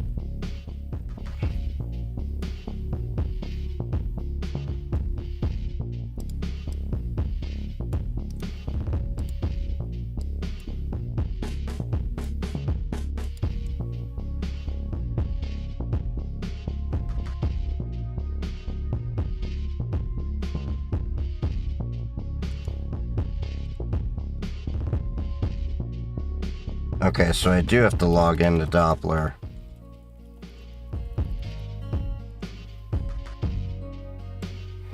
Okay, we will open that page in the browser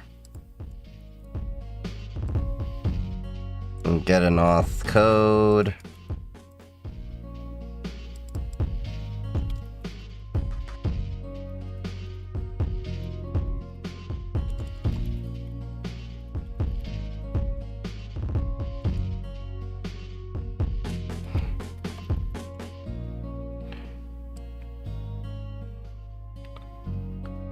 All right.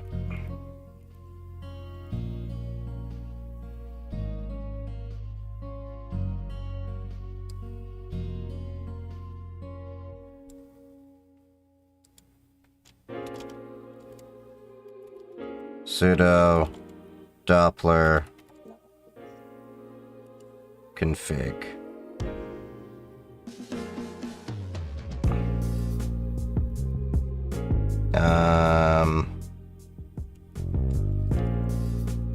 Setup?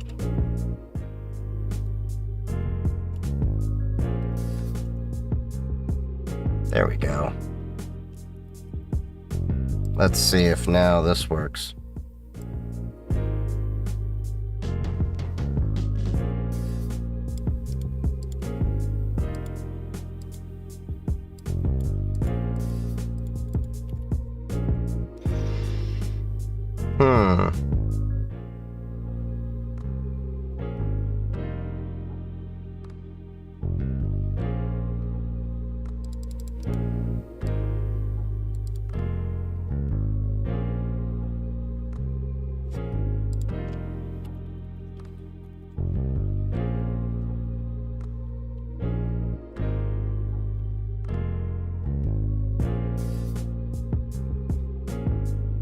Is it running?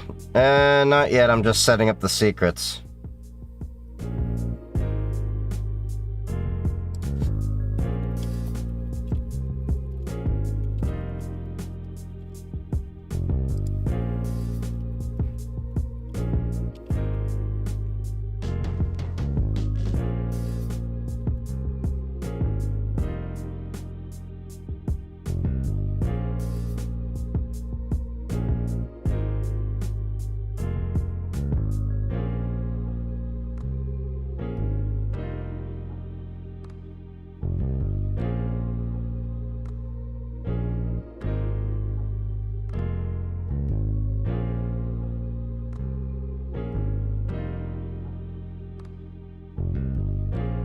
Oh, come on.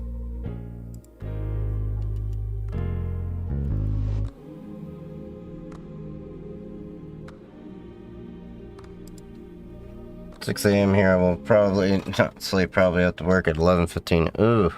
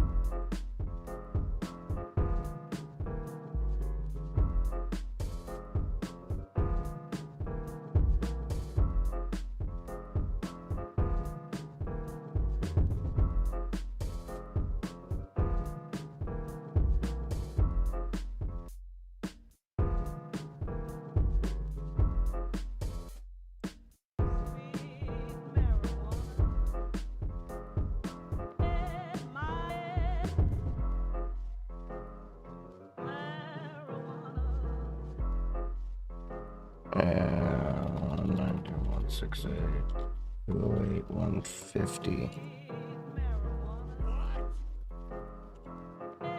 I'm just doing an extra step that I normally wouldn't have to do.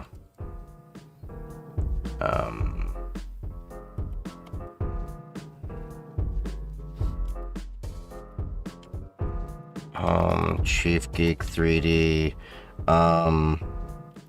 source scripts.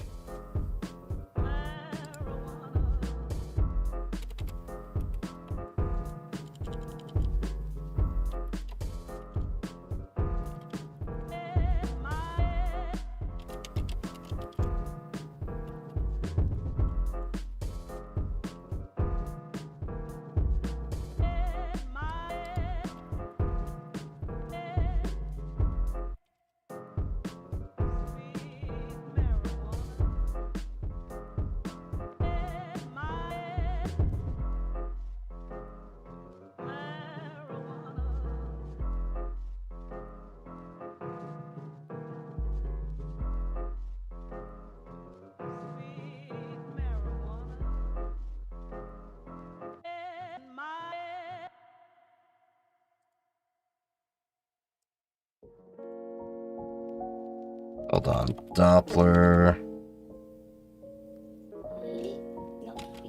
Pseudo Doppler.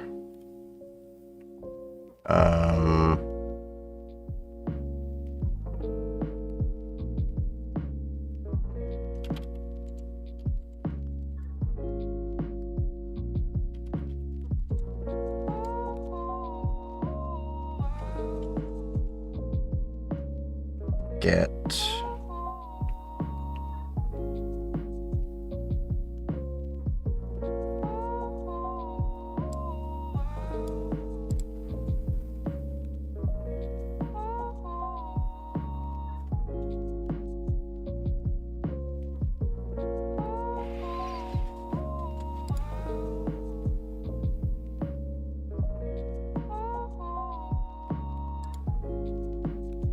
Wondering how I can manually test this.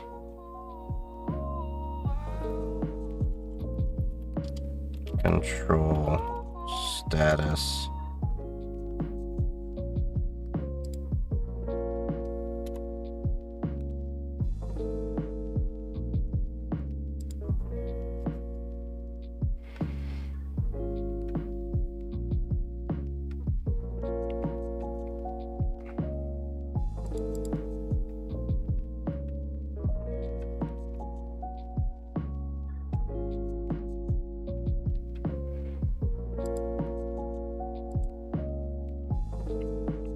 Okay, so put star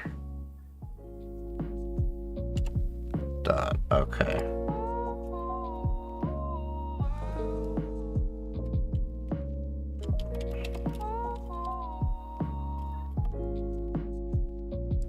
Let's see if that'll work.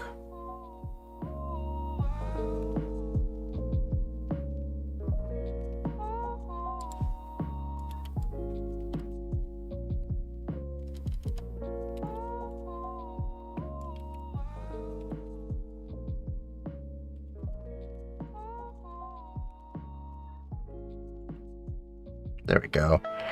Wasn't passing the variables through.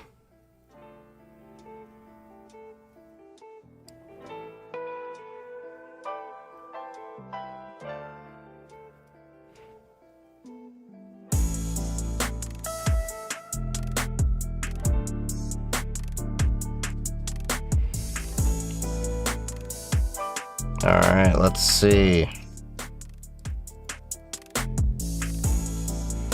I'm gonna see if this runs.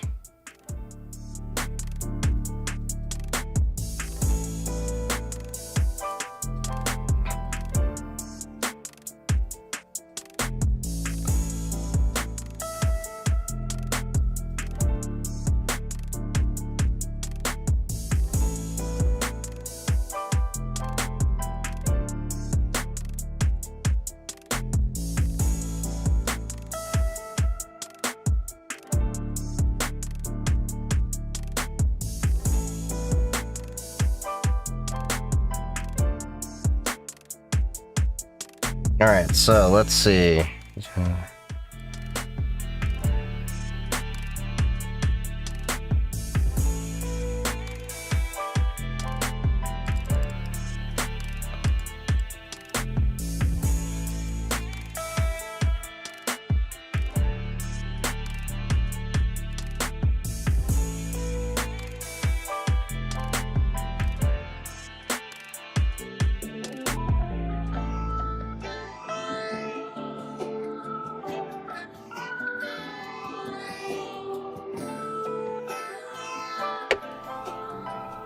Nope, still having issues.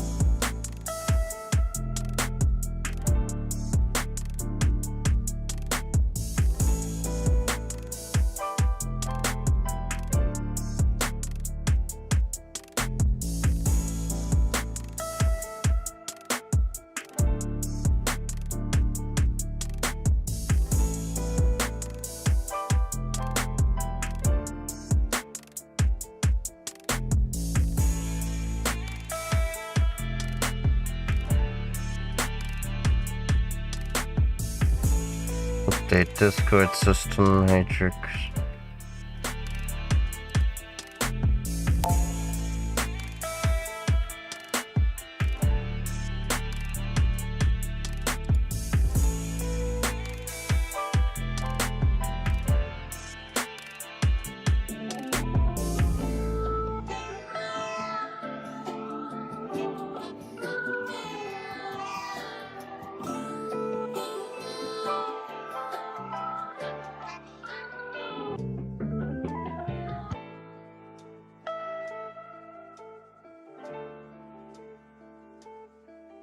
Okay, that's not working like I thought it would.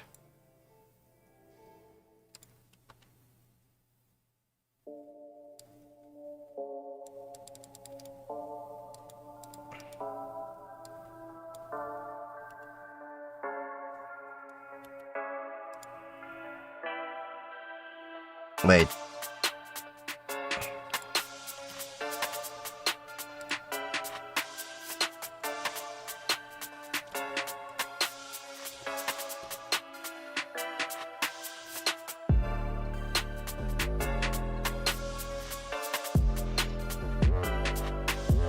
Okay, so we gotta check the script.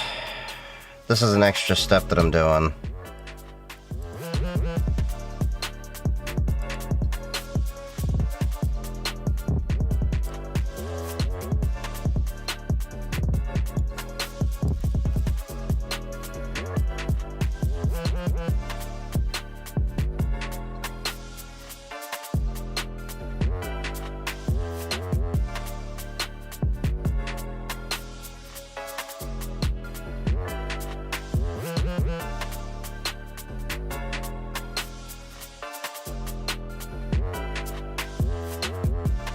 God, this is annoying.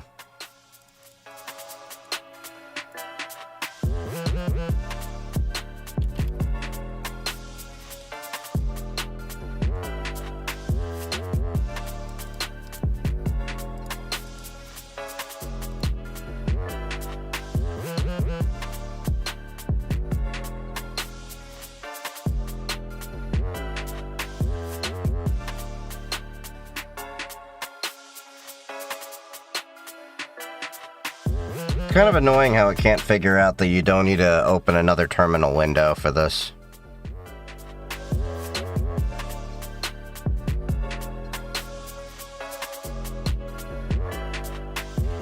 At least I'm learning a little bit about the structure of how you can do things as root.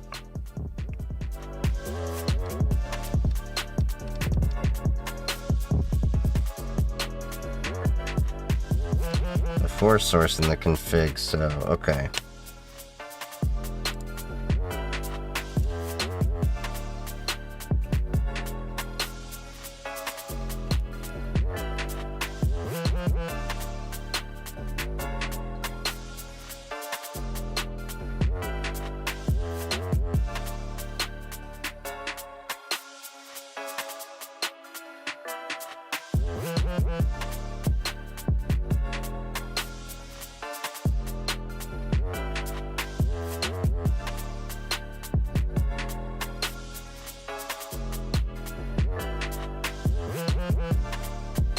Oh. I know what I did.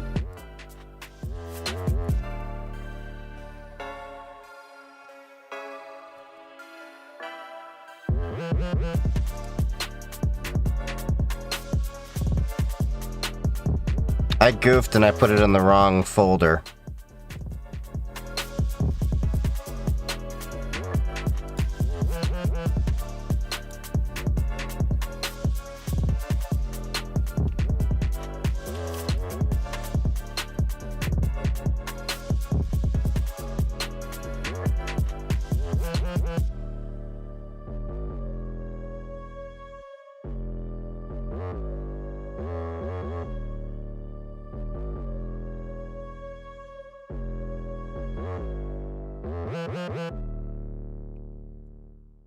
All right.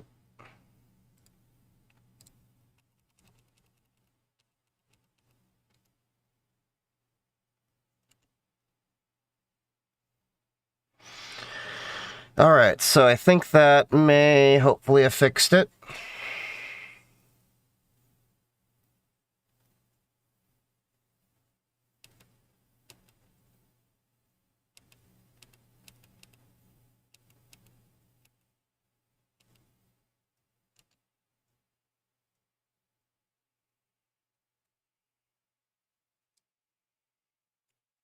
Seeing if it's going to run the updates for the notifier.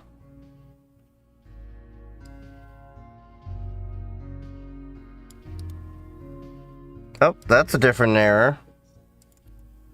Invalid username or password.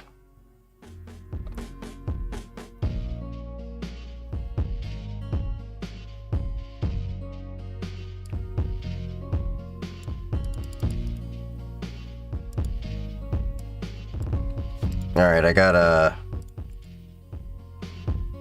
Oh.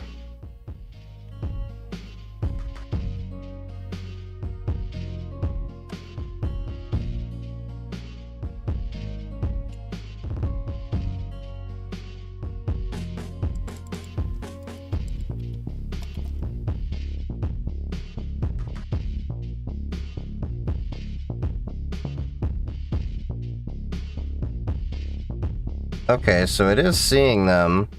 That's good. At least when I do as root.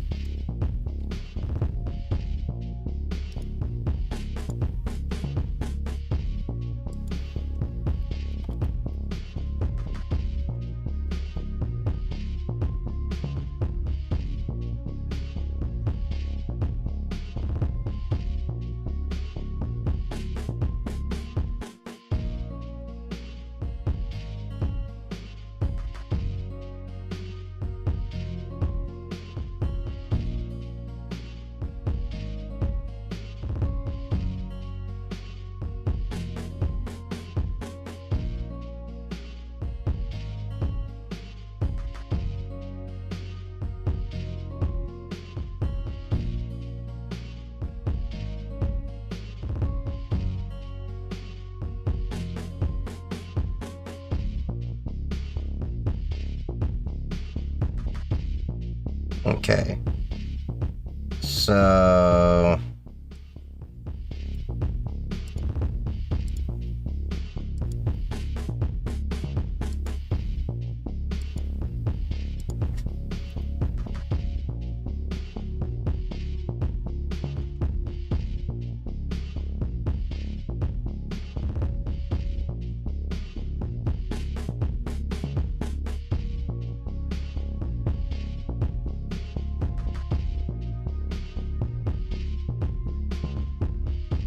Alright, let's test one more time. Sending notification. Okay.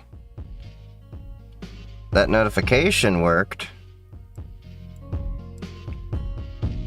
To Discord, it says.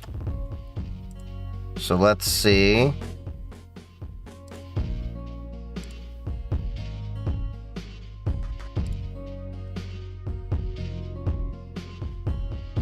Yep.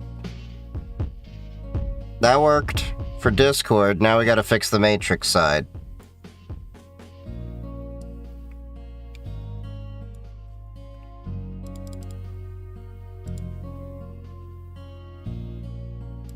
This is just one extra step that we're doing.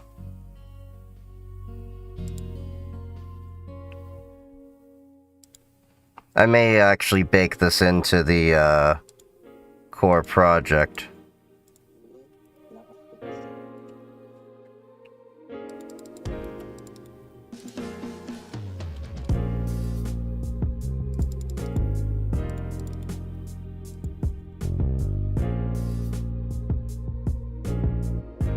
Okay.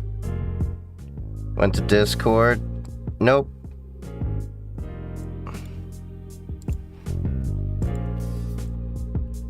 Still an issue. The JSON escaping.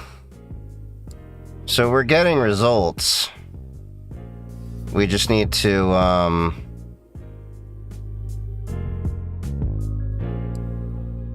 figure that out.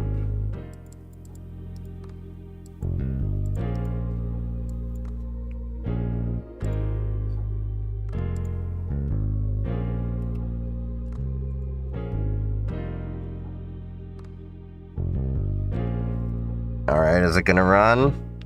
Discord? Hey! We have a winner!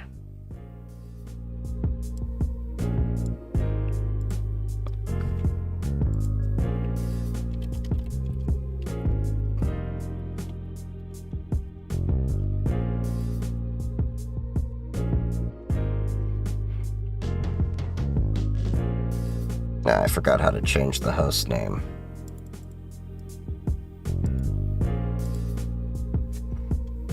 Sudo host name control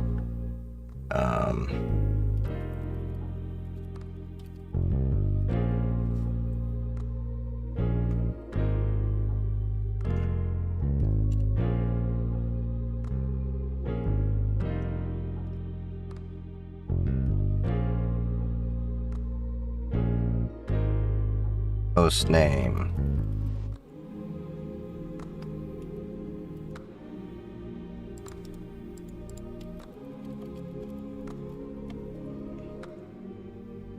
Okay. And then sudo nano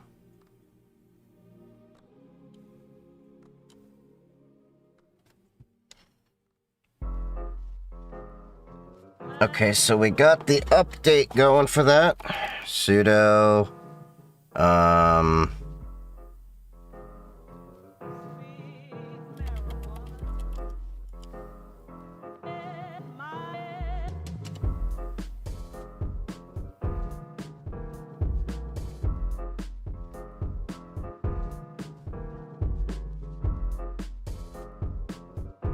Alright, we're gonna reboot this guy. Try it again.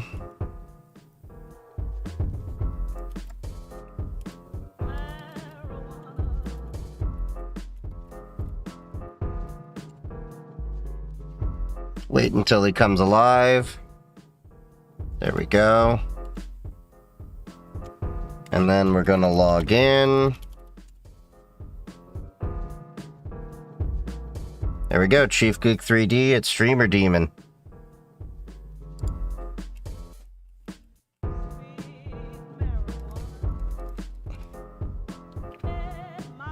Now, if we run that again...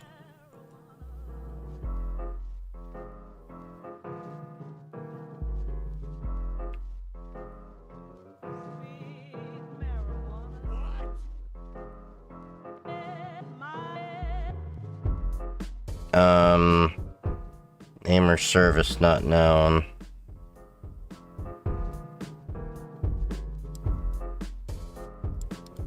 Interesting.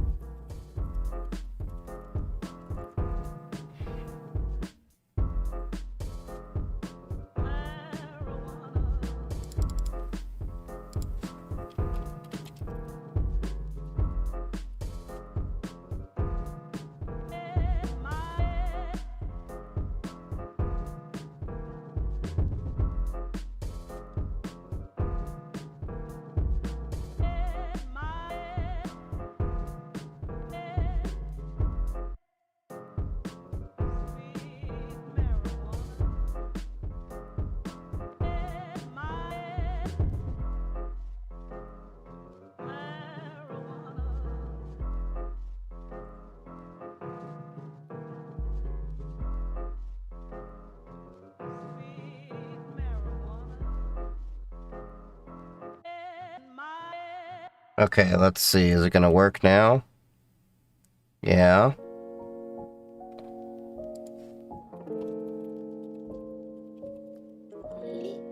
Retain Doppler persistence. Cross reboots.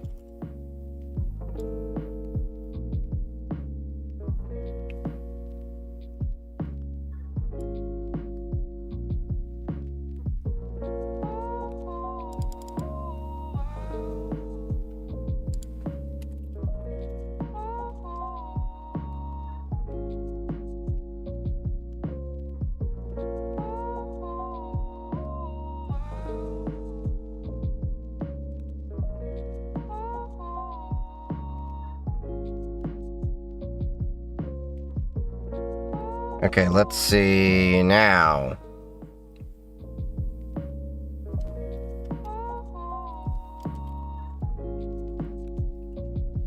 But let's try it again.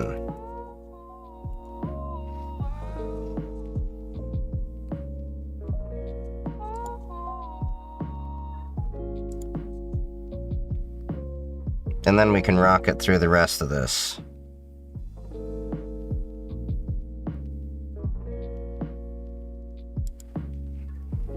I know this is just an extra step I didn't need to do, but I wanted to do it. I didn't want to log back in here later if I could avoid it.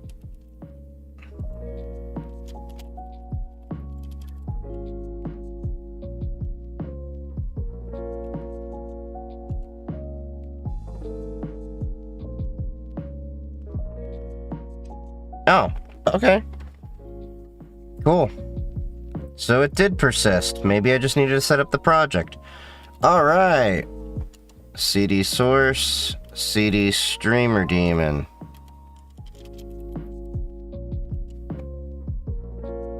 Oh, wait.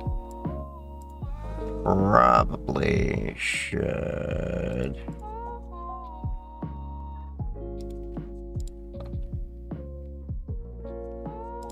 There we go. That's what I'm looking for.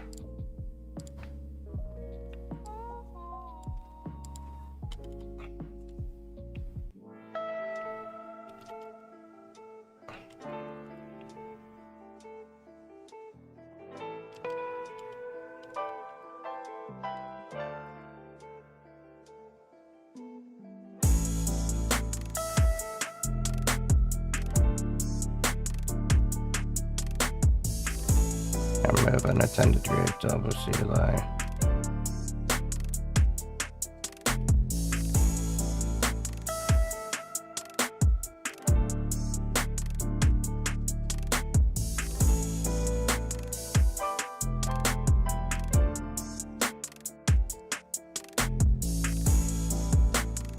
Okay, cool. So that's taken care of. But now we want to get back in. CD source, stream daemon. Alright, so...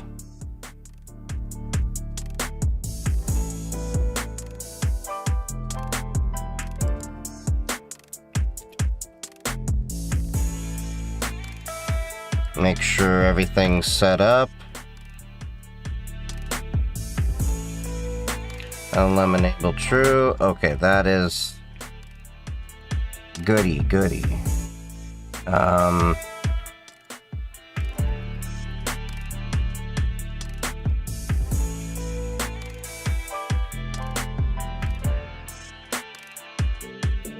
So we got matrix set up.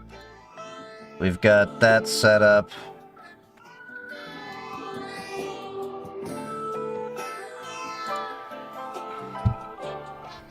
Alright, now let's go and get the matrix room ID.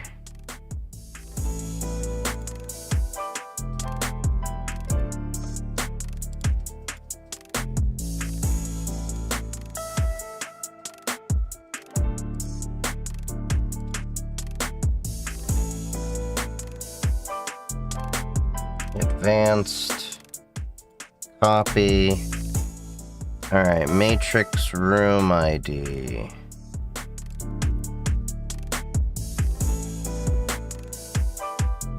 Save that.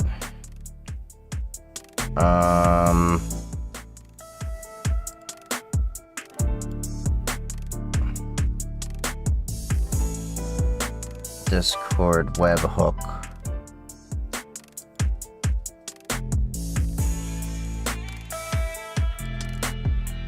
Alright, so streaming now, edit channel, integrations, webhook, new webhook.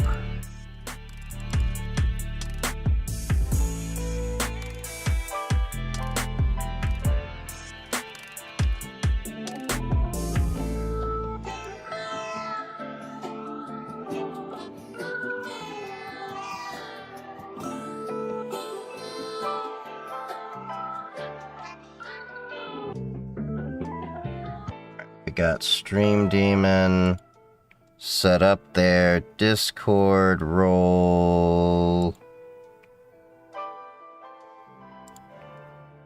Discord webhook URL. There we go.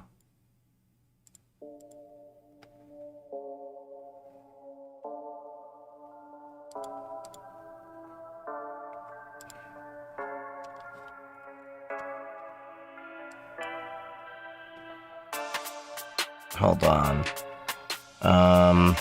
Platform specific messages, threading, post, end, stream. True.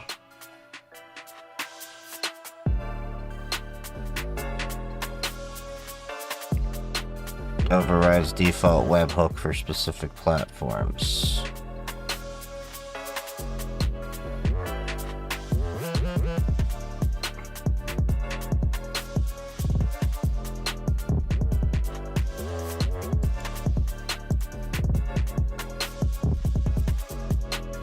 Discord webhook Twitch.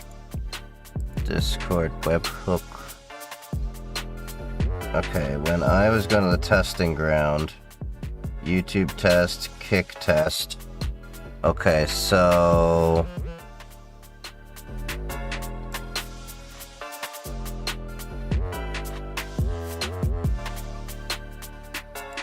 kick.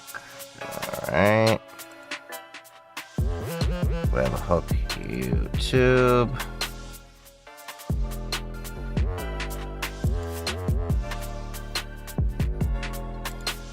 Okay, so production doesn't have that. So now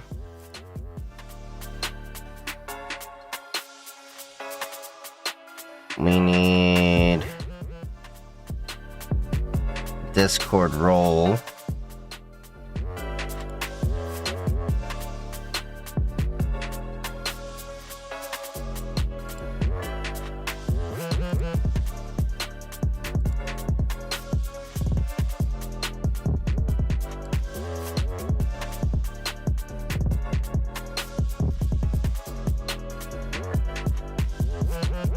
Alright, let's see. Server settings, roles.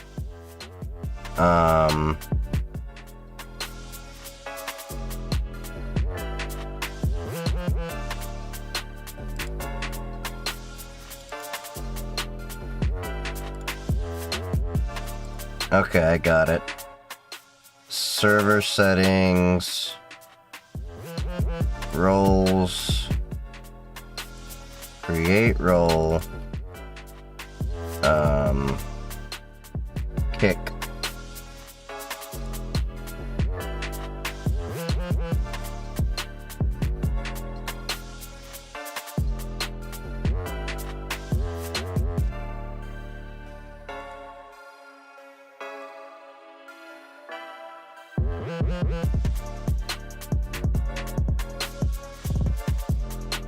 CG 3D.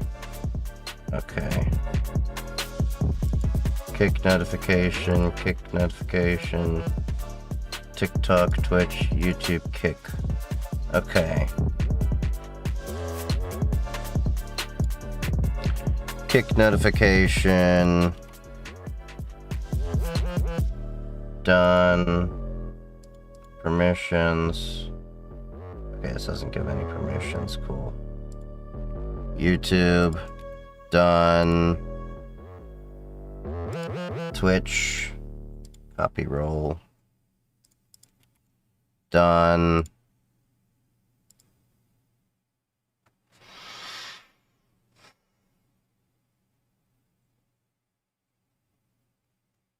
Okay. Now, Blue Sky app password.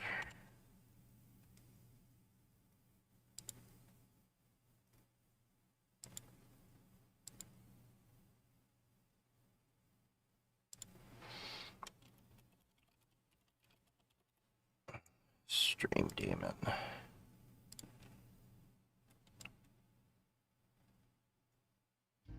All right, let's see.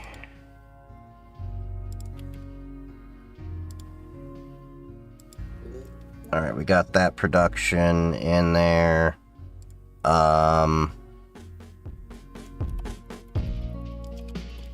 YouTube API key.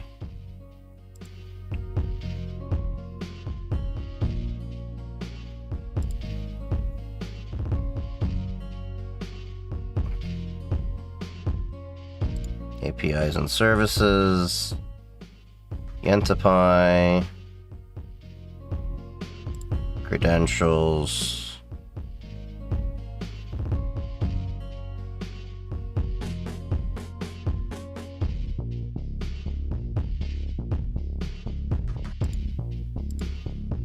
Enabled APIs and services. Let's get the YouTube API.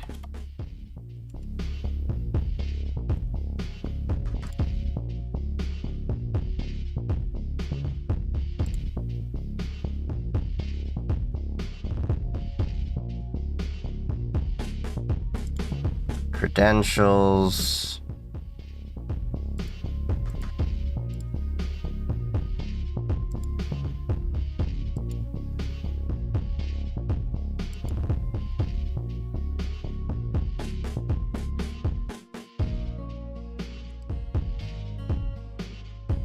Alright, create credentials, API key, Daemon,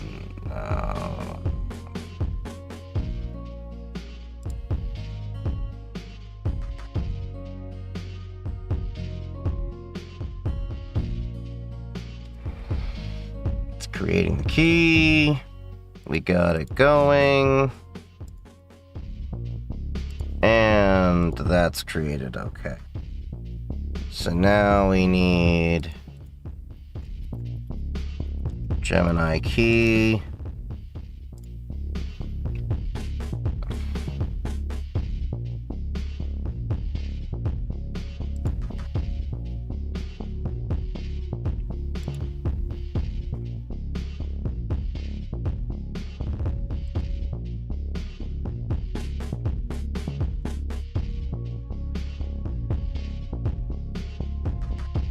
Stream Daemon rod. And give me the key.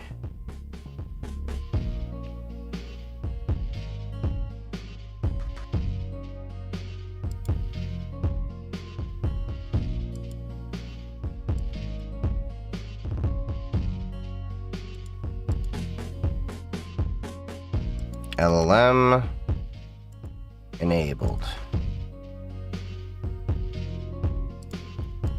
Now let's go to Mastodon.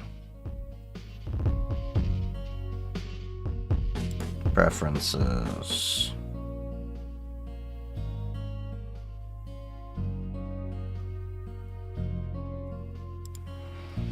Development. Stream Daemon. A local host.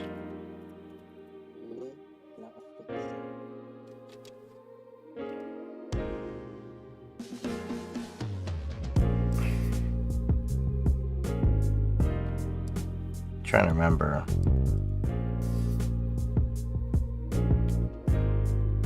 We need for Mastodon API. I think it was write statuses, write media, and I want to say read accounts.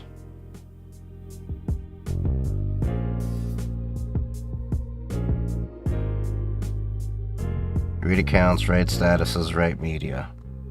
Okay, cool.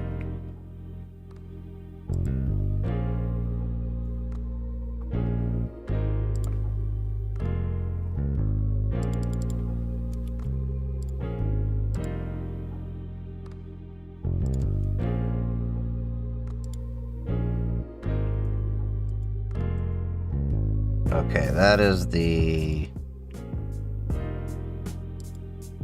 client key.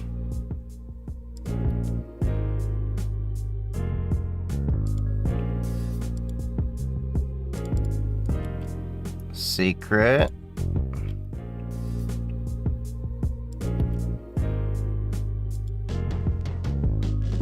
And the access token.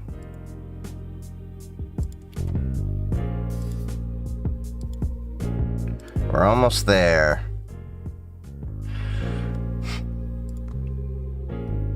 Now we need to go to Kick and build our dev secret.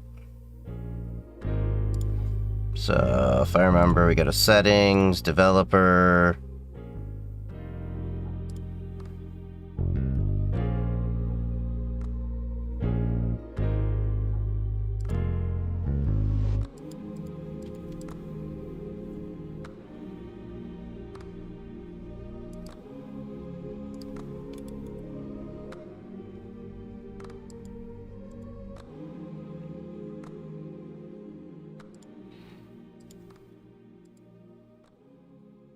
All right, we got a test. Client ID. And client secret. Twitch API. Now, we're almost there.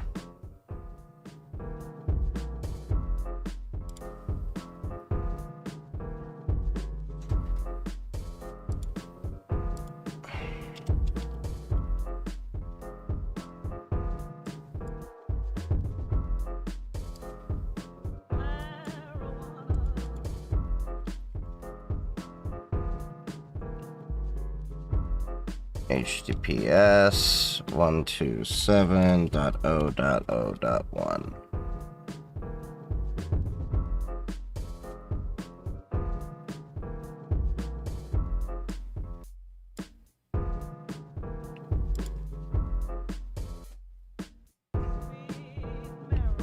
Application integration.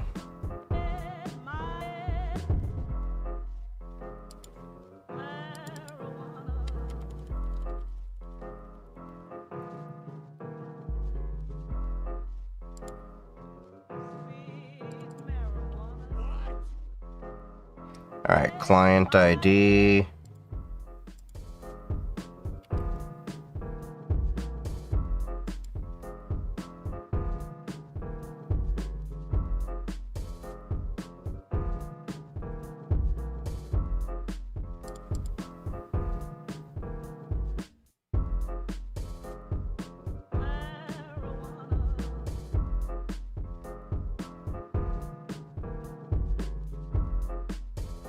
New secret.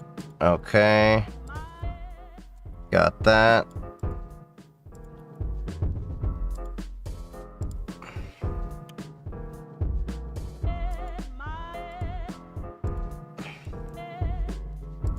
How the hell did I miss that?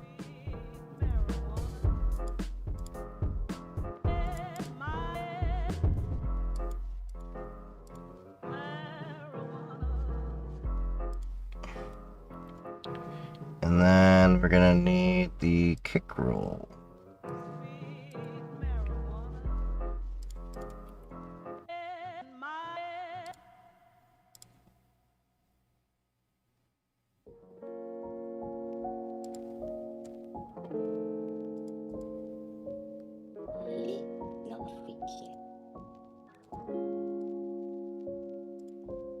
Okay, cool. That's done.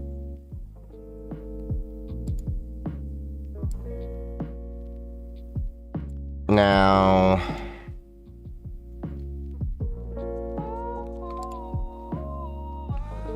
okay, bash,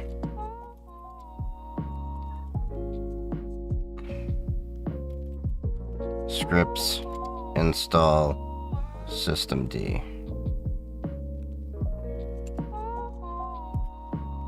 Okay, run as root.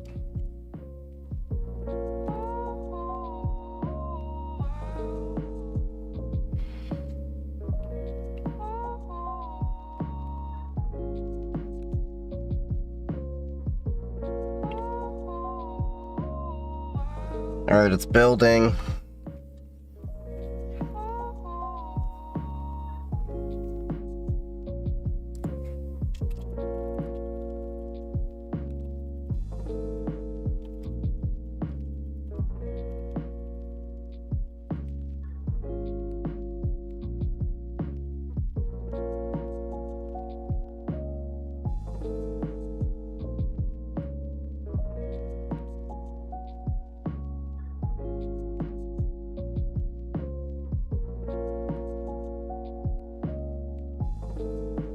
It's building the thing. Although I did find an issue with the script, so that'll be something.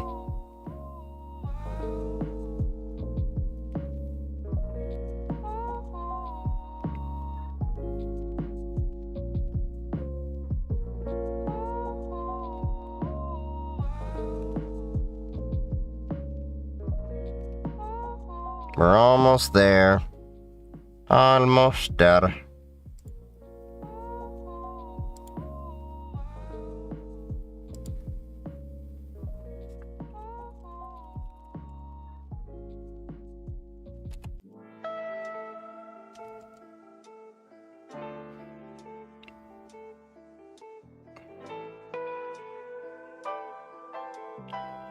Oh wait, it's building for ARM.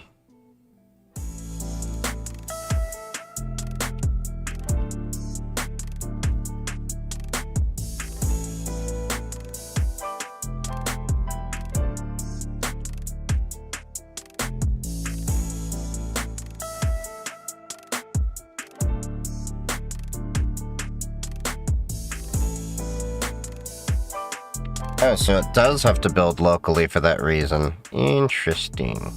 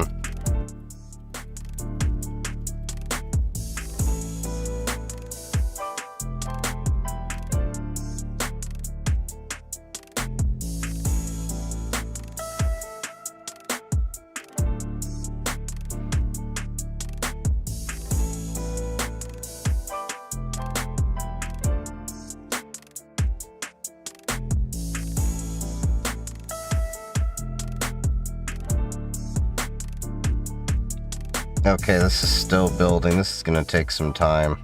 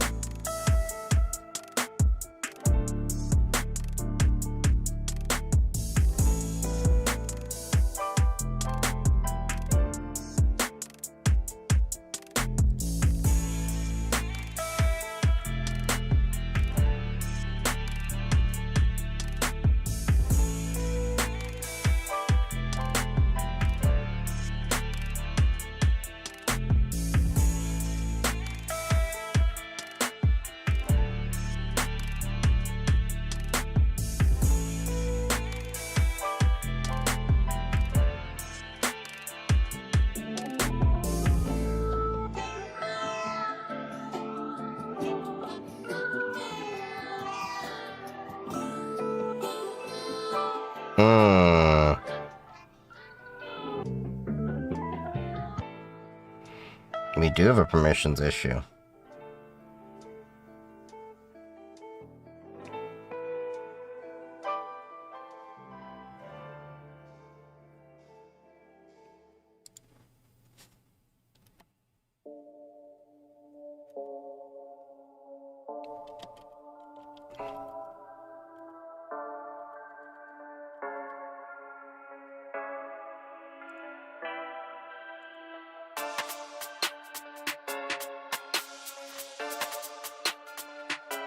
Alright, let's see, Docker.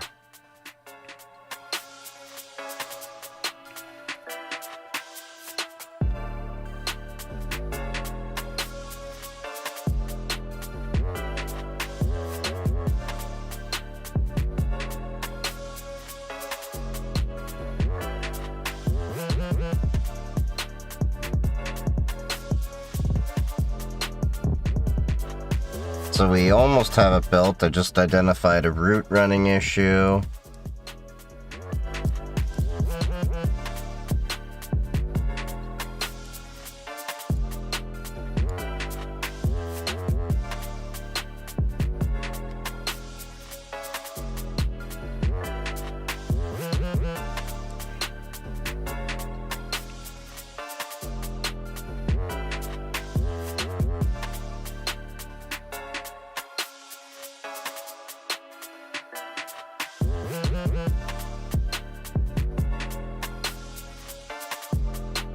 Okay, we're almost there. Almost there.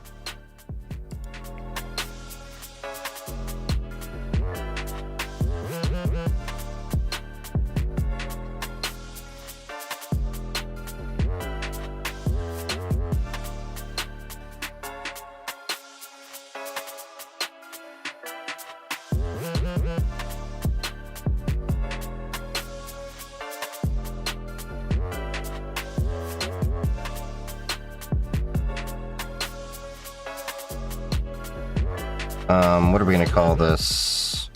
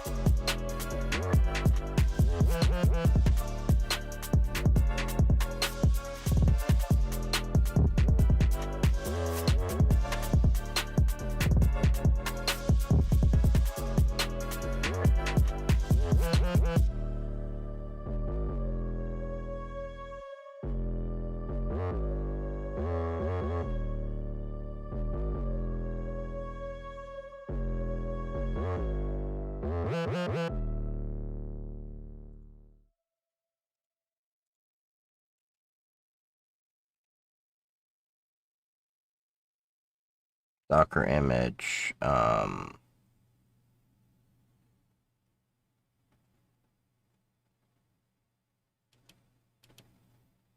gotta build it locally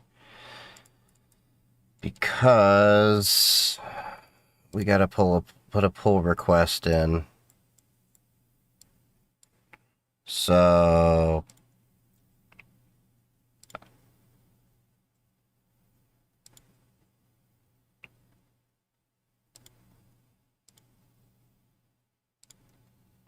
Docker fix. Okay.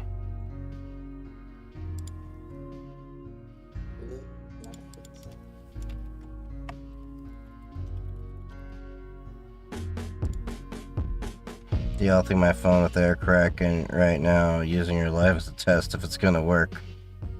That's an interesting way to test it.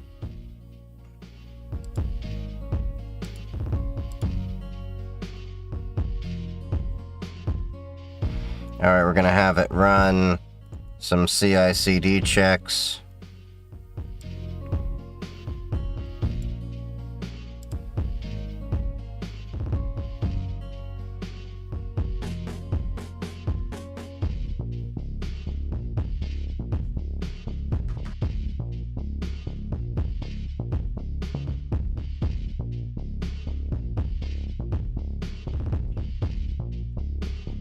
Well, dependencies passing. Be curious to see if it... There we go. Python 312, 313. I'm really curious about the build test Docker image thing.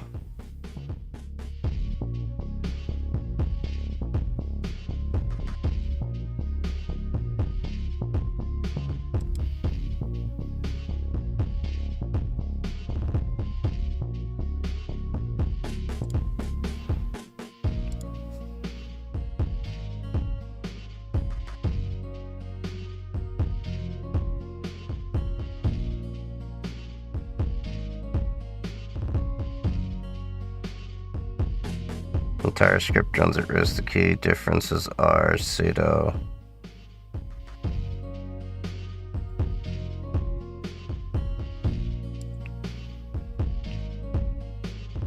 No permission mismatch.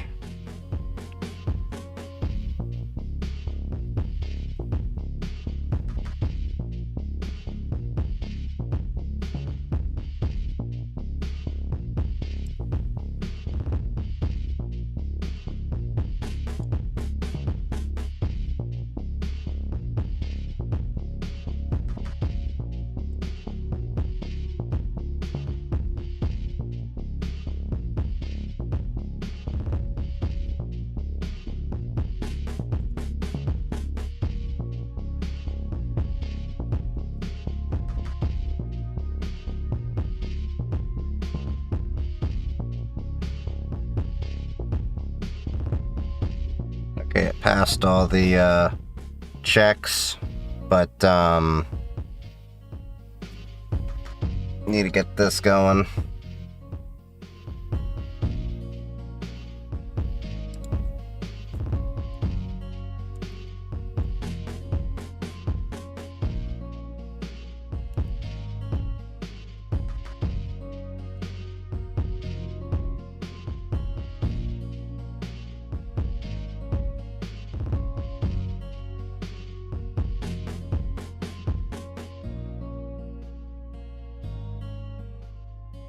Image. Stop.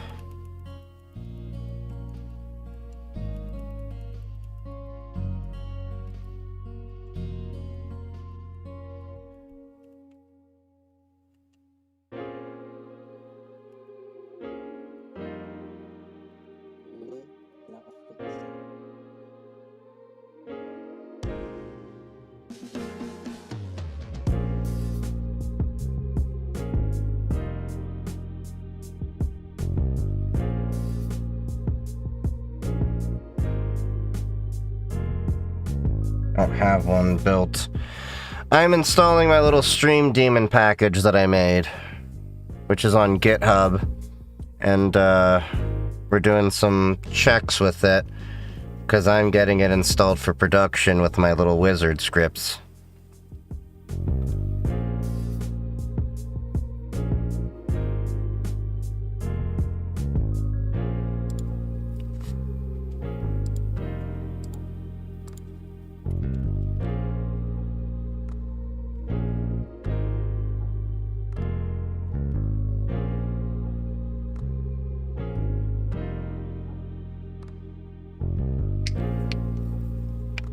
What does it do? Well, if you read the README, basically what it'll do is monitor Twitch, YouTube, and Kick streams, post to Mastodon, Blue Sky, Discord, and Matrix with AI-powered messages with Google Gemini as an option. It's going to be replacing my other automations.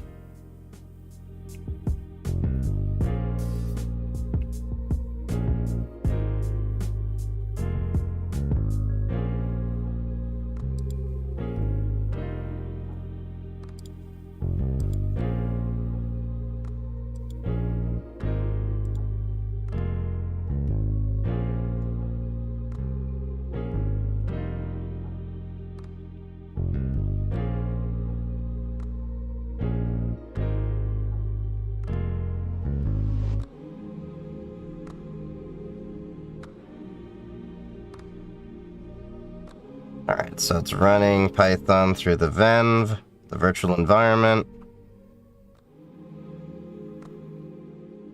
It's running a pip install.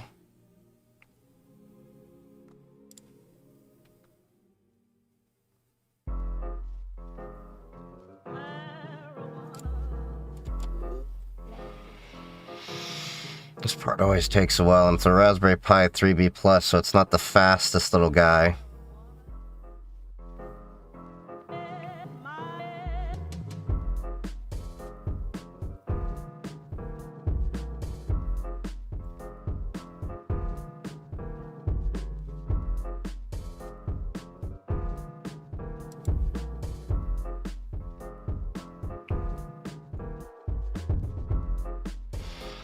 I just had to make it pull a ARM64 image.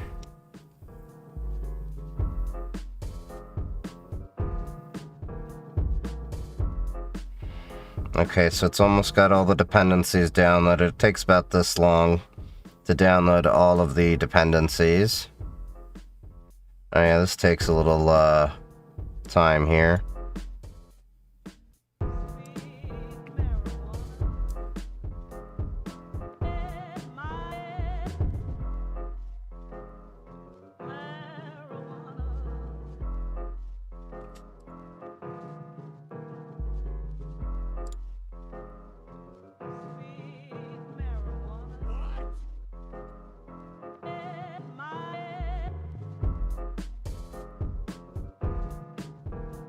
Alright, it's going to be pulling a Docker in.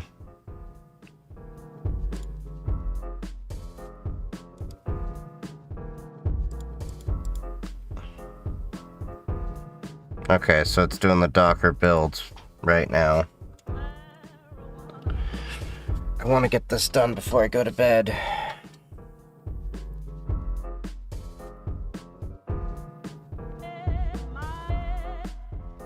I'm going to bed early tomorrow.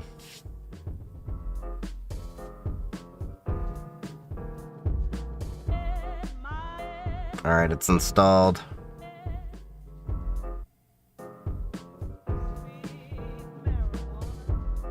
There we go.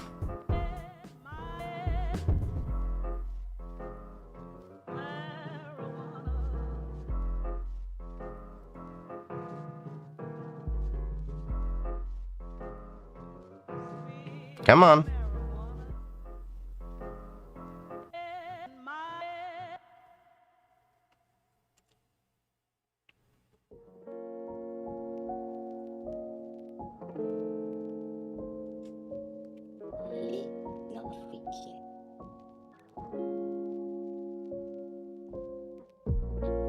All right.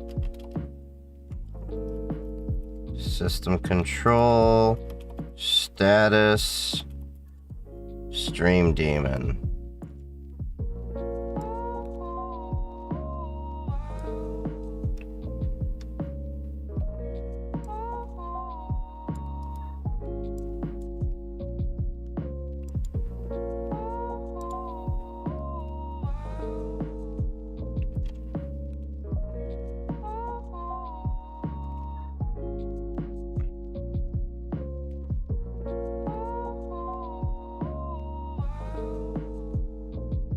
Okay, let's see.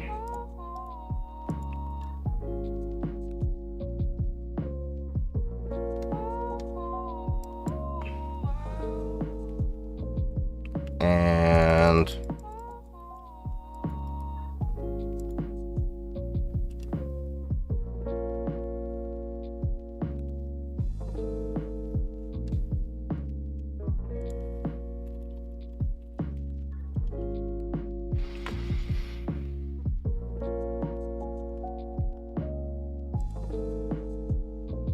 oh, latest.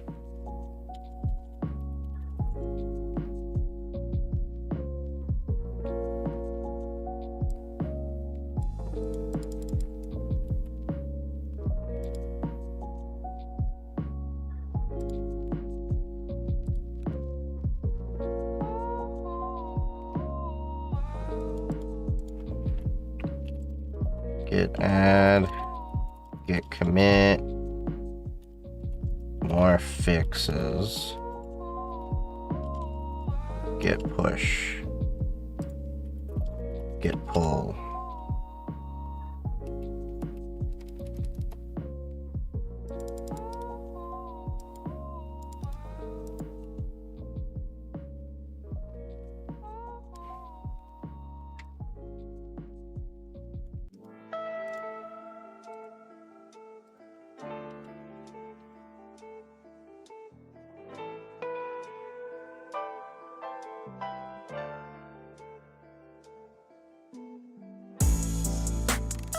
Okay. Container is running.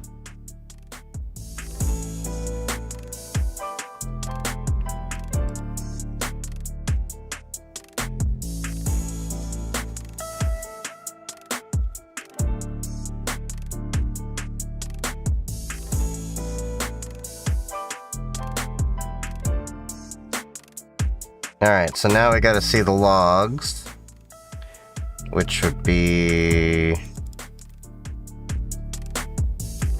Let's see, make sure it doesn't have anything there. 105.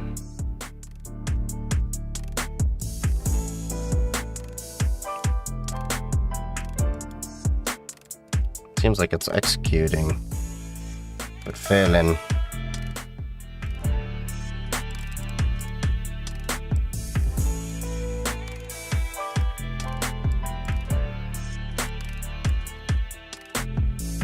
Okay.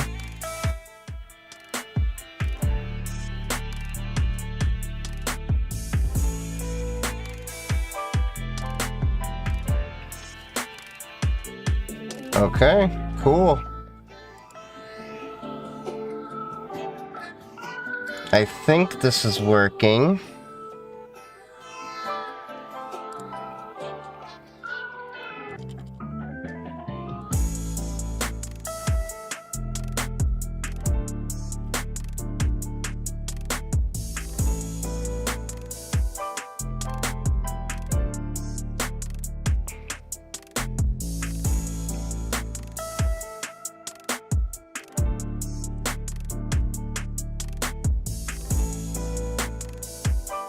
Enabled. Check the service status. Okay, I think we're running.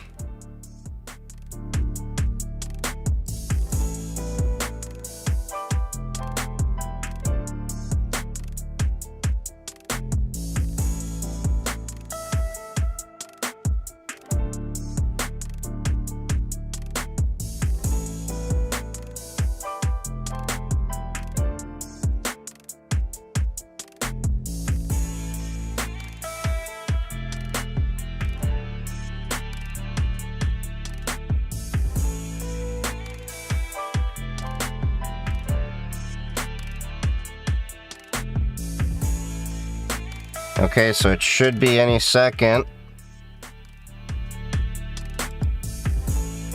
And we'll know.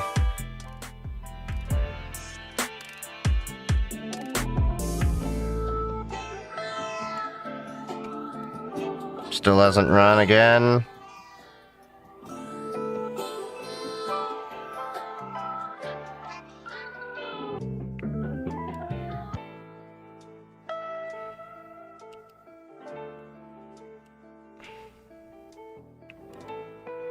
Hey!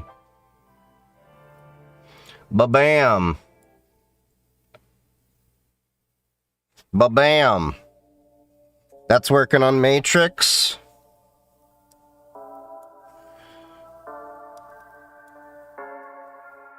And then...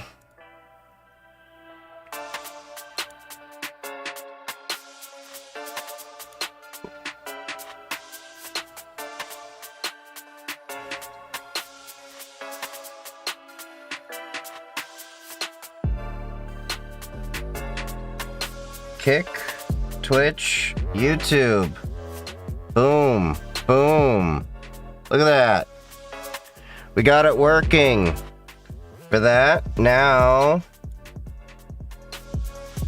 let's check the blue sky.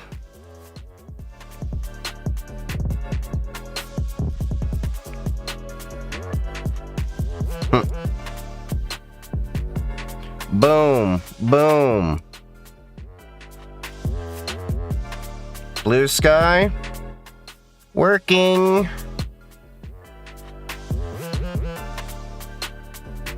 Oh. Ah, damn it.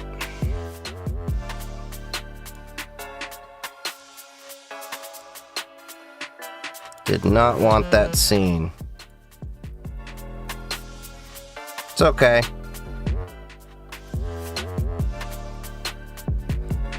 I have a secrets manager for that reason. Status is media. Submit. That's the great thing about a secrets manager. Oh no, it's exposed. Yay, I can just rewrite that.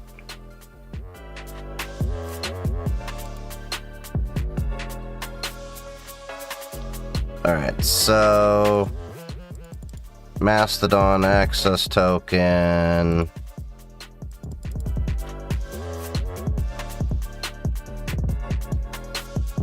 Mastodon client ID.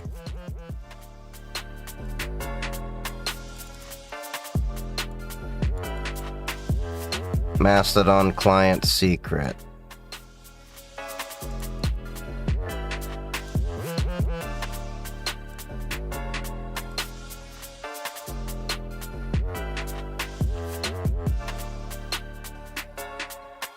Nice.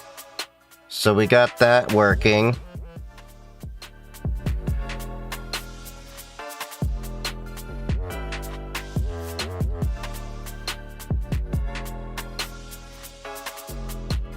Shut down -R now.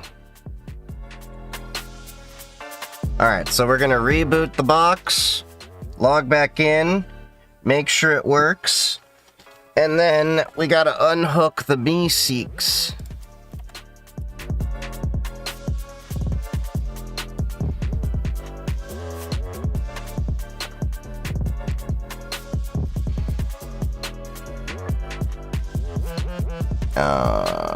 My servers.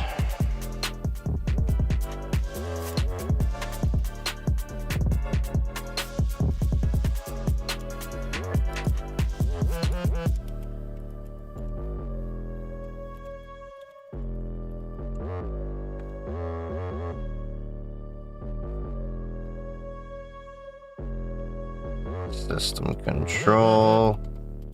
Status. Stream Daemon. It's working.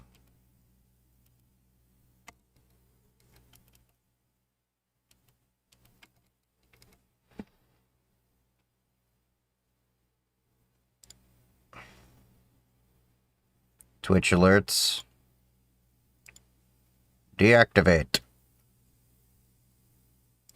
Oh, it's got blue sky alerts.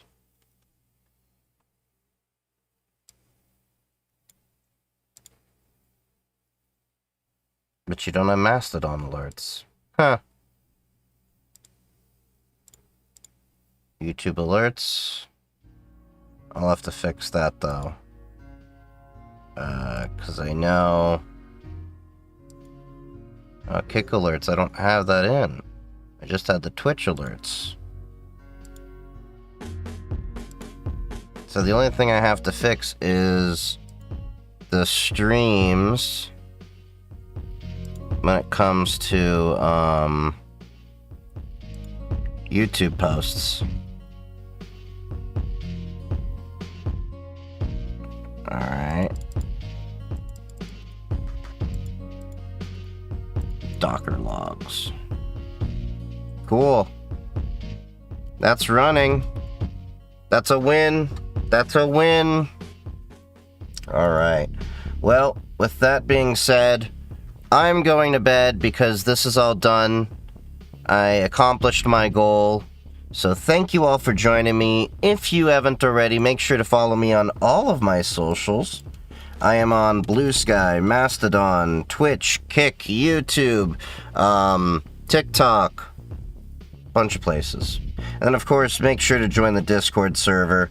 We've got everything set up now to go out to all these different servers, so I will see you around. Stick around for the raid if you're over on Twitch. Otherwise, stay safe and happy hacking. I love all of you. I may not be streaming tomorrow. I will see. Talk to you later.